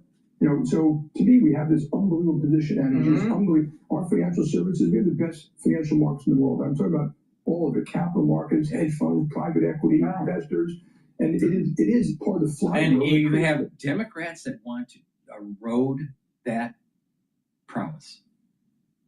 They don't want you to export LNG. They don't want you to have functioning, markets. They want to add regulations and kill the goose that lays the golden egg. All this innovation you see, and you don't just see it in New York, you see it in Silicon Valley, you see it in St. Louis, in Kansas, in Austin, in Nashville. And so, this country is unbelievable. Democracy works, despite the fact, we seem to have a lot of polarization these days. I want to get into policy with you, Jamie, and get your thoughts on what policies are needed now. The tax cuts conversation is going on. We're going to take a short break and tap into the energy capacity in America and the efforts right now to... All right, that was the end of her segment there. Please go to my store, the-studio-reykjavik.com, and get this stack that will help with your bone health and your cardiovascular health. Get the vitamin D. Like I said, make sure you take it with magnesium. You can get magnesium from my vitamin C magnesium, magnesium and zinc, or the Boomer Boost. But take D3 to absorb that calcium, and the K2. They work together to help reduce the calcium buildup around plaque. And over time, you can slowly pull that calcium deposits around the plaque out, all right? But it takes some time. And if you do resistance training and you take in calcium through a supplement or through drinking milk, you do resistance training, you're gonna build thicker bones, all right? More dense bones, really important, especially when you turn 50, especially when you turn 40 plus years of age, for males and for females. Females lose more bone density quicker because of hormonal changes. But taking D3 and K2, really important, all right? But so you can improve your bone density and your cardiovascular health with the D3 and the K2. Stack it with the nattokinase and it supercharges the cardiovascular aspect of the stack. Nattokinase breaks up clots because it's fibrinolytic, and it helps with your total cholesterol. It'll help to lower LDL levels and increase your HDL levels. That means you have less plaque buildup. So take the stack, nattokinase, K2, and D3 together to help with your vascular health, and also by doing resistance training, the D3 and the K2 are going to help with bone density. So please go to my store, the-studio-reykjavik.com. Link is in the description. Use discount 5, you get $5 off. If you spend $150 or more on your order, any order, you will get a free gift until supplies last. Let's go back to Bloomberg. Airlines pulls outlook as Trump trade war squeezes air travel. Stop trading up on the news, but interesting that they reported a pretty good quarter, but they don't have good visibility on their future travel. So they're going to pull their outlook, not provide it. And then I'm seeing Air France cutting fares to keep transatlantic budget seats full. So the airlines are starting to see some weakness from the consumer from some of this uncertainty created by the tariff policy discussions here. So we talked to George Ferguson, he covers the airlines for Bloomberg Intelligence. George, let's start with Delta here. What did they say on the call today? And why do you think the stock's up on the news? It's up 6%. Yeah, because I think the call wasn't as bad, I think, as a lot feared, right? I think I'm still trying to absorb all that we just heard, but a lot of what we heard was the premium markets are still good. Europe is still good, but they're watching it very closely. Asia Pacific was a good market as well.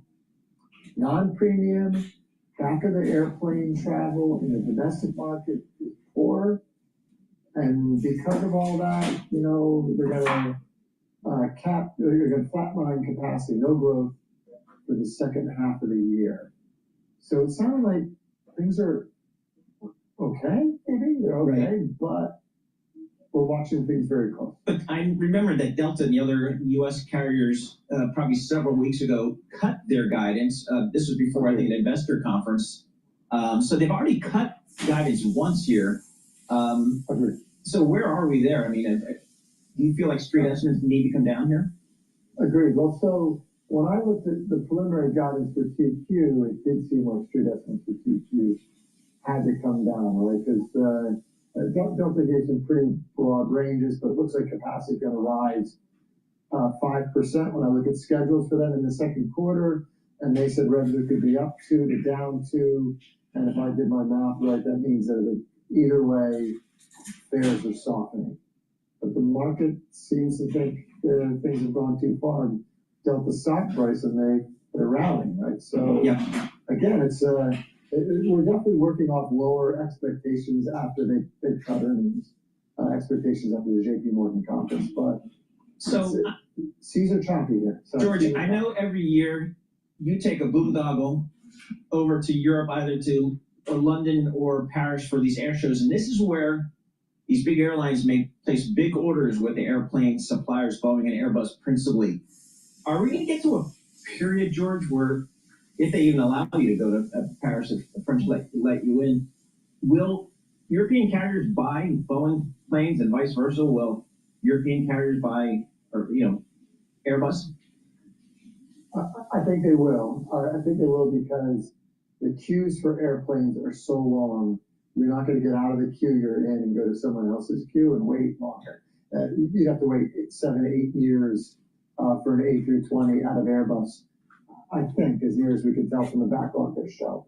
But what I will tell you, an interesting part of the call today was discussions with Ed Bastian about taking Airbus airplanes and who pays a tariff. And he said he's not going to pay a tariff and he's not going to take any deliveries, very few deliveries this year. So it does sound like Delta has a tariff problem and isn't ready to take new airplanes. Now I know they're flatlining capacity for the back half of the year, so maybe they don't need them.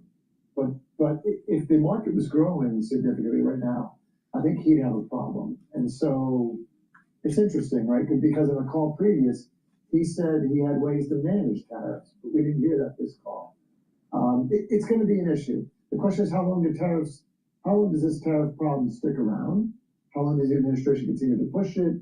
The negotiations come up where countries negotiate away these tariffs by making concessions, or at least making what looks like concessions. But right now, we're not seeing an impact, and if the world's slowing, we just may see a push out of deliveries for places that are affected by tariffs.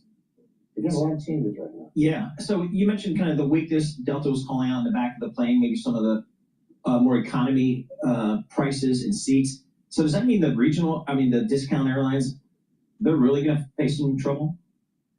Yeah, I mean, the funny thing is, again, when sort of Delta, United, and American adjusted earnings a month ago, the low-cost carriers did a little bit, but the moves weren't as great. And the low-cost carriers had already been cutting capacity, right? If you think about it, Spirit Airlines went bankrupt. They cut, 40% out of their schedule or something like 30% of their schedule. Southwest significantly slowed growth. They went close to zero. JetBlue has been cutting.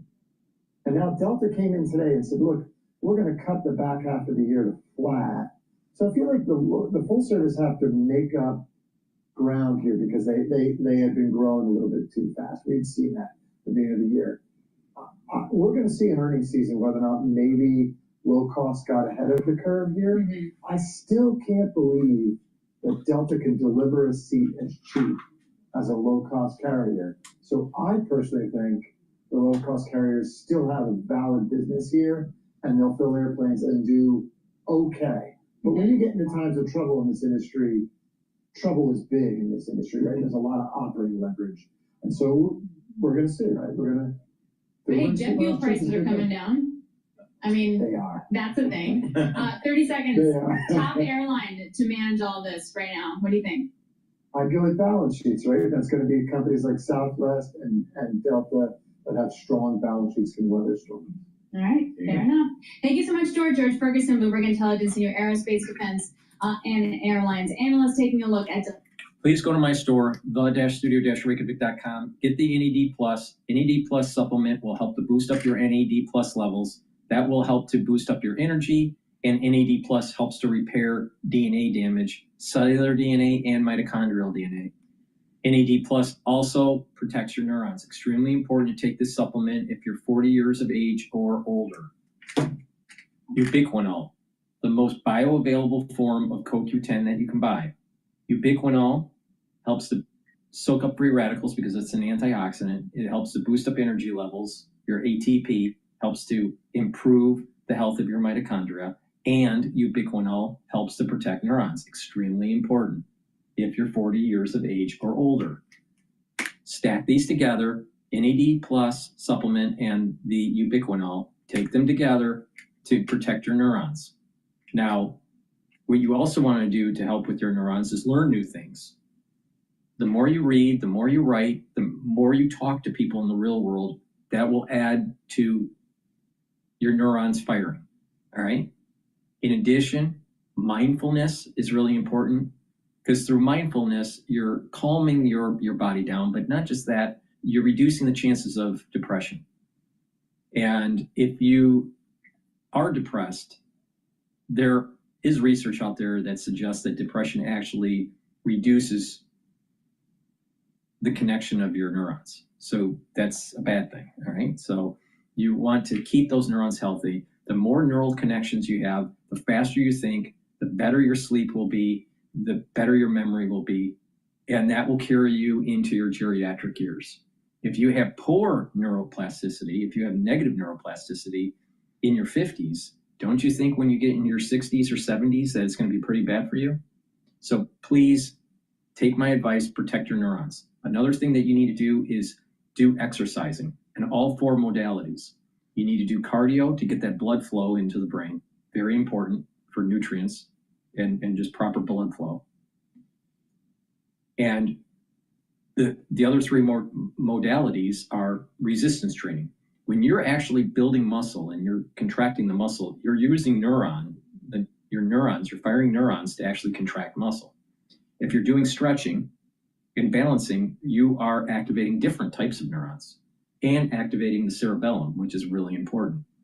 So if you want to prevent gait issues when you get older, if you want to prevent atrophying, if you want to prevent negative neuroplasticity, then it behooves you to actually do these 4 modalities of exercise, learn new things, and protect your neurons with the proper supplementation.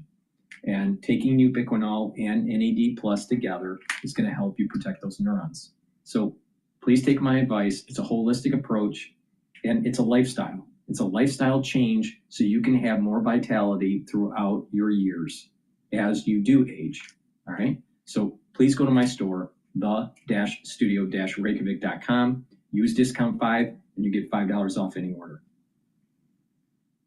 All right. Let's go to CNN. Anderson Cooper is interviewing Scott Calloway from NYU. He's a professor at NYU, and he's a marketing guy. And he's, I haven't seen the video, but he's probably going to say Trump's tariffs are really bad. Right? But let's see what he has to say. However you book your car, first check Kayak to compare hundreds of travel sites. Then do what people do. Recheck sites Kayak already checked. Check routes, research hikes, think about big. We're now just a little more than 3.5 hours away from a big escalation of what has developed into a trade war between the world's 2 largest economies. An extra 50% tariff on Chinese imports on top of the 34% extra imposed last week, in addition to the 20% originally, 104% in all.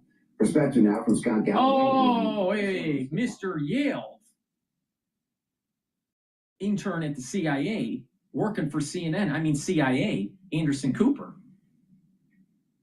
didn't want to say that there was an unfair tariff imbalance starting with China. But he doesn't want to add that really important caveat.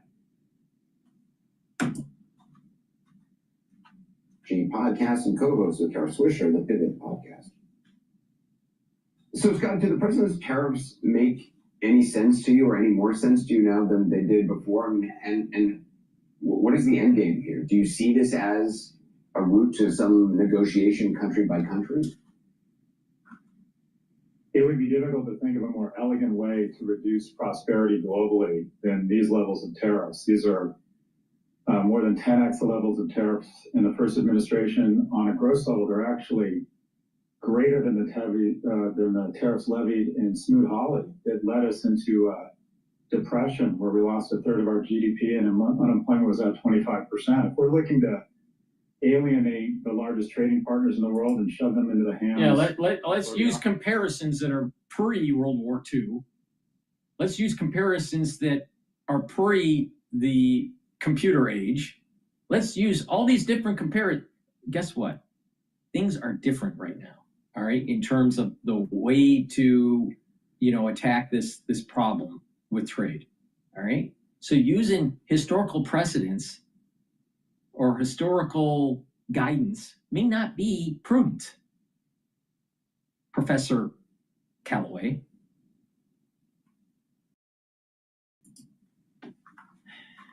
Don't trust China. Japan, South Korea, and China are having talks for the first time in a while. If we're looking to reduce our purchasing power, our prosperity, take our markets down, this is literally the most elegant way I could think of doing this. What about the 35 fucking years of NAFTA and throwing away our economic cluster, Professor Callaway? In graduate school, I was a graduate student instructor in macro and microeconomics, and we used to talk about tariffs the way I imagine they talk about leeches in medical school, saying, can you believe they ever did this? So I don't know what the end game is here, other than somebody who believes he's a great deal maker and can go country by country and figure out a better deal. But so you think that labor arbitrage should continue non-abated so the globalists can benefit and the middle class doesn't? Is that what you're saying, Professor Callaway from NYU? Really? That I think the structural long-term damage here is really significant. Beyond tariffs, the structural long-term damage, what, to America's reputation, to faith in our economic system? The reputation of America means risk, innovation, IP, great universities. It also means consistency and rule of law. And in literally the last 10 weeks, rule of law has been thrown out the window, whether it's defying court orders or having essentially a used car sale on the White House lawn. It appears we're no longer engaging or holding up rule of law. And we seem totally inconsistent. The tariffs are on, they're off, they're on, they're off. Global trade has been this enormous unlock for the US economy and our prosperity. And anytime we take it down, we get especially hurt. This is the definition of stupid, is doing something that hurts yourself while hurting others. This could not be more stupid. And so to the argument that the administration... So it really sounds like he's promoting the status quo. Erode the manufacturing prowess and our military prowess and hand it over to the Chinese. And he's talking about IP. The Chinese have been stealing our IPs multiple ways. You want to sell stuff in China, or you want to build stuff in China? You have to have a partner that's, more than 50% or 50%. You have to hand over your IP. You have to hand over technology transfer. What about the 1,000 talent program, Professor Callaway? You think that was really, above board? People need to wake up. And, here's another, elitist promoting the status quo. Harm the middle class and ship the jobs overseas. Who bring American manufacturing back to have iPhones manufactured here in this country, to have great jobs for people here. The notion that somehow we're just dying for more first off, we're the second largest manufacturer in the world behind China. We have a lot of manufacturing already. The Cato Institute did a survey about manufacturing. Yeah, and we lost a lot of it over the last 35 years. We have a lot of economic clustering that was shipped overseas. Detroit's tool and die industry was shipped to Windsor, Canada. Professor Callaway. Percent of Americans think we should have more manufacturing. About 1 in 4, 1 in 5 have any interest in going to work in manufacturing. There isn't a lot of people looking to go work. See, this is where he fucks up. This is where Professor Callaway is just a jackass. To understand an industry, you got to work in it, and you got to work in it at the ground level. You think you're going to learn about automotive industry by business school? Let's say you get an MBA from Harvard. You're really going to understand the auto industry, or are you going to understand the auto industry by working your way up the ladder, by understanding the manufacturing, working in the manufacturing, moving into design, moving into management. And what that does is it allows people coming out of high school and allows people coming out of college to do their internships and to, plug into a certain industry and learn the business. And when you have those entry-level positions, you can actually do family formation and purchase homes. But that can't happen. Like I've been saying in this transmission today, that can't happen when the entry-level jobs aren't there, when the manufacturing isn't there, Professor Callaway. It's a stepping stone for a better life and understanding that industry. This guy's bullshit. Bullshit. And he's a professor at NYU. Cottrell summarized it perfectly. We want to wear Nikes, not make them. We have outsourced the most underpaid jobs. Now, some people we've left behind. No, wait. You got a lot of people coming out of fashion school and technology schools, and they can't find work because the manufacturing and the design is sent overseas. So you have a lot of people that actually want to make businesses, let's say making shoes, designing shoes. And because of automation now and the speed of design with CAD and additive manufacturing, 3D printing, all right, the capability of doing custom work quicker has increased, and you're lowering that cost barrier. So if you bring the manufacturing back to the United States, you actually can have more customized manufacturing and not mass produced. And now what happens is these kids that are coming out of FIT or these other fashion institutes or industrial design schools now can work in an industry and build businesses in the industry. If all of that economic clustering is another country, how are these students going to build their life? No, because what happens is they get the degree and they don't find a job. The economic cluster is not there for them to build a business. When you bring back the economic clustering, then what happens is that you can now build businesses. You'll have more students building businesses. You'll have more students going in and doing entry level and starting and learning the business. That's really important. But he's not thinking like that. He's not thinking 2, 3, 4 steps ahead. He's thinking, oh, we just don't want to make he's a marketer, all right? He's a marketing guy. And so he has this bumper sticker phrase. We want to wear Nikes. We don't want to make Nikes. All right? Now let's dive into that statement. All right? If you don't make stuff, you don't innovate. Really simple. If you don't make stuff, then the younger generation doesn't have a stepping stone to build their career. Not only that, you're losing all of those peripheral industries that build around these economic clusters, the mom and pop shops. So how are we going to get rid of our debt to GDP ratio if we're not growing our GDP? Well, we just want to wear Nikes and we don't want to make Nikes. such a dumb phrase. He doesn't really understand the industry. But there's another issue with this, and that's that whole rapper, urban mentality. And that is just to consume and not to produce.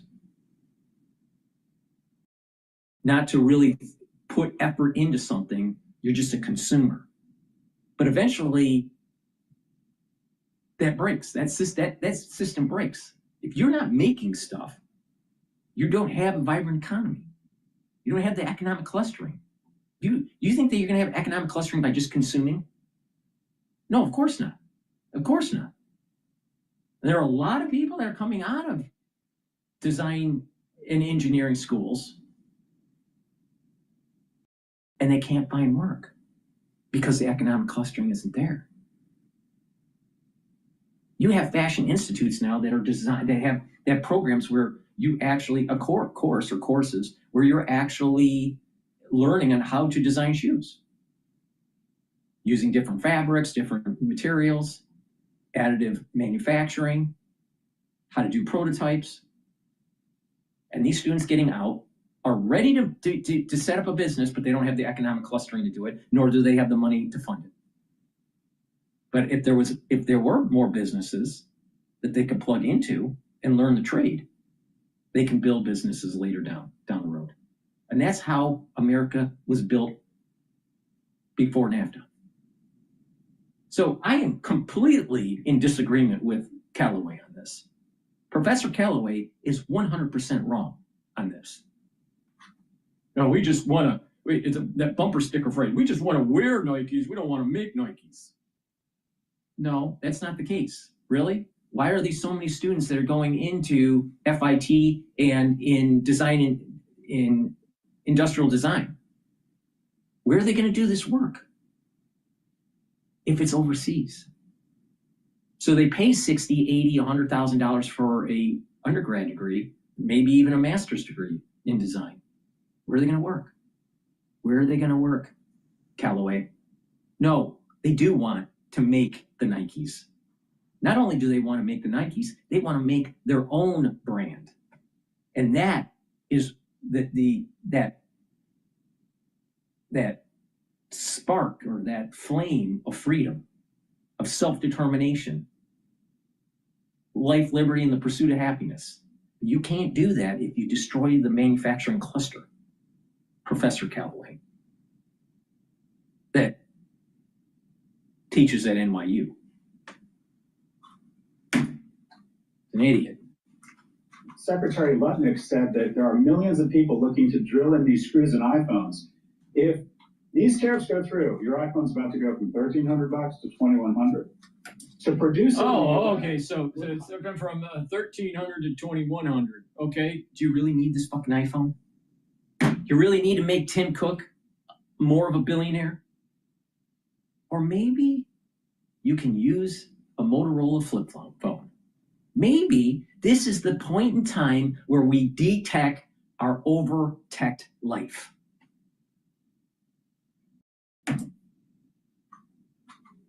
$3,500.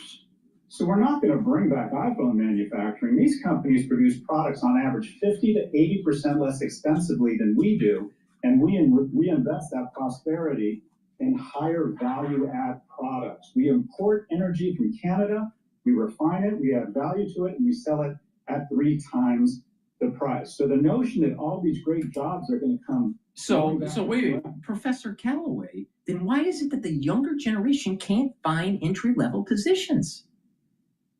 And we're not talking about students that just have humanities degrees. Professor Callaway, why is that? Oh, Dr. Paul Cottrell says it's because you destroyed the economic cluster. If the economic cluster isn't healthy, you're not going to have a vibrant economy for the youth that be plugged in. And therefore, they can't do family creation, and therefore, they can't afford a home.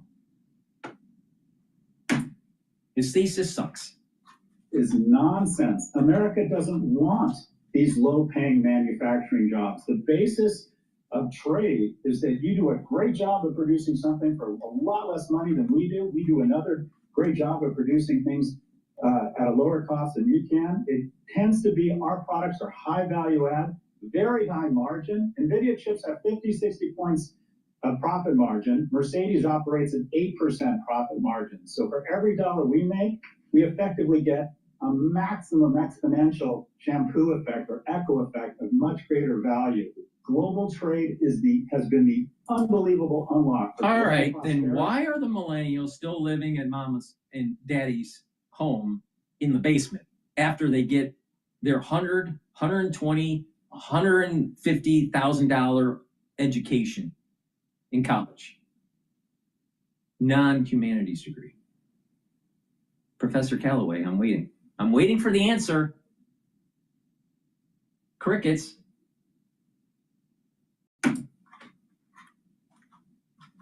And massive prosperity in the United States. What do you make of Elon Musk's criticism of the administration, in particular, some of the folks around the president, Peter Navarro in particular? I called him a dumber than a sack of bricks and a moron.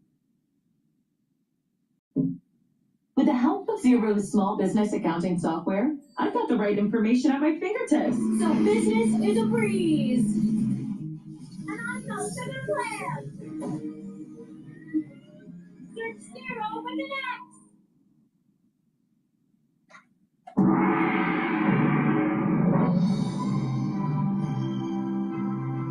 It was absolutely amazingly divine. You know, it makes for good theater. I think Elon Musk is going to fade to black. I predicted 3 weeks ago that within 30 days he would be out of government and Doge, because the bottom line is he could not have anticipated this type of blowback. And I think what really sent chills down his spine was when the province of Alberta and Poland, the nation of Poland, said that they were reconsidering their Starlink contracts. His brand has been so damaged by this, sales plummeting in Europe, and Starlink, which is his growth vehicle and now constitutes more of his wealth than Tesla. He's gonna leave the administration because this has not gone well for him. He is seen as someone who is not empathetic, someone who has usurped constitutional power illegally, and it is really damaging his brand. So, you know, the fight between him and Peter Navarro, that's good theater. He's going to be gone. He's out. You've been very transparent in your podcast about the millions of dollars you've lost in the market in a 48-hour period last week.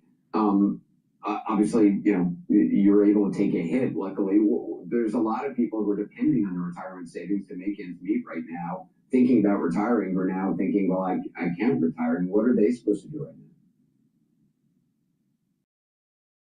Yeah, look, I want to be clear. This really hurts people.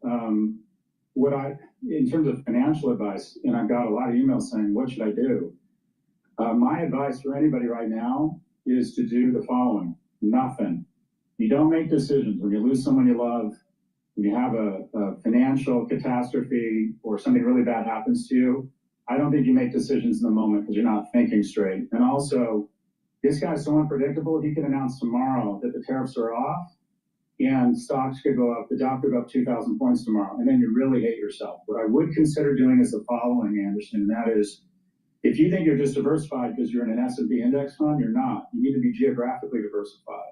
Wrong. And that is totally wrong. Talking about. He is totally wrong. See, he picked that. Remember what I said? Don't bet against America. He's picking the strategy of a globalist. You got to diversify and hedge your bet because America might be going to. Don't bet against America. Trust me on this. We are moving into a new revolution. This revolution that we are seeing is a life, liberty, and the pursuit of happiness, but it is not the same type of revolution that we saw in the 1700s. This one is an economic revolution. We will prevail in this. Trust me. Trust me. Do not invest in foreign assets. Trust in America. Long term, you're going to benefit from this. America is fighting another revolution. We will not lose. We will not lose. That doesn't mean there won't be pain. But here's a red coat. During the revolution, there were lots of New Yorkers out there that were actually for the King of England. There were lots of people that were from Harvard, and the Harvard the Harvard administration that were for the King of England, not for George Washington and the founding fathers or the revolutionary cause. They were trying to hedge their bet. They were saying, well, you know, these roughnecks, you know, that are roaming around in New Jersey with George Washington, guess what? They're going to lose. We're going to be aligning ourselves with the King of England. How's that any different than Professor Calloway, who benefited from life, liberty, and the pursuit of happiness, and the ones that decided to take the call of duty and fight for this great nation? This little shit is running away, and he's a redcoat. The multiple contraction in stocks, in my opinion, are due for 5 years of decline in the U.S. You may want to think about taking some tax losses and then diversifying into other geographies, Asian, Latin American, and European stocks. No. This is what I want you to do. I want you to buy into American stocks, but do it at a broad index level. Now, you may want to do it in the Russell 2000. You may want to do it S&P 500, which is what I recommend. You can do it lots of different ways, but do it in a broad index and buy in slowly. All right. And as we recover, it's going to go up. Now, we just played what Jamie Dimon had to say. That seems a lot different than and who do you trust? Jamie Dimon, who's running JP Morgan, or Professor Calloway, that's a professor at NYU, that's a marketer? And, oh, by the way, a redcoat. Out of emotion, because usually the same emotion you're feeling is what other people are feeling. And if you had followed some advice from famous CNBC people in 2008 and said, if you can't stand the volatility, get out, and then the markets ripped back and recovered all of their losses within 14 months, think about the hit to your mental health. So what do you do right now? You do nothing in the short run. You do not have emotional panic selling. You talk to people and maybe think about diversifying across geographies, not just across the S&P. Don't bet against America, because what happens is if this does turn negative, there's going to be a war between the United States and China. And who do you think is going to win? The United States is not going to win. The United States will win that. We will not lose. All right? We cannot lose. The United States' back will be to the wall on this. That means that the Forbidden City will be gone. That's where this is going. Do you really want to be diversified if this thing gets really bad? Okay, let's assume it doesn't end up into World War III, and that and Taiwan isn't a flashpan. All right, let's assume that. But there's a global recession. Do you really think that your diversified portfolio in overseas assets are going to perform better than American assets? Don't be a fucking idiot. There's the interconnectedness of this is so vast that if there's a global recession, who's going to benefit the most is the United States. Do not diversify in a different country. Don't do it. Don't do it. Don't do it. You're going to hurt yourself in the long run. Now, if it goes to World War III, you better be betting for America, not against America. Because we can't allow China to win. We just can't. And even if that means nuclear weapons.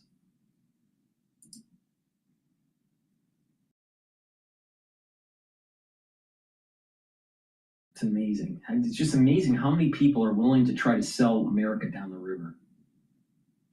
It's so sad.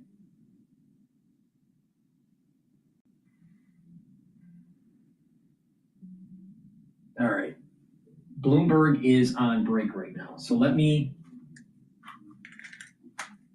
plug another product. But I'm very passionate about this subject matter. All right? Do not bet against America. In the long run, you will benefit. Most of the tariff will be negotiated with these other countries, and it'll reach some sort of equilibrium, some Nash equilibrium. With China, it's going to be a game of chicken between President Xi and Trump, and I suspect that President Xi will swerve. Now, what could happen is that President Xi feels the stress of potentially being overthrown by internal politics that's happening within the CCP because he doesn't have full control. That's another thing that people aren't paying attention to, and that he may feel as though he has to make a move on Taiwan.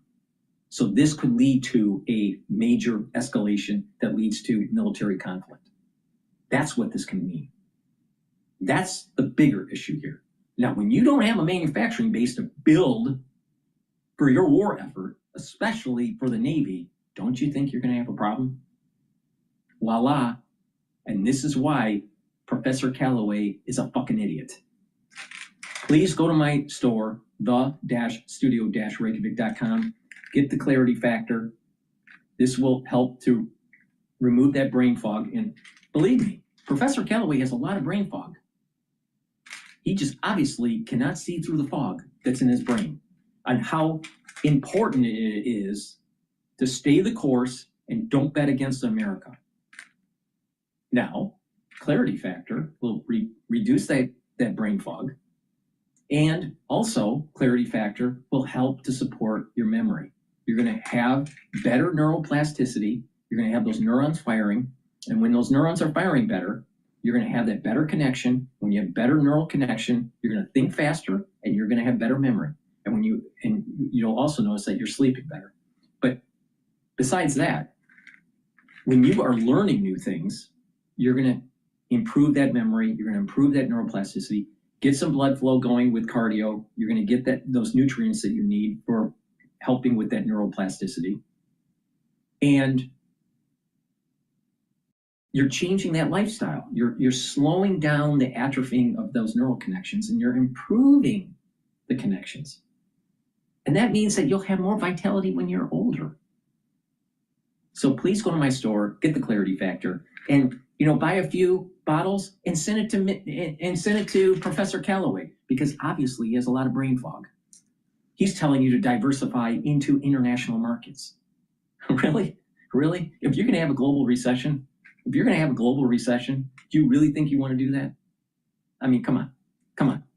Please go to my store, get the clarity factor, and also get the Myotrol. You can stack it with the clarity factor. The clarity factor is focused on your brain function. Myotrol is focused on your musculature. Myotrol will help with the gene expression to build more muscle and to maintain muscle mass. Really important.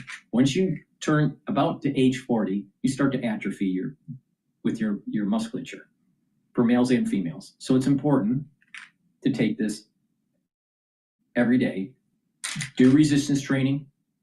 It stacks really well with gladiator barley, which is a high density protein.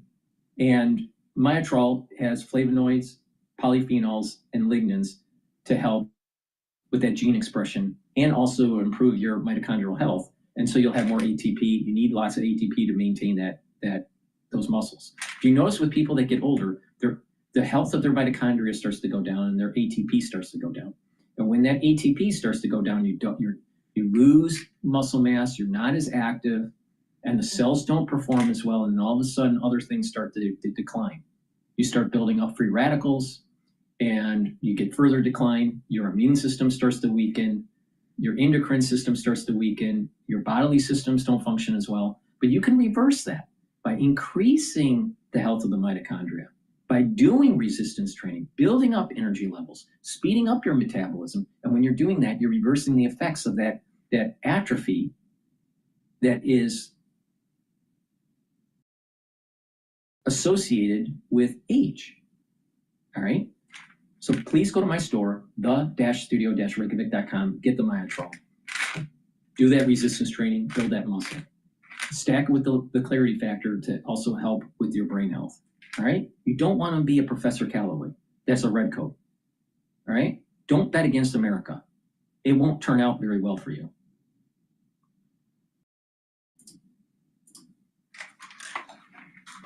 Forget Democrats. They're not part of this process. And Republicans agree on how to move forward here.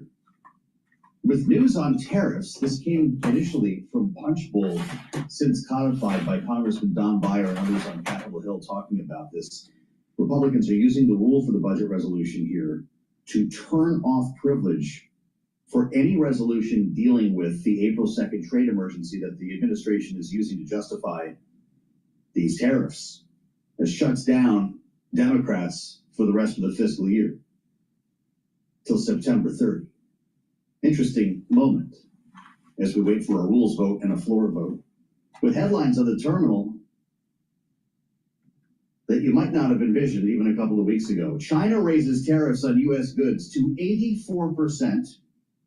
Remembering we slapped 104% combined tariff on China. And as I keep the doom scroll going here, Amazon canceling some inventory orders from China after tariffs. So it's already having an impact here. This isn't 6 months down the road. It's right now, just like the market has been pricing. And none of these experts say that if the economy, which is not that great in China, starts to decline because they can't ship their goods to the United States because people aren't buying them, then there's going to be internal pressure to overthrow Xi. But Professor Calloway can't see that because he's a marketer from NYU. Disney movie of the brooms carrying the buckets of water, that is a Chinese business model. It never stops. They just keep producing and producing and dumping, and it's going somewhere. It's a cool movie. Naveen Girishankar does this for a living. He's the president of the Economic Security and Technology Department at CSIS, Center for Strategic and International Studies, former senior official at the Department of Commerce, and back with us right now on Balance of Power. We wanted to speak with an expert, and Naveen, we welcome you back. It's good to see you. Thank you so much for your time. Just broadly speaking here, 104% the U.S. slaps on China, the world's second largest economy. China bites back today, as we were just saying, with a much higher tariff of 84%. If these stay in place, what does it mean for the global economy? Dumb question. Dumb question. It's going to escalate, not stay in place. It's going to be higher tariffs. 1% hit the GDP, price rise of about 10%, and basically a fall in real wage. Now you add to that the 104% tariff that President Trump announced and the 85% on China. We are in the midst of a unraveling trade war.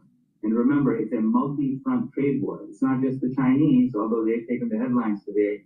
It's also our erstwhile allies like Canada, Mexico, and then the EU. And they've also announced or are undertaking countermeasures. We are in the middle of a multi-front trade. Be not mistaken. You specialize in tech. Everybody's looking at Apple right now, NVIDIA, Taiwan Semiconductor. They all have their own challenges here. If you remove the Chinese market, what does that mean for their business, for their shares? Has the selling been justified? Yeah, I think it's going to be a hit to companies that sell in China, but I would add another piece to the trade agenda. All of the technology value chains that we're involved in, whether it's semiconductors, AI, chips, clean technologies, biotechnologies, these are all global in nature. And so when all of these tariffs are accounted for, they make it all the more difficult for U.S. companies that are competing in those technology value chains to compete effectively. It's an unraveling of those competitive advantages that are essential to our long-term economic security. And that's the message that I want to make sure that we don't miss here. You can't win the tech war if you're fighting a trade war. I was looking at a note that you kicked out, writing the conduct of U.S. government policy itself is now the main source of risk to the U.S. economy and U.S. markets. Policy volatility seems to be the point. What is the point if the call's coming from inside the House? Well, you know, the president and several of the cabinet secretaries have said, expect to experience short-term pain for long-term gain, but they have not told us what the game plan is. What's the desired end state? So is this going to be short-term pain for long-term gain, which is what people are worried about? Trump said what he wants. And he said it on Oprah in 1980. He hasn't changed. It's really simple. Manufacturing needs to come back to America. The ripping off of the middle class needs to end. We need to have the economic clustering back here. It has been accelerated with the loss of our manufacturing and the economic clustering since NAFTA. We've had 35 years of a bleed out of our economy.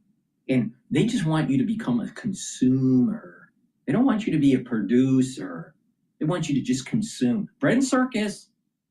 Oh, things aren't that good? Oh, we'll just pump more money from the Federal Reserve. Oh, we'll just produce more fiscal spending by Congress, and we'll just send, ship and sell more bonds overseas.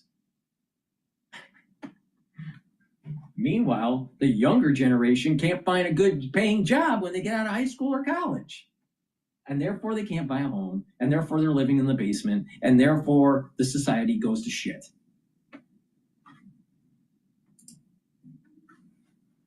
Our agency, we're going to have armies of Americans screwing in screws into iPhones, assembling products like that here in the United States. Not advanced manufacturing, quite the opposite in that case, the type of thing that is done in China and in other countries. Dan Ives suggests if that happens, an iPhone will cost you $3,000. Is that the type of vision that you share as well?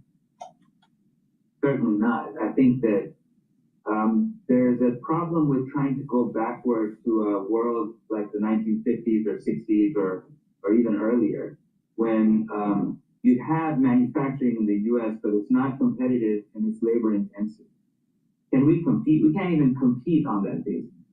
I would subscribe to a vision where we think of the most advanced technologies and the full range of skills that are needed to compete on those technologies. Our best scientists, our best technicians, but also people who are building semiconductor fabs, people who are building the infrastructure that's needed to compete on that basis. That places a premium on American ingenuity and innovation. Screwing in screws in iPhones doesn't do that. And so I think we have to get clear on what is the desired end state. Here's the thing that he's not, to build an iPhone is a lot more than just putting a screw into an iPhone. You ever open up an iPhone? And it's hard to do, but I mean, I've seen an iPhone opened up. You can look on the internet and see it. All right. There's a lot of pieces to it. All right. A lot of that is automated. All right. But it's not just putting in a screw. All right. And those screws can most likely be automated to be put in. But the thing is that you're going to be hiring manufacturing engineers, and you're going to be hiring statisticians, and there's going to be tool and die. And to make all of that economic cluster, that tier 1, tier 2, tier 3 supply chain, that's going to have more jobs. So you're building tools to actually be used on the assembly line that is primarily automated. All right. But not just that. When you have, if you're building the circuit boards for these phones, and you have a college student or a grad coming out of college, all right, a great way for them to learn the business is to be on the manufacturing floor for a while, to be able to actually move into the design. And therefore, they understand the whole process. See, it's obvious that he doesn't understand manufacturing because he thinks it's just about putting screws in. What about the actual tool and die for all of these components?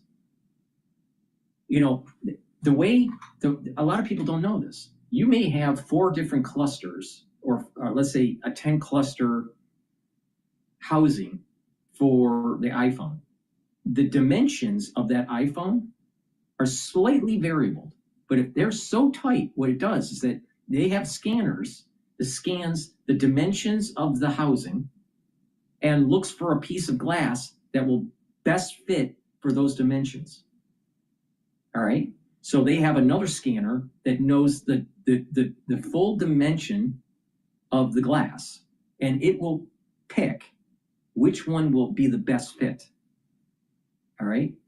Before these kinds of scanning technologies, it was just, are you within tolerance? And then the glass would be put in, and you would have slight gaps between different products. They tightened up that gap by doing they literally are customizing the pick from the batch, from the housing batch and from the glass batch to actually have the best fit. That's an automatic scanning process. But it takes humans to build up the tools, the housings, programming the scanners, the movement of the robot for that to take place. Those are high-paying jobs. They're selling you something. They're selling you it's just about screws, putting screws. No, wrong. You got to look at every single piece and how it's put in and how it's fully assembled. And what goes into building that apparatus, that manufacturing apparatus, all along down that assembly line. And different stations will have different things. That's manufacturing engineering. Those are high-paying jobs. We're being sold a bill of goods where they want you to believe that you absolutely have to have a phone, which you don't. But they also want you to believe that to get a phone, you have to have it in a low-cost center. No, what it is that they have manufacturing tooling that's cheaper, not the assembly, but the manufacturing tooling companies will do the work cheaper than what you would have in the United States.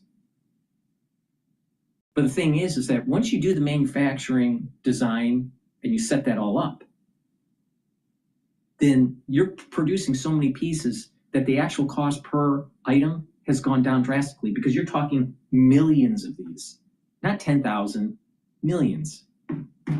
So the price differential between a manufacturing tier supplier for the iPhone is going to be absorbed by just the volume. That's the thing that they're not telling you. Because they got a fancy degree. And they've never worked on a manufacturing floor ever in their life. I bet they've never walked on a manufacturing floor.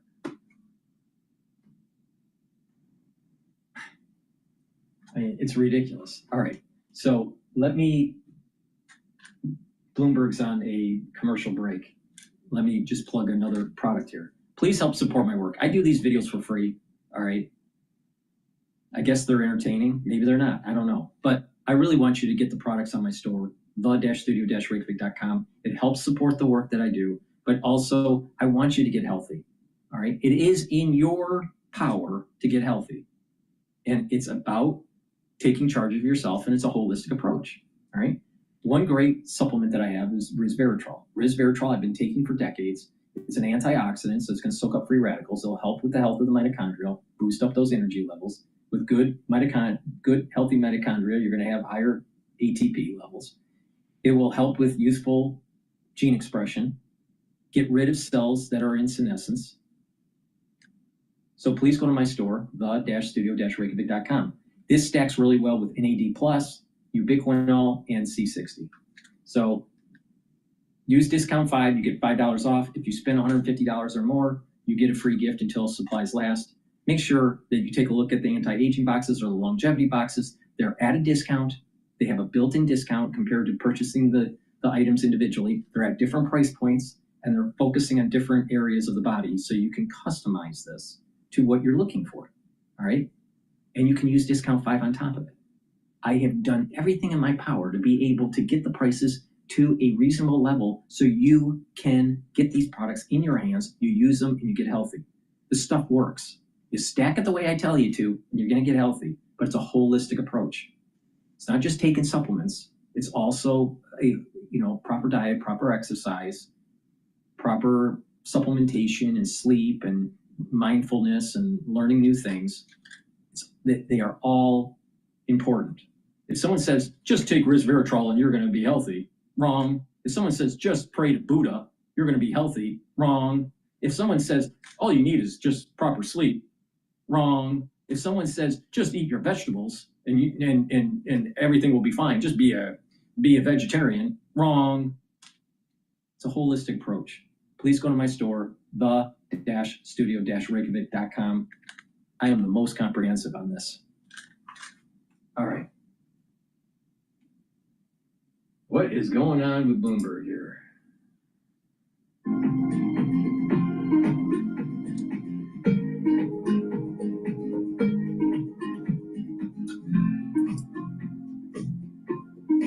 Yeah, so let me just read some of the texts that Andrew and everybody's typing in, Amber.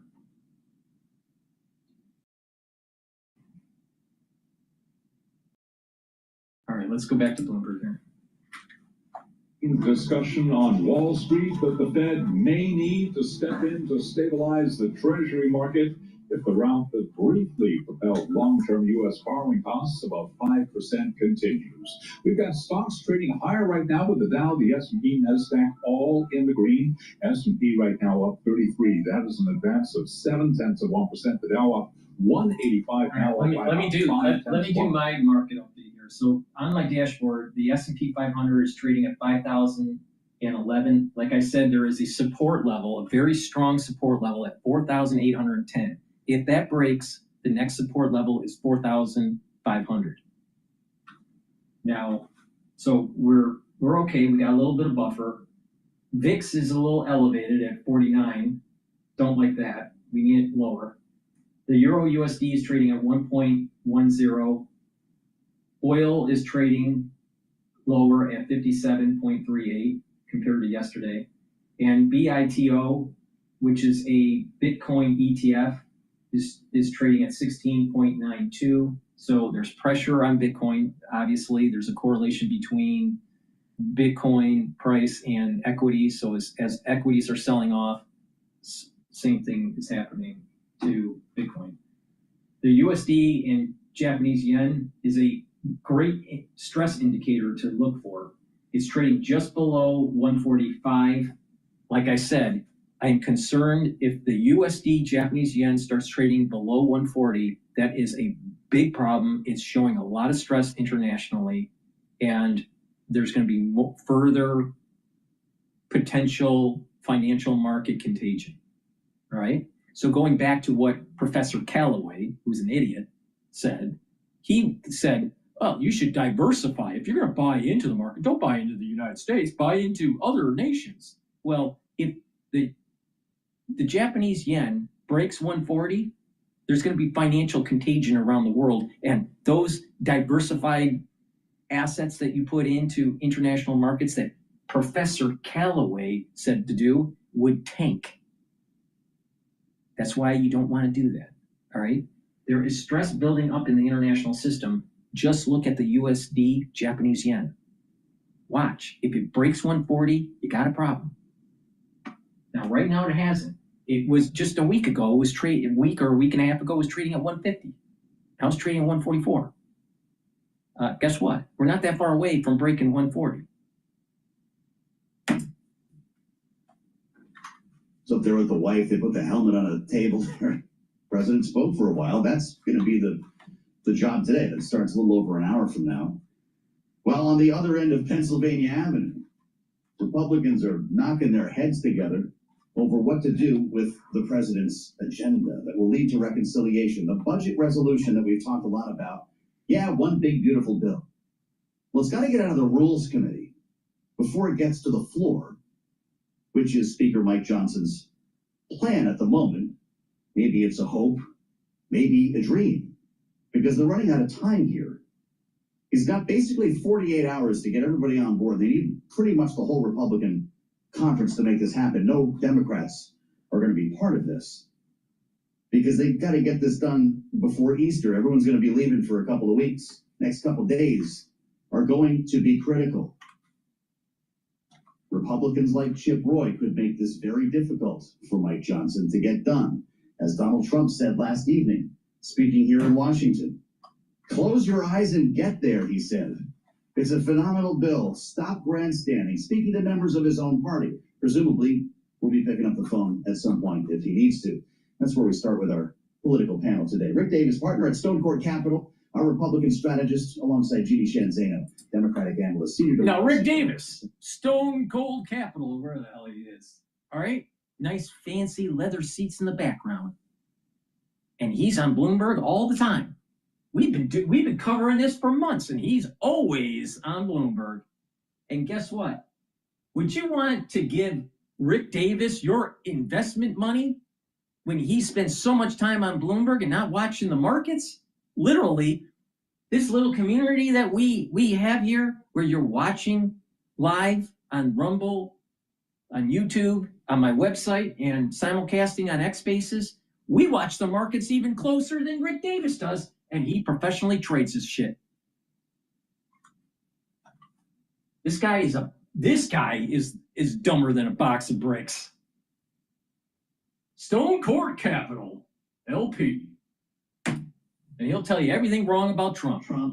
This last Tuesday, yesterday, saying there's nothing he's going to tell me that's going to change my mind. So, yeah, when they start invoking Trump like that, you got to start paying attention, because at that stage, they're setting up a showdown, and it's probably not a showdown that if they cave to Trump, they're gonna look good to their voters. So I got a sense that this actually has more legs, this revolt, than previous Republican protestations in the House. No, what the problem is you got Republicans that are worried about the midterm elections, but they're more worried about not so much the voter. Because midterm elections is that's late years away right now. All right, yeah, it's 2 years, but it's late years away, less than 2 years. But in terms of politics, that's a long way away. They're more concerned about what they're hearing from K Street. They're more concerned about their multinational corporations pushing their global agenda.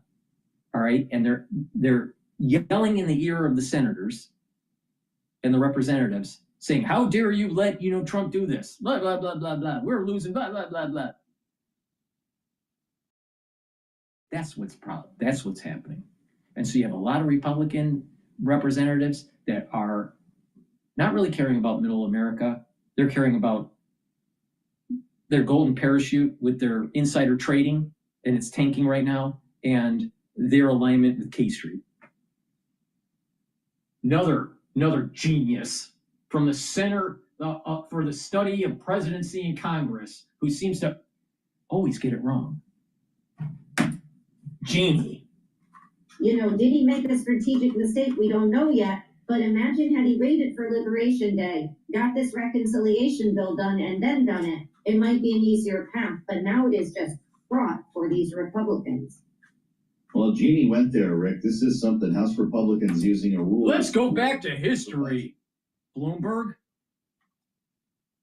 George Washington had a lot of problems early on in the war. There were people in the Continental Congress that wanted to kick him out. Doesn't that sound really familiar? You have Republicans that are maybe turning coat, not staying the course, not willing to help fund. It was Hamilton that had to beg people to give provisions to the army while they were freezing to death, literally, at Valley Forge. Guess what? It didn't turn out so well for the ones that were wanting to kick George Washington out. Don't bet against America. I'm telling you, we are going to prevail. But you got these people here that would have said, members love their privilege. I mean, it's one of let's just join the king. Feel, even though they tend to kowtow to leadership and do what they're told to do, they always have this idea that if I need to, I can always move a privilege resolution. That's part of my power. Why would I ever give that up? And in this case, leadership's saying, well, we're going to take it away from you. You're not going to give it up. We're going to put it in the rule of a must-pass budget resolution that, we can't argue that we can get the Trump tax cuts without it. So It's pretty convoluted. I suspect that's going to cause a lot of anxiety amongst the more libertine members of the Republican caucus. And so I think it does. The reality of the situation is this. We have a lot of representatives in Congress and in the Senate, especially the Senate, that are really old. All right? Really old. And they have positions in the market that are tanking. So it behooves you to actually buy stock in Depends, because you got a lot of representatives and senators that are going to be crapping their pants as we go through this tariff war. You just got a stock pick. Silver lining in the opposing party's perceived overreach. Yeah, Joe, I love when you read these parts of these bills, so I want you to do that more, okay? It was beautiful reading of it. Thank you. You know, I think Democrats, there's not a lot they can do at this point. I mean, you know, they are very much in the minority. They have to sit back and continue to speak out against what they see as the single dumbest act a president has ever taken in terms of declaring a global war of trade against every country, including our allies, under an emergency. That's really specious. And so they're going to continue to make that case. They are also going to push hard on, if Republicans can get this through, this, you know, what was supposed to be the easy step of this resolution, what do they face next? Well, what they face next are the potential of cutting billions of dollars worth of Medicaid. And they're going to now be taking these votes at a time when the stock market has crashed in the way it has, people's 401ks have crashed, the price of everything at our stores is going up. You know, this is going to be a very difficult vote. So, you know, this is just the beginning. And I think it is just so fascinating to watch Mike Johnson spin the way he is, or weave, to use Donald Trump's words, and try to remove days from the calendar. You know, we've really heard a new world here. It's feeling very 1984 George Orwellian here. Shall not constitute a calendar day. I feel like if we just did that Monday through Friday and just lived our weekends, we'd have life pretty well figured out. Rick, based on what we've seen from this speaker, does he bring this bill to the floor without knowing if he has the votes? We have seen him do that before, so we would have to assume that he'd do it again.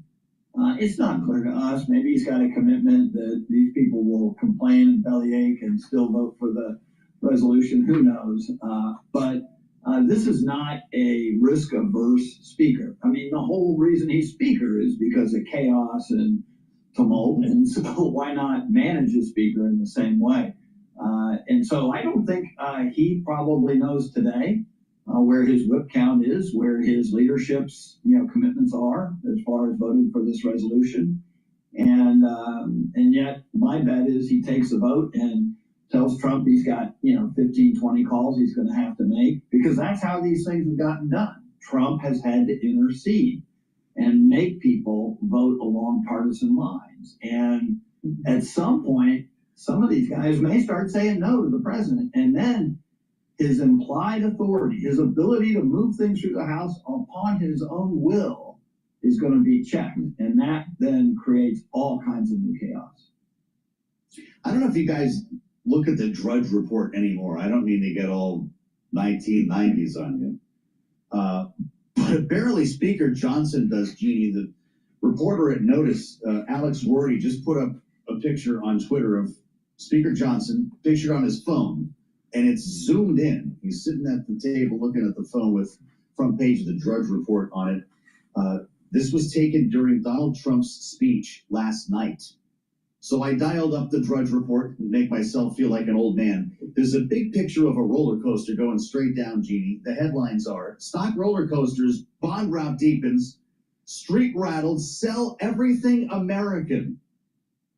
Does that reflect our situation? And what do you think, Mike Johnson? Do not bet against America. Trust me on this. You're gonna lose out. Buy into this slowly. Don't spend the whole farm. but just slowly buy into this and you will benefit. You have the Speaker of the House, his closest ally, watching this train wreck that is happening before them. And by the way, if Donald Trump tries to twist the arms of these folks, is he still going to have Elon Musk to call up and threaten to primary them? What about Jeannie? What about the slow train wreck that was happening for the last 35 years with NAFTA? And we were shipping our manufacturing overseas and losing the economic cluster. Wasn't that pretty crazy? And now the youth can't find work, can't buy homes, can't form families. And Zeno, our great panel, back in our second hour here with a lot more on what's happening today in Washington. We've got to cover both ends. This vote could be coming this afternoon on the House. What's really important is finding out what happens with the Treasury bill auction today to see if yields, how they are affected. And I think that happens at 2 o'clock. But please go to my store, the-studio-reykjavik.com, and just get the collagen. All right, it's the-studio-reykjavik.com. And this is a dual purpose product. This will help with your skin, your nails, your hair, your joints, your musculature, your bones. Really important. Now, it has a typical amino acid profile shown on the screen here. You can see the label more carefully at your leisure on my website, the-studio-reykjavik.com. This has a big scooper. Take 1 scoop a day, mix it with soft foods or filtered water. Some people mix it with milk. Some people even mix it in their coffee, like Amber does. Now, I haven't tried that, but supposedly I guess it works. But collagen is really important to take every day. All right? Take it once a day. Do some resistance training that's going to help with your musculature, that's going to help with your joint health and your cartilage, and especially your bones. All right? So doing resistance training on a regular basis is really important. But also, if you take the vitamin C and you drink the filtered water, it's going to cross-link and improve your dermal layer for your skin. It's going to help with your hair and your nails. So take collagen every day. This is very important, especially when you get older. All right? So this is a product that you can stack with the structural nanosilver gel, the vitamin C, the C60, and the resveratrol. Why? The structural nanosilver gel is the topical treatment for your skin. The C60 and the collagen, with drinking filtered water, you want to drink about 32 to 64 ounces of filtered water, preferably 64 ounces. But some people can't drink that much water. So drink the filtered water, 32 or 64 ounces. It'll cross-link, and the vitamin C and the collagen will cross-link and improve the dermal layer. And the basal layer, which is where the new skin cells are formed, the C60 and the resveratrol improves that. So it's a 3-layered system, right? You can get those at a discount by purchasing the anti-aging skincare box, beginners or advanced. The advanced has the C60 and the resveratrol. The beginners has the collagen, the vitamin C, and the structural nanosilver gel. Those structural nanosilver gel, vitamin C, and the collagen is also in the advanced box. All right. So if you want to treat your skin better, get those anti-aging boxes I just mentioned. They're at a discount. All right, built-in discount. Comparing it to purchasing the products individually. Use discount 5 on top of it, and you save money. So get the products, spend $150 or more, and you get a free gift until supplies last. Please help support my work. All this stuff I'm doing is for free. I got thousands of videos for free. And where else are you going to get entertained like you are right now? And learn on how to actually trade the market. Because I just told you where the bottom is, major support level for 4,810 for the S&P 500. There is a 40% chance that we just saw the bottom of this issue. All right, 40% chance. Now, there's a 60% chance that it'll go below the 4,810 level. If that does break, then the next support level is 4,500. All right? And then you have another 40% chance that will be a bottoming effect. And then there's a 20% chance of that breaking and it going down to 4,100. And then most likely that will be the bottom. All right. So you have 40% chance that 4,810, another 40% chance of 4,500, and a 20% chance of 4,100. All right. With that, you can position yourself to buy in to the market. All right. But we might have seen the bottom on Monday. It all depends on this game of chicken with China. So where else are you going to get that level of detail? Nowhere. And learn how to improve your health. Please go to my store and help support my work. All right. Let's go to, let's go to Jesse Waters. He's talking about how Democrats got rich off of the sucking sound. I'm telling you, I have seen the horrible effects of NAFTA on the automotive industry. All right? It's time to bring the jobs back home. And you got to realize it's about the economic clustering. It's not about the actual line job that's doing the final assembly. That's not the point. The point is the economic clustering that takes place. All right, let's go to Fox News.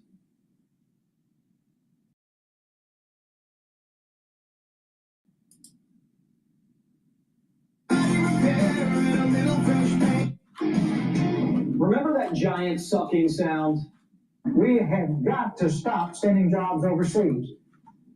To those of you in the audience who are business people, pretty simple. If you're paying $12, $13, $14 an hour for factory workers, and you can move your factory south of the border, pay $1 an hour for labor, have no health care, that's the most expensive single element making your car, have no environmental controls, no pollution controls, and no retirement, and you don't care about anything but making money, there will be a giant sucking sound going south. They called Ross Perot crazy, but after 30 years, they call him right. Bubba was wrong. He signed NAFTA and the giant sucking sound came from the South. And then he signed the China deal and the giant sucking sound came from the East. Yep. There were a lot of sucking sounds in the 90s. And Chuck was fed up. We are fed up, Mr. President. The Chinese should play by the rules once and for all. But how can we stand by? Well, let me get this straight. As millions on C-SPAN in 2005, Chucky Schumer, who puts cheese on his hamburgers, meanwhile he's Jewish, he's not supposed to do that. Chucky Schumer states that China is cheating. But it's okay to say this on the floor of the Senate because it was against Bush. The Democrats, the Democrats going against Trump on this is going to fail. And I mean, Chucky Schumer has always been like tier 2 to Nancy Pelosi. Who the genius of the Democratic Party for the last 25 years has been Nancy Pelosi. Now, since she's a drunk and she's like really aged out, there's no leader now. And he's a shell of himself. Lose their jobs. As thousands of American companies can't compete fairly. No one seeks political advantage. What we seek, rather, is fairness. Fairness in trade. The party that represented workers, the Democrats, immediately recognized the giant sucking sound was bad for workers, but good for donors. Wall Street got rich off the giant sucking sound, and so did Pelosi, Hillary, Kerry, Gore, all of them. So they talked about it to win votes, but didn't do anything about it, and turned China into a monster, their monster. I worked at a factory. Went to the factory in 1989. We made radial passenger tires for cars. I worked there with my dad, 8 of my uncles, and 12 of my cousins. I was a union short there. That plant now sits in China because you can import small radio passenger cars pretty cheap because of our failed trade policy and this Democrats' opinion. Detroit, Pittsburgh, Cleveland, St. Louis, Milwaukee, I could go on and on. They traded jobs and honor for cheap phones and TV screens. Trump's declaring an end to the giant sucking sound and decided to slay the monster. Countries like China, who have chosen to retaliate and try to double down on their mistreatment of American workers, are making a mistake. President Trump has a spine of steel, and he will not break.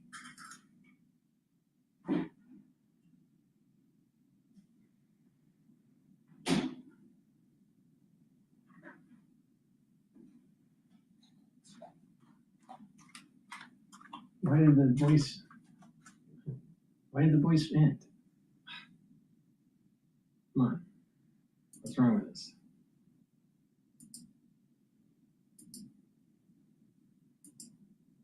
Not break under his leadership.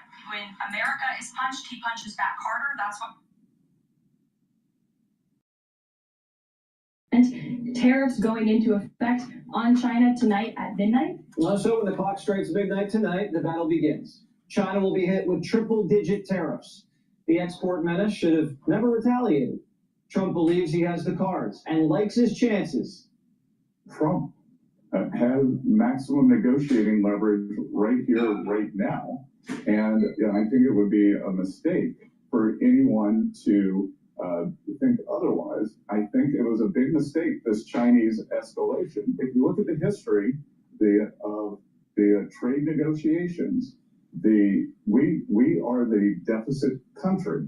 So what do we lose by the Chinese raising tariffs on us?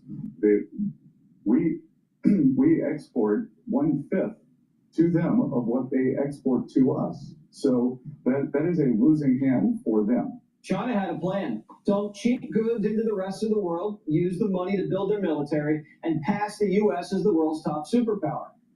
But if China can't dump cheap goods here, and we're the world's biggest market, they have nowhere else to sell. They can't sell to Europe. They don't have the consumer power.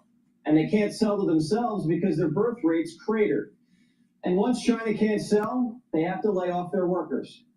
And the communists don't want 1 billion angry unemployed Chinese. That's how regimes get toppled.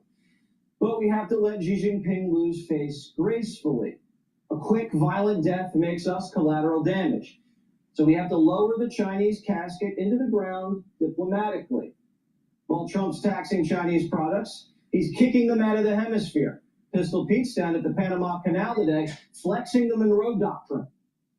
The United States of America will not allow communist China or any other country to threaten the canal's operation or integrity. I want to be very clear.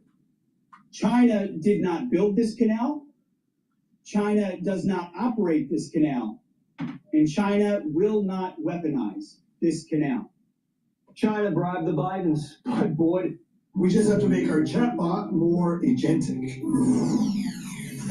Whoa, future John here. You're here too? Yeah, and thanks to CX1 Empower, things are gonna get way less awkward. At Harbor Freight, we're committed to ensuring our tools are expertly engineered and built to last. We rigorously test and refine our tools until we're absolutely certain they're every bit as good as other top-name brands. Look no further than Harbor Freight. China bribed the Bidens, but boy, did they pick the wrong horse. Trump knocked the big guy out, and now he's wrestling their precious TikTok away. And Beijing's on its heels. Breaking China also guts Russia. The Chinese can't fill Putin's shaky economy, so now that Trump's engineered oil down to $60 a barrel, Putin's war machine's going to take a hit. Russia's influence in the Mideast is weaker than ever. Their proxy in Syria got picked off, and their other proxy, Iran, as we speak, is surrounded by 2 U.S. aircraft carriers, the USS Truman and the Vincent. Oh, and we have B-2 bombers waiting at Diego Garcia in the Indian Ocean, while Trump's chief negotiator, Steve Witkoff, starts bargaining with the mullahs. So if they knock off their nuke program, we can bring Iranian oil back online and drive the energy prices down even lower. That'll hurt Putin, bring rates down, and take the edge off any inflation that the trade war triggers. And Europe knows where its bread's buttered. They can't afford their socialist welfare states without the American security blanket. And we're not going to give them that little blanket if they don't drop their tariffs. And Okay, so it looks like the U.S. Treasury's pair losses after good demand at 10-year auction. So that's good. I'm looking at the futures for the 10-year note, and that's when you're looking at it from a price level, it's at 112.205. So that's probably still at about the 4.37% for the yield. said they're willing to go down to zero tariffs. 4.4. And if they kill their VAT tax and All sprinkle right, in Greenland, 10 year yield is 4.4 right now. the deal. America dominating the Arctic is necessary for international security, and world peace costs money, which is why we need Ukrainian minerals. Who else does the world want on top? Us or China? Trump's logic is that China doesn't have the cards, and they're bluffing. China wants to make a deal badly, but they don't know how to get it started. We're waiting for their call. It will happen. And China can't afford to play the long game here because the rest of Asia is racing to negotiate with us. The Chi-Coms are isolated, and they know it. President Trump made it very clear that the era of American economic surrender is over. President Trump is no longer going to allow American workers and companies to be ripped off at the hands of foolish trade practices that shipped away millions of high-paying jobs and hollowed out communities across the country. Trump could go to China like Nixon did and rewire the world all over again. Give Xi a soft landing, let him put out domestic propaganda like he won, who cares?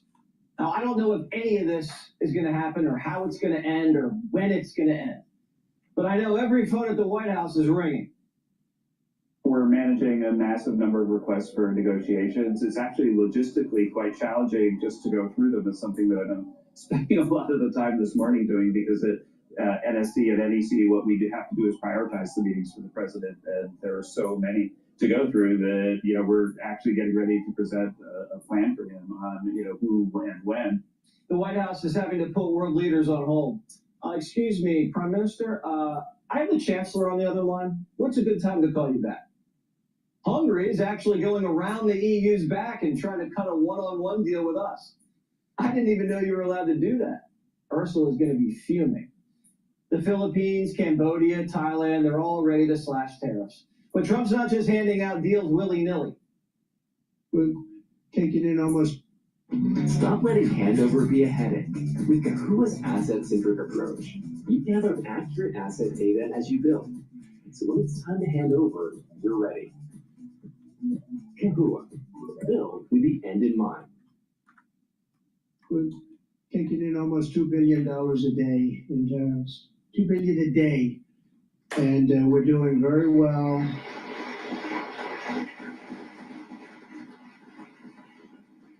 And we're doing very well in making, I call them tailored deals, not off the rack. These are tailored, highly tailored deals. Right now, Japan is flying here to make a deal. South Korea is flying here to make a deal, and others are flying here. Trump says his call to South Korea went great today. Aside from dropping tariffs, Seoul is ready to invest here and buy American. American companies are investing here too. Ford is America's #1 auto manufacturer, and we assemble more U.S. vehicles and we employ more U.S. hourly auto workers than any other OEM. And we want to do more, not less, here in the U.S. 80% of what we sell in the U.S. is assembled right here in the United States. And it would be helpful to have certain parts here in the U.S. and the White House gets that. If Trump can pull this off, and we hope he does, he'll go down as one of the greatest presidents in history. Maybe it's because he got shot. Maybe it's because he nearly went to prison. Or maybe it's his age, or maybe taking 4 years off and coming back on the job, he got a fresh head. But he's going for broke, and he knows how to use power. He ain't no lame duck. If anything, he's a soaring eagle. Get this.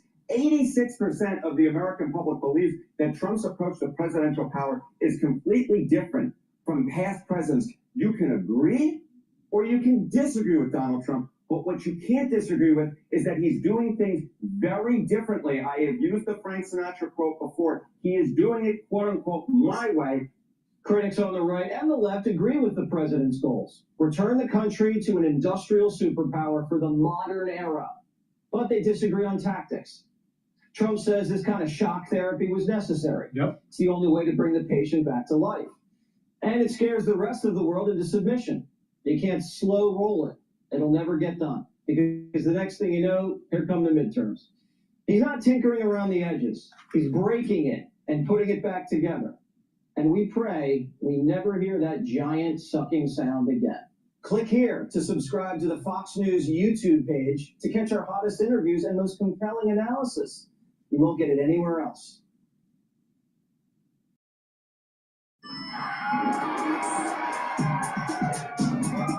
All right, let's go back to Bloomberg here.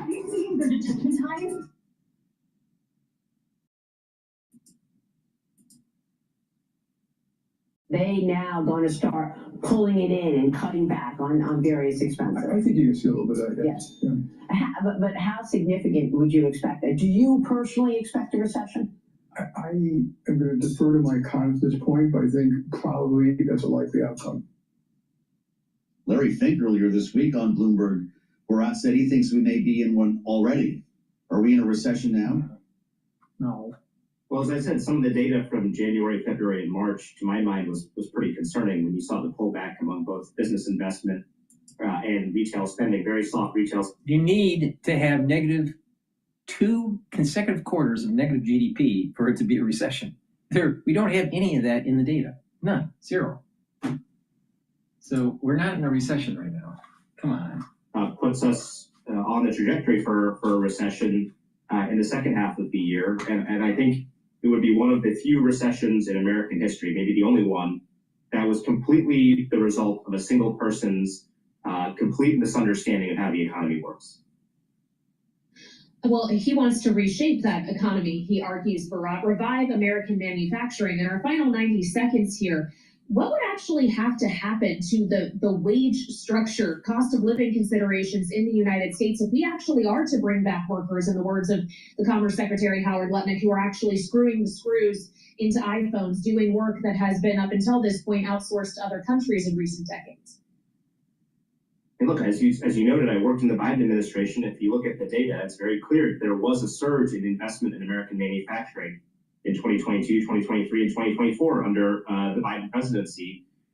That was accomplished by doing targeted investments in American manufacturing through the Inflation Reduction Act, through the infrastructure bill, through the CHIPS Act, bringing all of that onshore, paired with some targeted tariffs on China and on steel and aluminum and some other specific sectors. Doing this across the board in the way that they have done completely undermines the ability for American manufacturing to recover. Remember, American manufacturers, in many cases, rely on some inputs that come from abroad. So by imposing tariffs across the board, what you're doing is driving up the costs for American manufacturing, which makes the value proposition for investing in American manufacturing worse than doing it in Southeast Asia or China or South America. So it's really, like I said, I don't want to overstate it, but it's really almost like an act of arson on the economy, and it's based on some theories about how the economy can and should work that really aren't grounded in fact. Barat, good to see you. Barat Ramamurti, Senior Advisor for Economic Strategy at the American Economic Liberties Project, live with us here on Bloomberg TV and radio, the 10-year yielding 4.38%. We'll have much more with our panel coming up next. Rick and Jeannie on the way in here on Bloomberg. Please go to my store, the-studio-reykjavik.com. Get the C60. This is a very potent antioxidant. I've been taking C60 since, I think it was 2016. All right. So you can get it in MCT coconut oil, avocado oil, or extra virgin olive oil. All right. You can get it in a 2 ounce, a 4 ounce, or an 8 ounce configuration. It is cheaper per ounce to get the higher ounce configuration, so you can save money that way. In addition, take a teaspoon of this every day. The best way to take it is on an empty stomach for best absorption. C60 has to be in a lipid, an oil, for you to be able to absorb it. C60 is a carbon molecule of 60 carbons.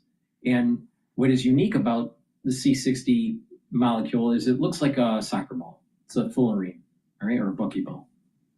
And the electron field of this molecule shimmers, all right, and it moves around. And because of that, of the way the electrons move around, it allows for absorption and neutralization of lots of free radicals. If you compare it to, let's see, vitamin C can only neutralize one free radical, but one molecule of C60 can neutralize hundreds, if not 1,000 free radicals. So it's much more potent. So all you need to do is take a teaspoon a day, every day, all right? Take it on an empty stomach for best absorption. If you work out, take it before your workout so you're soaking up the free radicals and you will notice you're recovering quicker. So take a teaspoon a day, every day. It's going to soak up those free radicals, reduce the stress in the cell.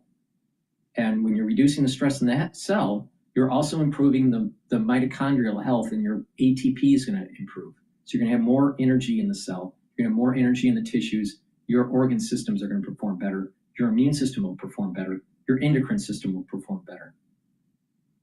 In addition, by improving your mitochondrial health in your neurons, by soaking up free radicals with C60, your neurons will fire better and produce those neurotransmitters. So those neurotransmitters that are firing, and they're firing more rapidly, what happens is you're going to have better neuroplasticity. And when you have positive neuroplasticity, you're going to be thinking better. You're going to have more and a stronger memory. And if you couple it with proper diet and exercise, filter your water, stay away from processed foods, and get that better blood flow, what's going to happen is that you're going to improve that neural connection. Plus the different modalities that I've been telling you about. Do resistance training, that activates certain types of muscles. Balancing exercises will activate the cerebellum and activate different types of neurons and neural networks. Doing stretching activates a different set of neuron networks. So it's really important to do all four modalities of exercise. So please go to my store, the-studio-reykjavik.com, and get the C60, take it every day. C60 is a very strong molecule. You can't break it. You can't break it, all right? So what will happen is that you're taking it, it's soaking up those free radicals, and then eventually what happens is that you're excreting that substance out. But you want to take it every day, all right? So please go to my store, the-studio-reykjavik.com, soak up those free radicals. And what you're going to notice that over a 1 year period, you're going to start physically seeing your body aging slower, all right? You're going to start noticing benefits with your eyesight and with your energy levels. For your eyesight, for me, I started noticing improvements in my eyesight within 2 months, 2.5 months. And with energy levels, you're talking about just a few weeks. So you're going to see in a relatively short amount of time the benefits, but you get these compound benefits by taking it on a regular basis. And you'll take a picture of yourself 1 year if you haven't been taking C60, and then taking another picture a year later after taking C60 for a year. And you're going to notice a difference. You're going to also notice that the people that you associate with that are your peer group that aren't taking C60 versus you taking C60, you're going to notice your energy levels are better, your immune system will be better, and not only that, you're aging slower. C60 is very potent, and it's one of the key pillars to improving your health and slowing down the aging process. So please go to my store, the-studio-reykjavik.com, and get the C60. It's something that you should be taking every day. Stack it. Stacks well with Max 35 or Max 14, the Boomer Boost, turmeric, ashwagandha, and lignans as the core protocol. It also stacks well with resveratrol or NAD+ and ubiquinol. So please go to my store, the-studio-reykjavik.com. Use discount 5 and you get $5 off any order. If you spend more than $150 or more, you will get a free gift until supplies last. president suggesting, based on the fact that more than 75 countries have called representatives of this administration to discuss and negotiate a solution to matters of trade, he says countries that have not retaliated in any way, shape, or form against the United States, he is authorizing a 90-day pause on the tariffs and a substantially lowered reciprocal tariff during this period, he says, of 10%, also effective immediately. After he led this post by saying effective immediately, he was raising the tariff on China, which has retaliated, to 125%, but clearly risk assets and others are seizing more on the 90-day pause for everyone else ex-China. Guess you read Bill Ackman's tweet. Yeah. This is exactly what he suggested. Based on the lack of respect, kind of interesting. We've got a red headline now in the terminal. This is all happening before our eyes here on Balance of Power, which is something that we're getting used to these days. 90-day tariff pause on non-retaliating countries. Remember, now take a look at the look at the dashboard. Look at that dashboard for the ones that are on YouTube. The S&P 500 is now at 5,275. See that spike? You see VIX going from 49 all the way down to 39. You see the Euro USD, the dollar is strengthening. Oil skyrocketed to $60 a barrel, and Bitcoin ETF is now gone to 17.66. And look at that stress indicator on the USD Japanese yen. It is now 146. So the weaker, when you see the weakening of the yen and the strengthening of the dollar, that is meaning that stress is starting to abate in the market. So this news gets to the point that I'm making. All Trump has to do is do the proper negotiations, and you're going to see a major market rally. But Professor Callaway says to diversify and put it into foreign assets. Yeah, that's turning out real well right now, Professor Callaway. Don't bet against America. Trust me on this. You remember, the crisis in 2020? I wasn't wrong on that either. Uncertainty and all of this destruction is a big looming question, and I think his supporters have the right to ask that, particularly those folks in the UAW who, against a lot of odds, have supported him throughout this, last week as he's raised these tariffs around the world and talked about reshoring and permanent. All right, so now Bitcoin is trading at 80.5 thousand. 8% gain on the day for the NASDAQ 100. That would be the biggest single day price move going back to the depths of the COVID pandemic in March of 2020. The S&P 500 right now up 6.5%. Take a single stock like Apple, it's up the better part of 12 percentage points. NVIDIA around there as well. Nike, some of these countries we know were highly vulnerable in this tariff scenario are rallying in a big way. Nike's up the better part of 8% too. And Rick, all of this coming out. Professor Callaway from NYU, who's the marketer, didn't look like it turned out too well by diversifying in foreign assets. Obviously, the trade news is positive, but everybody's been watching all day for this Treasury benchmark sale and $39 billion mile on the market, and it was a very well received auction. So So what does that mean? What does that mean, Rick Davis from Stone Court Capital LP? It means don't bet against America. And isn't that what Dr. Paul Cottrell said last week? Is within the trading day to affect that. We're in uncharted territory here when it comes to market manipulation. No. And I think Andrew will appreciate this because he, knows a lot about boats. All right. It's not about the rough water. It's about how you learn on how to navigate the rough waters. And the thing is that we have people like Rick Davis and Jeannie on Bloomberg that are fucking idiots. It's called leadership. At the same time, giving relief to those people who aren't arguing or aren't retaliating. And We don't have a list of who they are. We assume that it's within that core group of countries that he's already raised tariffs with, and will now delay their implementation, at least on the reciprocal side, for the next 90 days. But to think that this is going to add any stability to the markets, I would be shocked and surprised. It's pretty wild here. The S&P 500 now up 7.3%. The NASDAQ is up by almost 9%, Jeannie. Tesla, by the way, rising 11%. It's back above $247 here in heavy volume. Remembering that Howard Lutnick suggested that people buy the shares. He said a lot more than that, actually, at the time. This is when the stock was at about $235. He said to Fox, $235.86.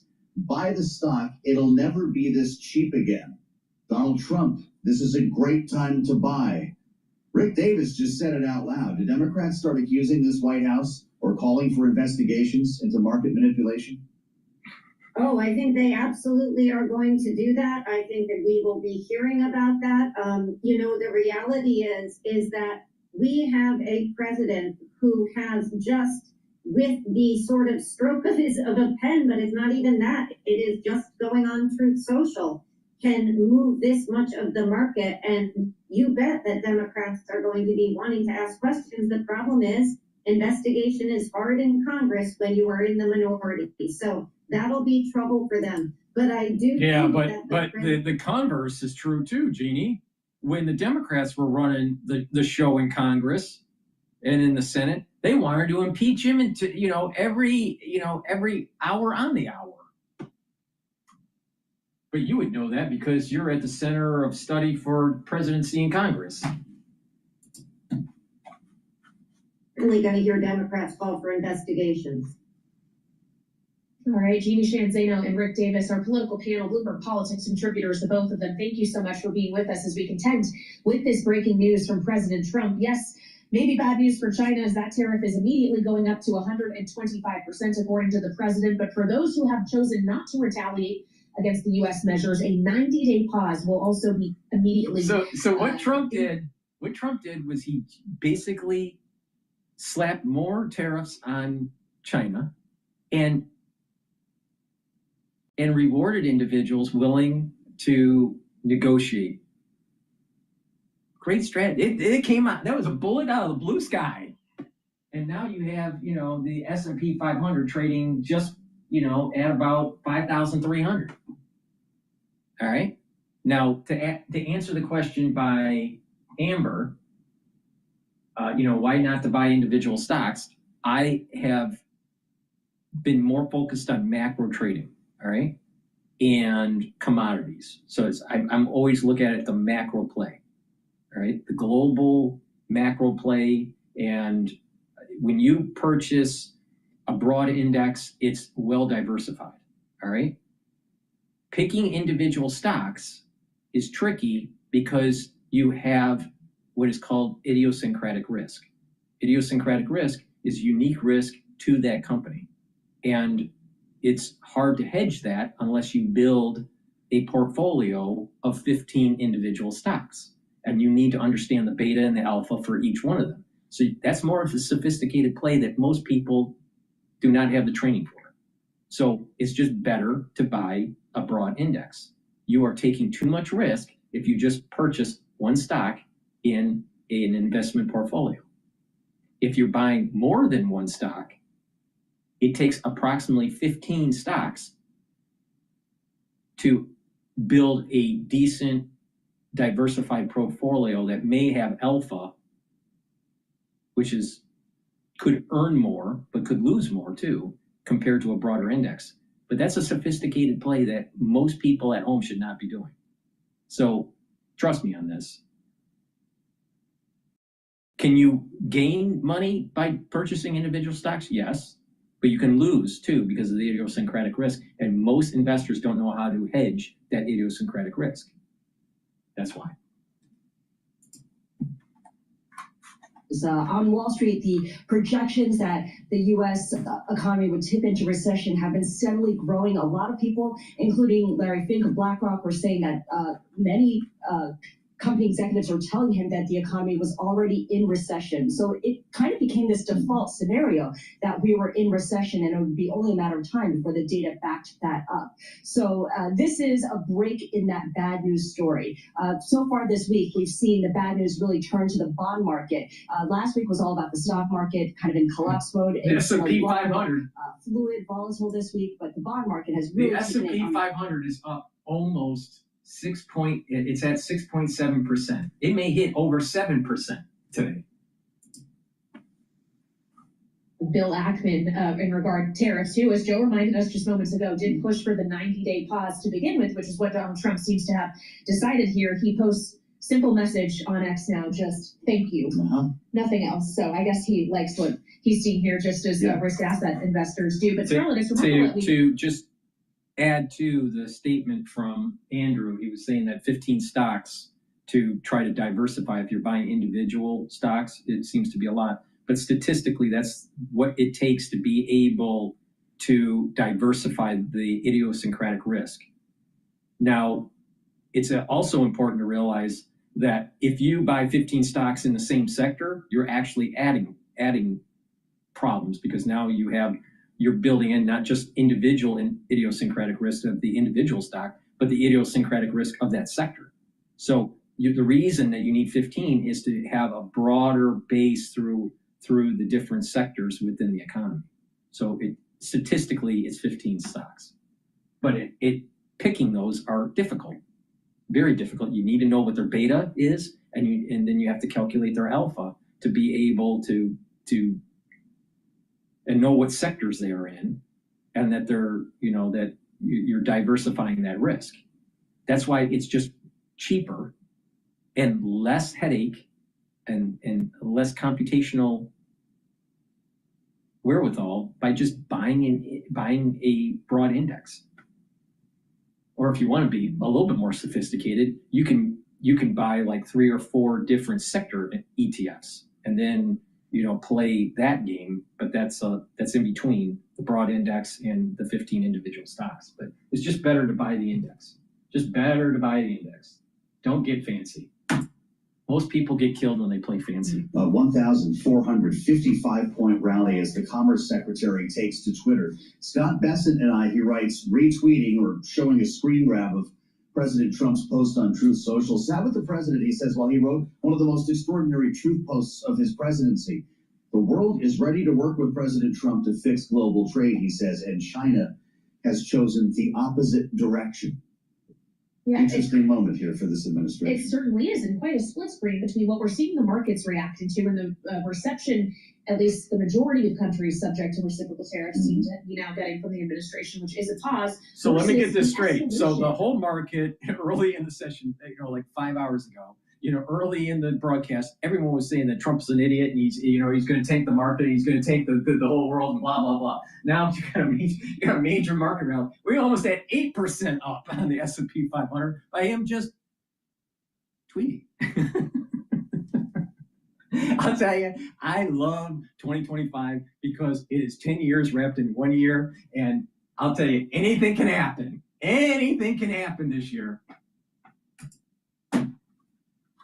Is enough to carry risk appetite through for now. Interesting to see tech taking off like this, because the prospect of a $3,000 iPhone might not do a lot for Apple shares. But as the rally moves here, we want to go directly to the White House. The press secretary and Treasury secretary just walked into the briefing room. This is live now. Caroline Levitt alongside Scott Bessent on Bloomberg.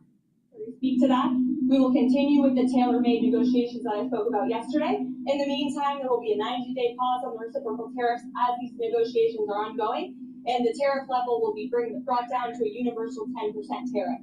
The secretary here has been a huge part of the president's trade team, of course, and will continue to lead these negotiations moving forward, to look out for the American worker, which is always President Trump's goal. So I'll kick it over to our great Treasury Secretary, Scott Bessent. Thank you. And we saw the successful negotiating strategy that President Trump implemented a week ago today. It has brought more than 75 countries forward to negotiate. It took great courage for him to stay the course until this moment. And what we have ended up... What did DrPaulCottrell say 5 hours ago? Do not bet against America. Meanwhile, Professor Calloway from NYU said diversify in other foreign markets. Don't bet against the United States. I'm telling you, don't do it. Don't bet against the United States. For them, and China will be raised to 125 due to their insistence on escalation.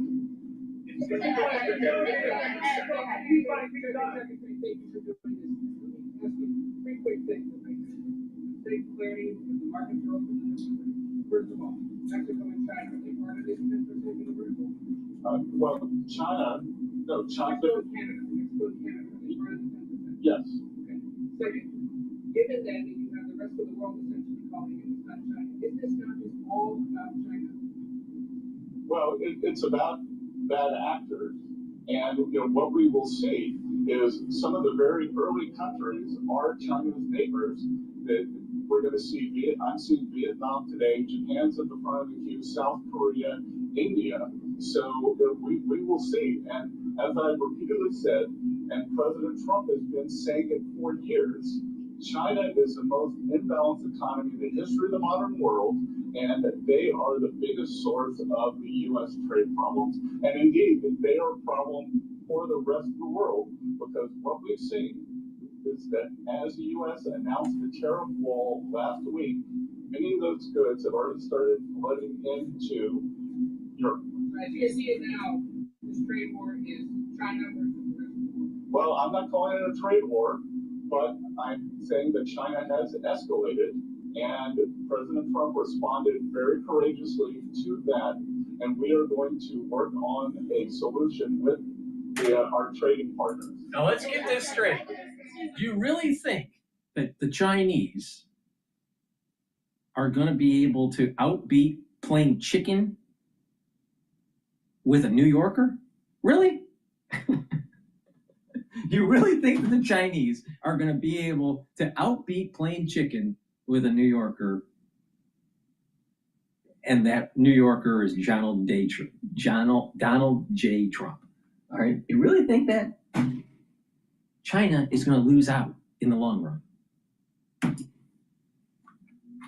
And as the president has shown great courage, as the secretary has said, in choosing to retaliate against China even higher. Elena, go ahead. Let me see if I can get a better mic feed. Let's go to live now. I might be able to get a better We need this president in the Oval Office to talk to them. And that's exactly why more than 75 countries have called, because the United States of America is the best place in the world to do business. And as the president has shown great courage, as the secretary has said, in choosing to retaliate against China even higher. Elena, go ahead.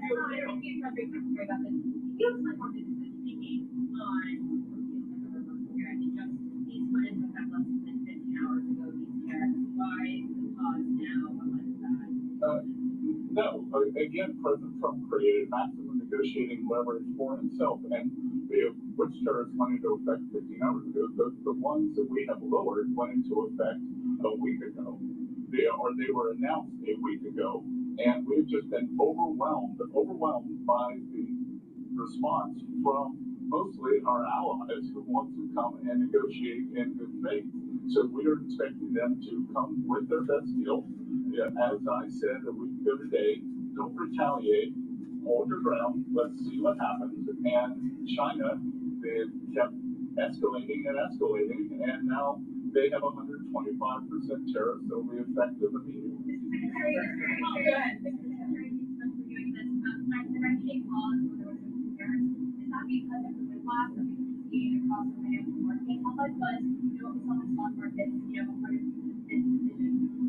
No, it's because because of the large number of inbounds, we've had more than 75 countries contact us, and I imagine after today there will be more.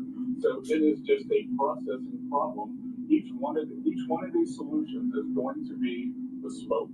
It's going to take some time, and President Trump wants to be personally involved. So that's why we're getting the 90-day pause.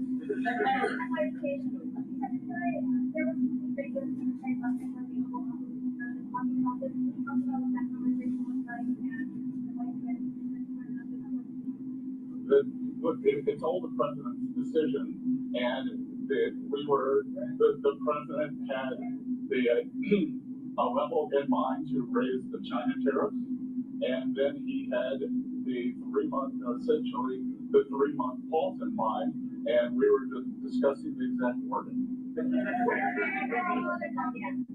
Sorry? Of course. It's the president's decision. It's the president's decision. It was the president's decision to wait until today. And again, as I've said in the past, no one creates leverage for himself like President Trump. Shelby, go ahead. What does the president want to see when I think it's July 9th deadline to keep things positive? Is it just trade barriers coming down, or is it more than that? Well, these are trade negotiations, but if countries want to come and offer other things, I talked about yesterday that we are thinking about a big LNG project in Alaska that South Korea, Japan, Taiwan are interested in financing and taking a substantial portion of the offtake. But again, in essence, that is trade because it will increase the trade deficit that we have with those countries. So everything's on the table. What happens to those countries just at 10% like Brazil and others? Are they still going to have this kind of cost because you're saying that those military do 10% for others? What happens to those just at 10%? Yeah, that's going to remain. And do you call this an embargo to China? Pardon? Do you call this an embargo to China, a trade embargo? Well, I'm not sure what you mean by the word embargo. 125% tariff. It's not an embargo. Well, it's China's decision that we have the deficit with them. They sell us almost 5 times what we sell them. So again, I think it's an own goal by China.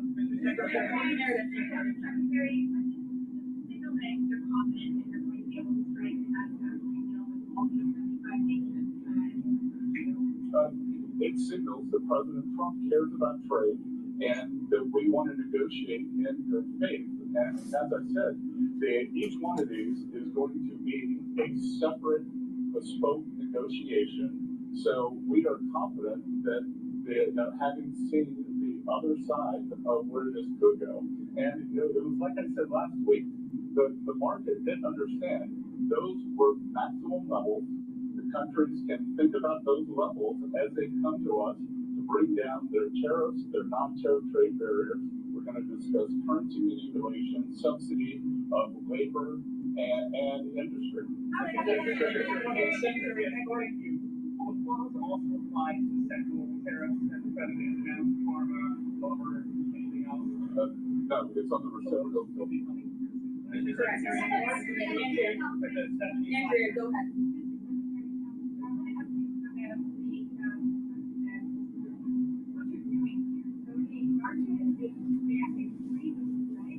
I didn't say that.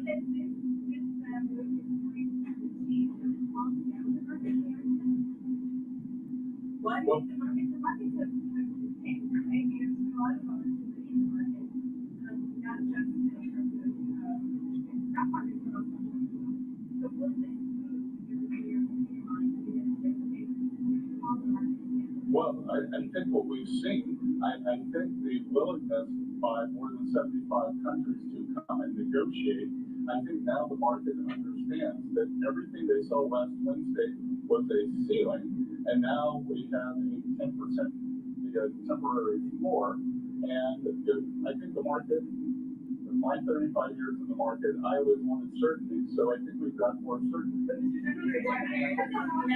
Maggie, go back to Secretary. Why do people assume this is the last one? Because it began this morning saying equal 5 hours later, why will investors in the market assume this is Because again, as I said, we've given 90 days, and the only certainty we can provide is that the U.S. is going to negotiate in good faith, and we assume that our allies will too. And in terms of certainty, we will see what China does. But what I am certain of is that what China is doing will affect their economy much more than it will ours, because they have an export-driven, flood the world with cheap export models, and the rest of the world now understands, because when we put up our tariff wall, those exports were already flowing to the rest of the G7 and to the global south.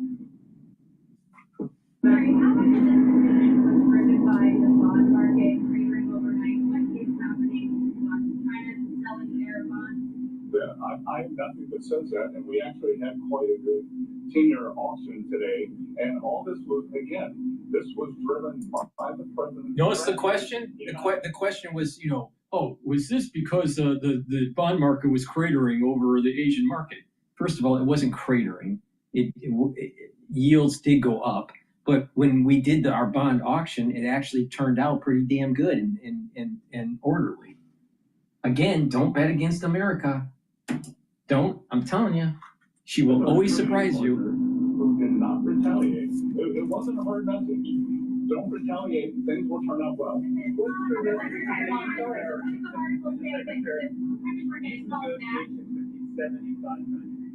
long will that take? Would it be a matter of weeks?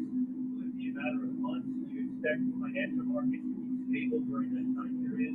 Well, we started with a 90-day pause, and we will see if more countries turn up. But what will happen? But we have a meeting with Vietnam today, and we have one of the largest trade deficits with them. So I'm hoping that we'll move in a good direction. I was at the Japanese ambassador's house last night for the Cherry Blossom Festival, which was quite festive. And he and I had a good chat. They are going.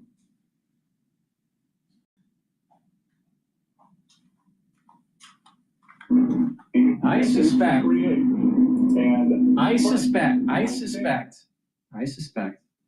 that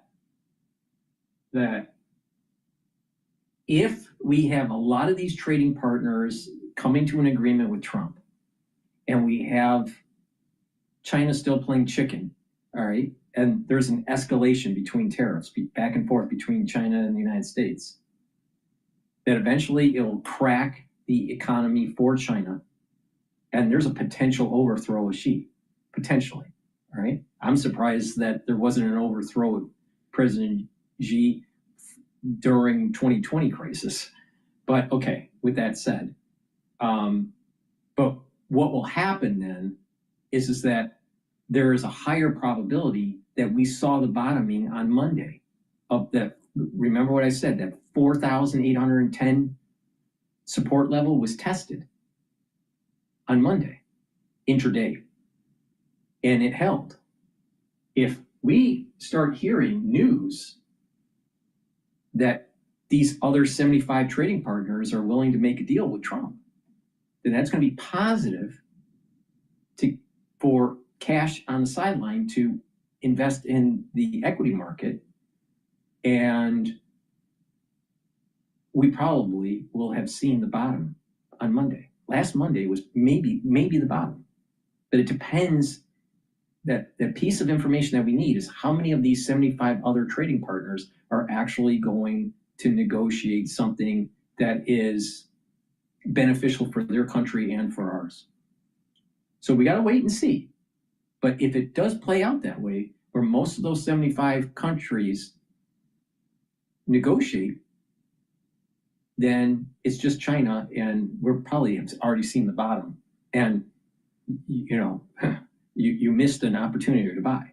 Now, if many of those 75 nations decide to play chicken with Trump, then we're going to see another test of the 4,810 on the S&P 500. Work these deals out with the countries, and if that 90-day, that 10% reciprocal tariff will be placed. All right, let's go to Bloomberg on their analysis of this. Financial markets, that can't persist very long. When you see moves like what we saw last night, I know the Secretary Bessent there said this was not a response to what we were seeing in market volatility, that it was all, part of the deal, etc. Nonetheless, You know, clearly markets were under extreme distress. And I'll just say a couple other things. You know, the market is, you know, looking at NASDAQ 100 futures, they're still down 5.5%. The China tariffs are a huge effect on lots of American companies. There's the 10% sort of floor tariffs. Those are still in place. So look, I think it's a big relief. But I think there's still quite a bit to work through here.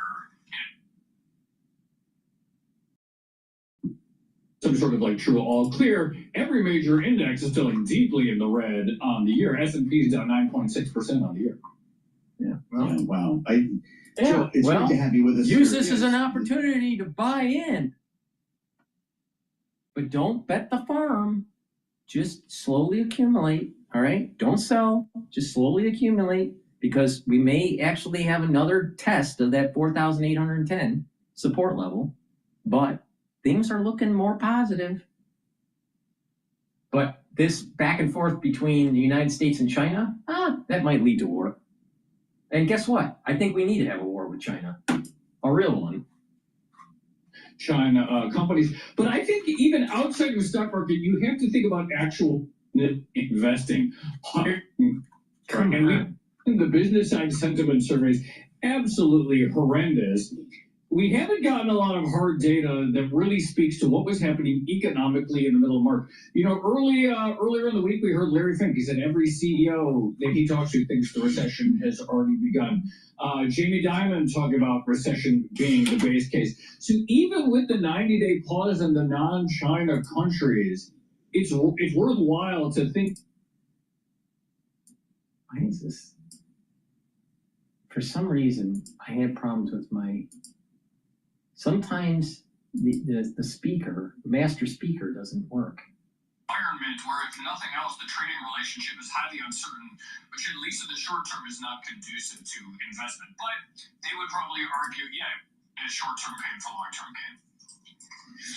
Well, it's incredible that these headlines.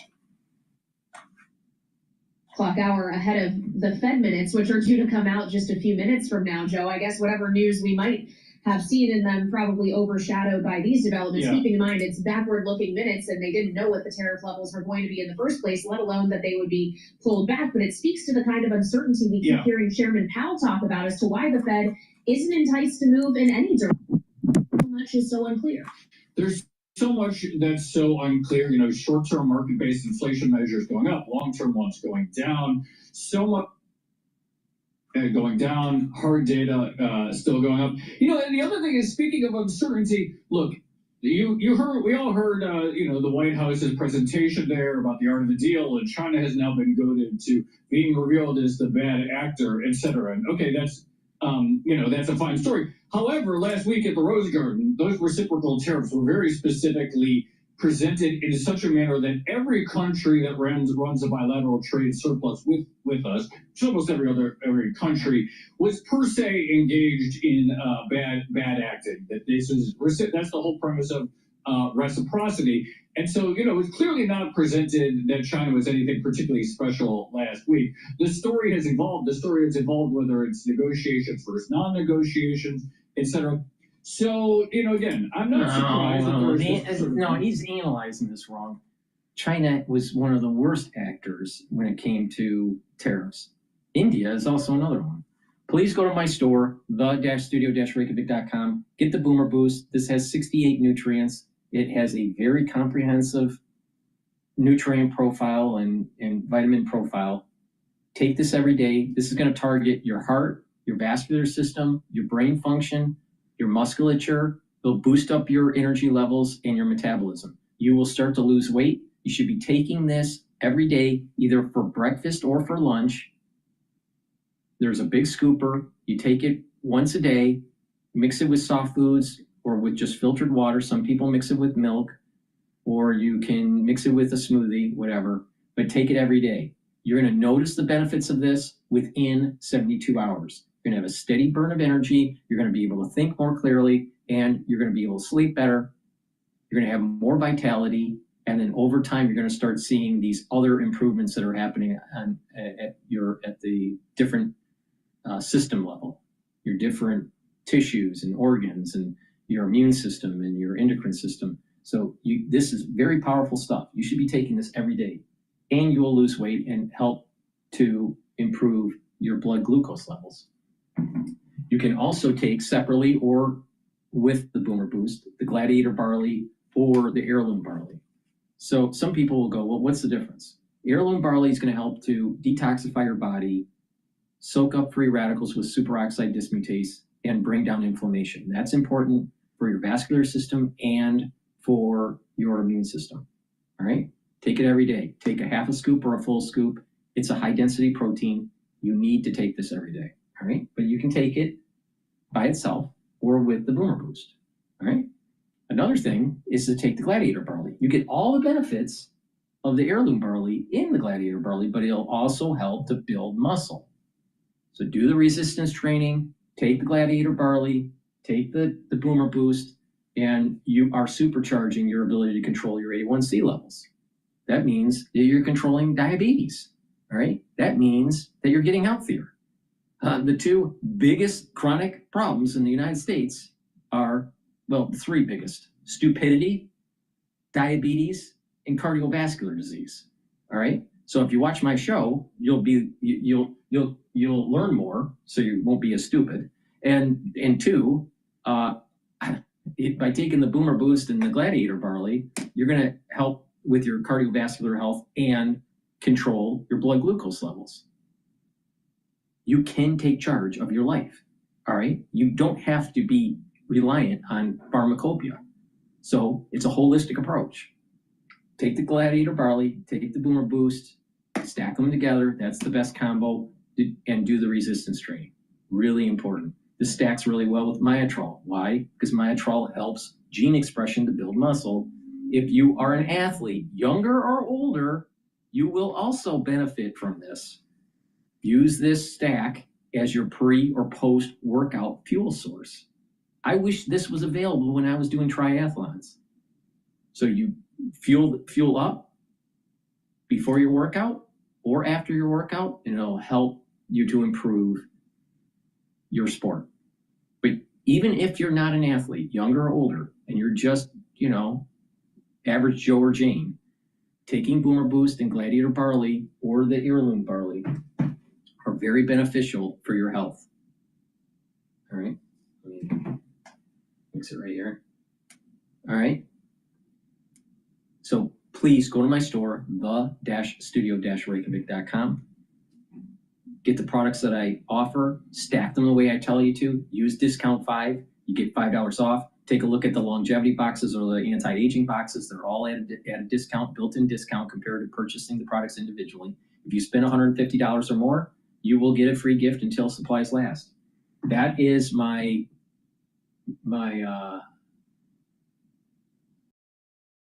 well, let's go. The Fed minutes just released, so let's listen in on that. Growth and employment weekend. On the balance sheet, although Fed Governor Christopher Waller was the only one to vote against a slowing of the balance sheet runoff, the minute shows several participants said they did not see a compelling case for a slowdown. There's no indication whether the participants felt that this would be a permanent move or a temporary move. Guys? All right. On a normal, ordinary Fed minutes day, Mike, we would have some more for you, but we got to get back to the markets because we are seeing certainly a rally underway. Of course, our Mike McKee there at the Federal Reserve in Washington. Just a reminder, folks, we've got up a gain of about 395 points on the S&P 500. So S&P 500 almost 8% up today. All right, and we were down. So there's a big swing. I've been transmitting for more than 5 hours, and these files get pretty big, so I'm going to stop the transmission. But thank you for listening. The ones that have been watching live on Rumble, the ones that have been participating with the YouTube chat, and watching the market telemetry. We just saw a historical event just happen in real time. And just look at that chart. That's the reason why I created the dashboard. So you can see, while we're covering the news, how it affects markets, all right? How the news affects the market. And you can benefit from it if you just listen to me, all right? Not only will you improve your health and slow down the aging process, but you can actually save some money for your retirement. So please go to my store, the-studio-reykjavik.com. Help support my work. All these videos are for free. All right, that's the end of the transmission. Hopefully I'll be able to do another one tonight. Thank you for listening. Have a nice day.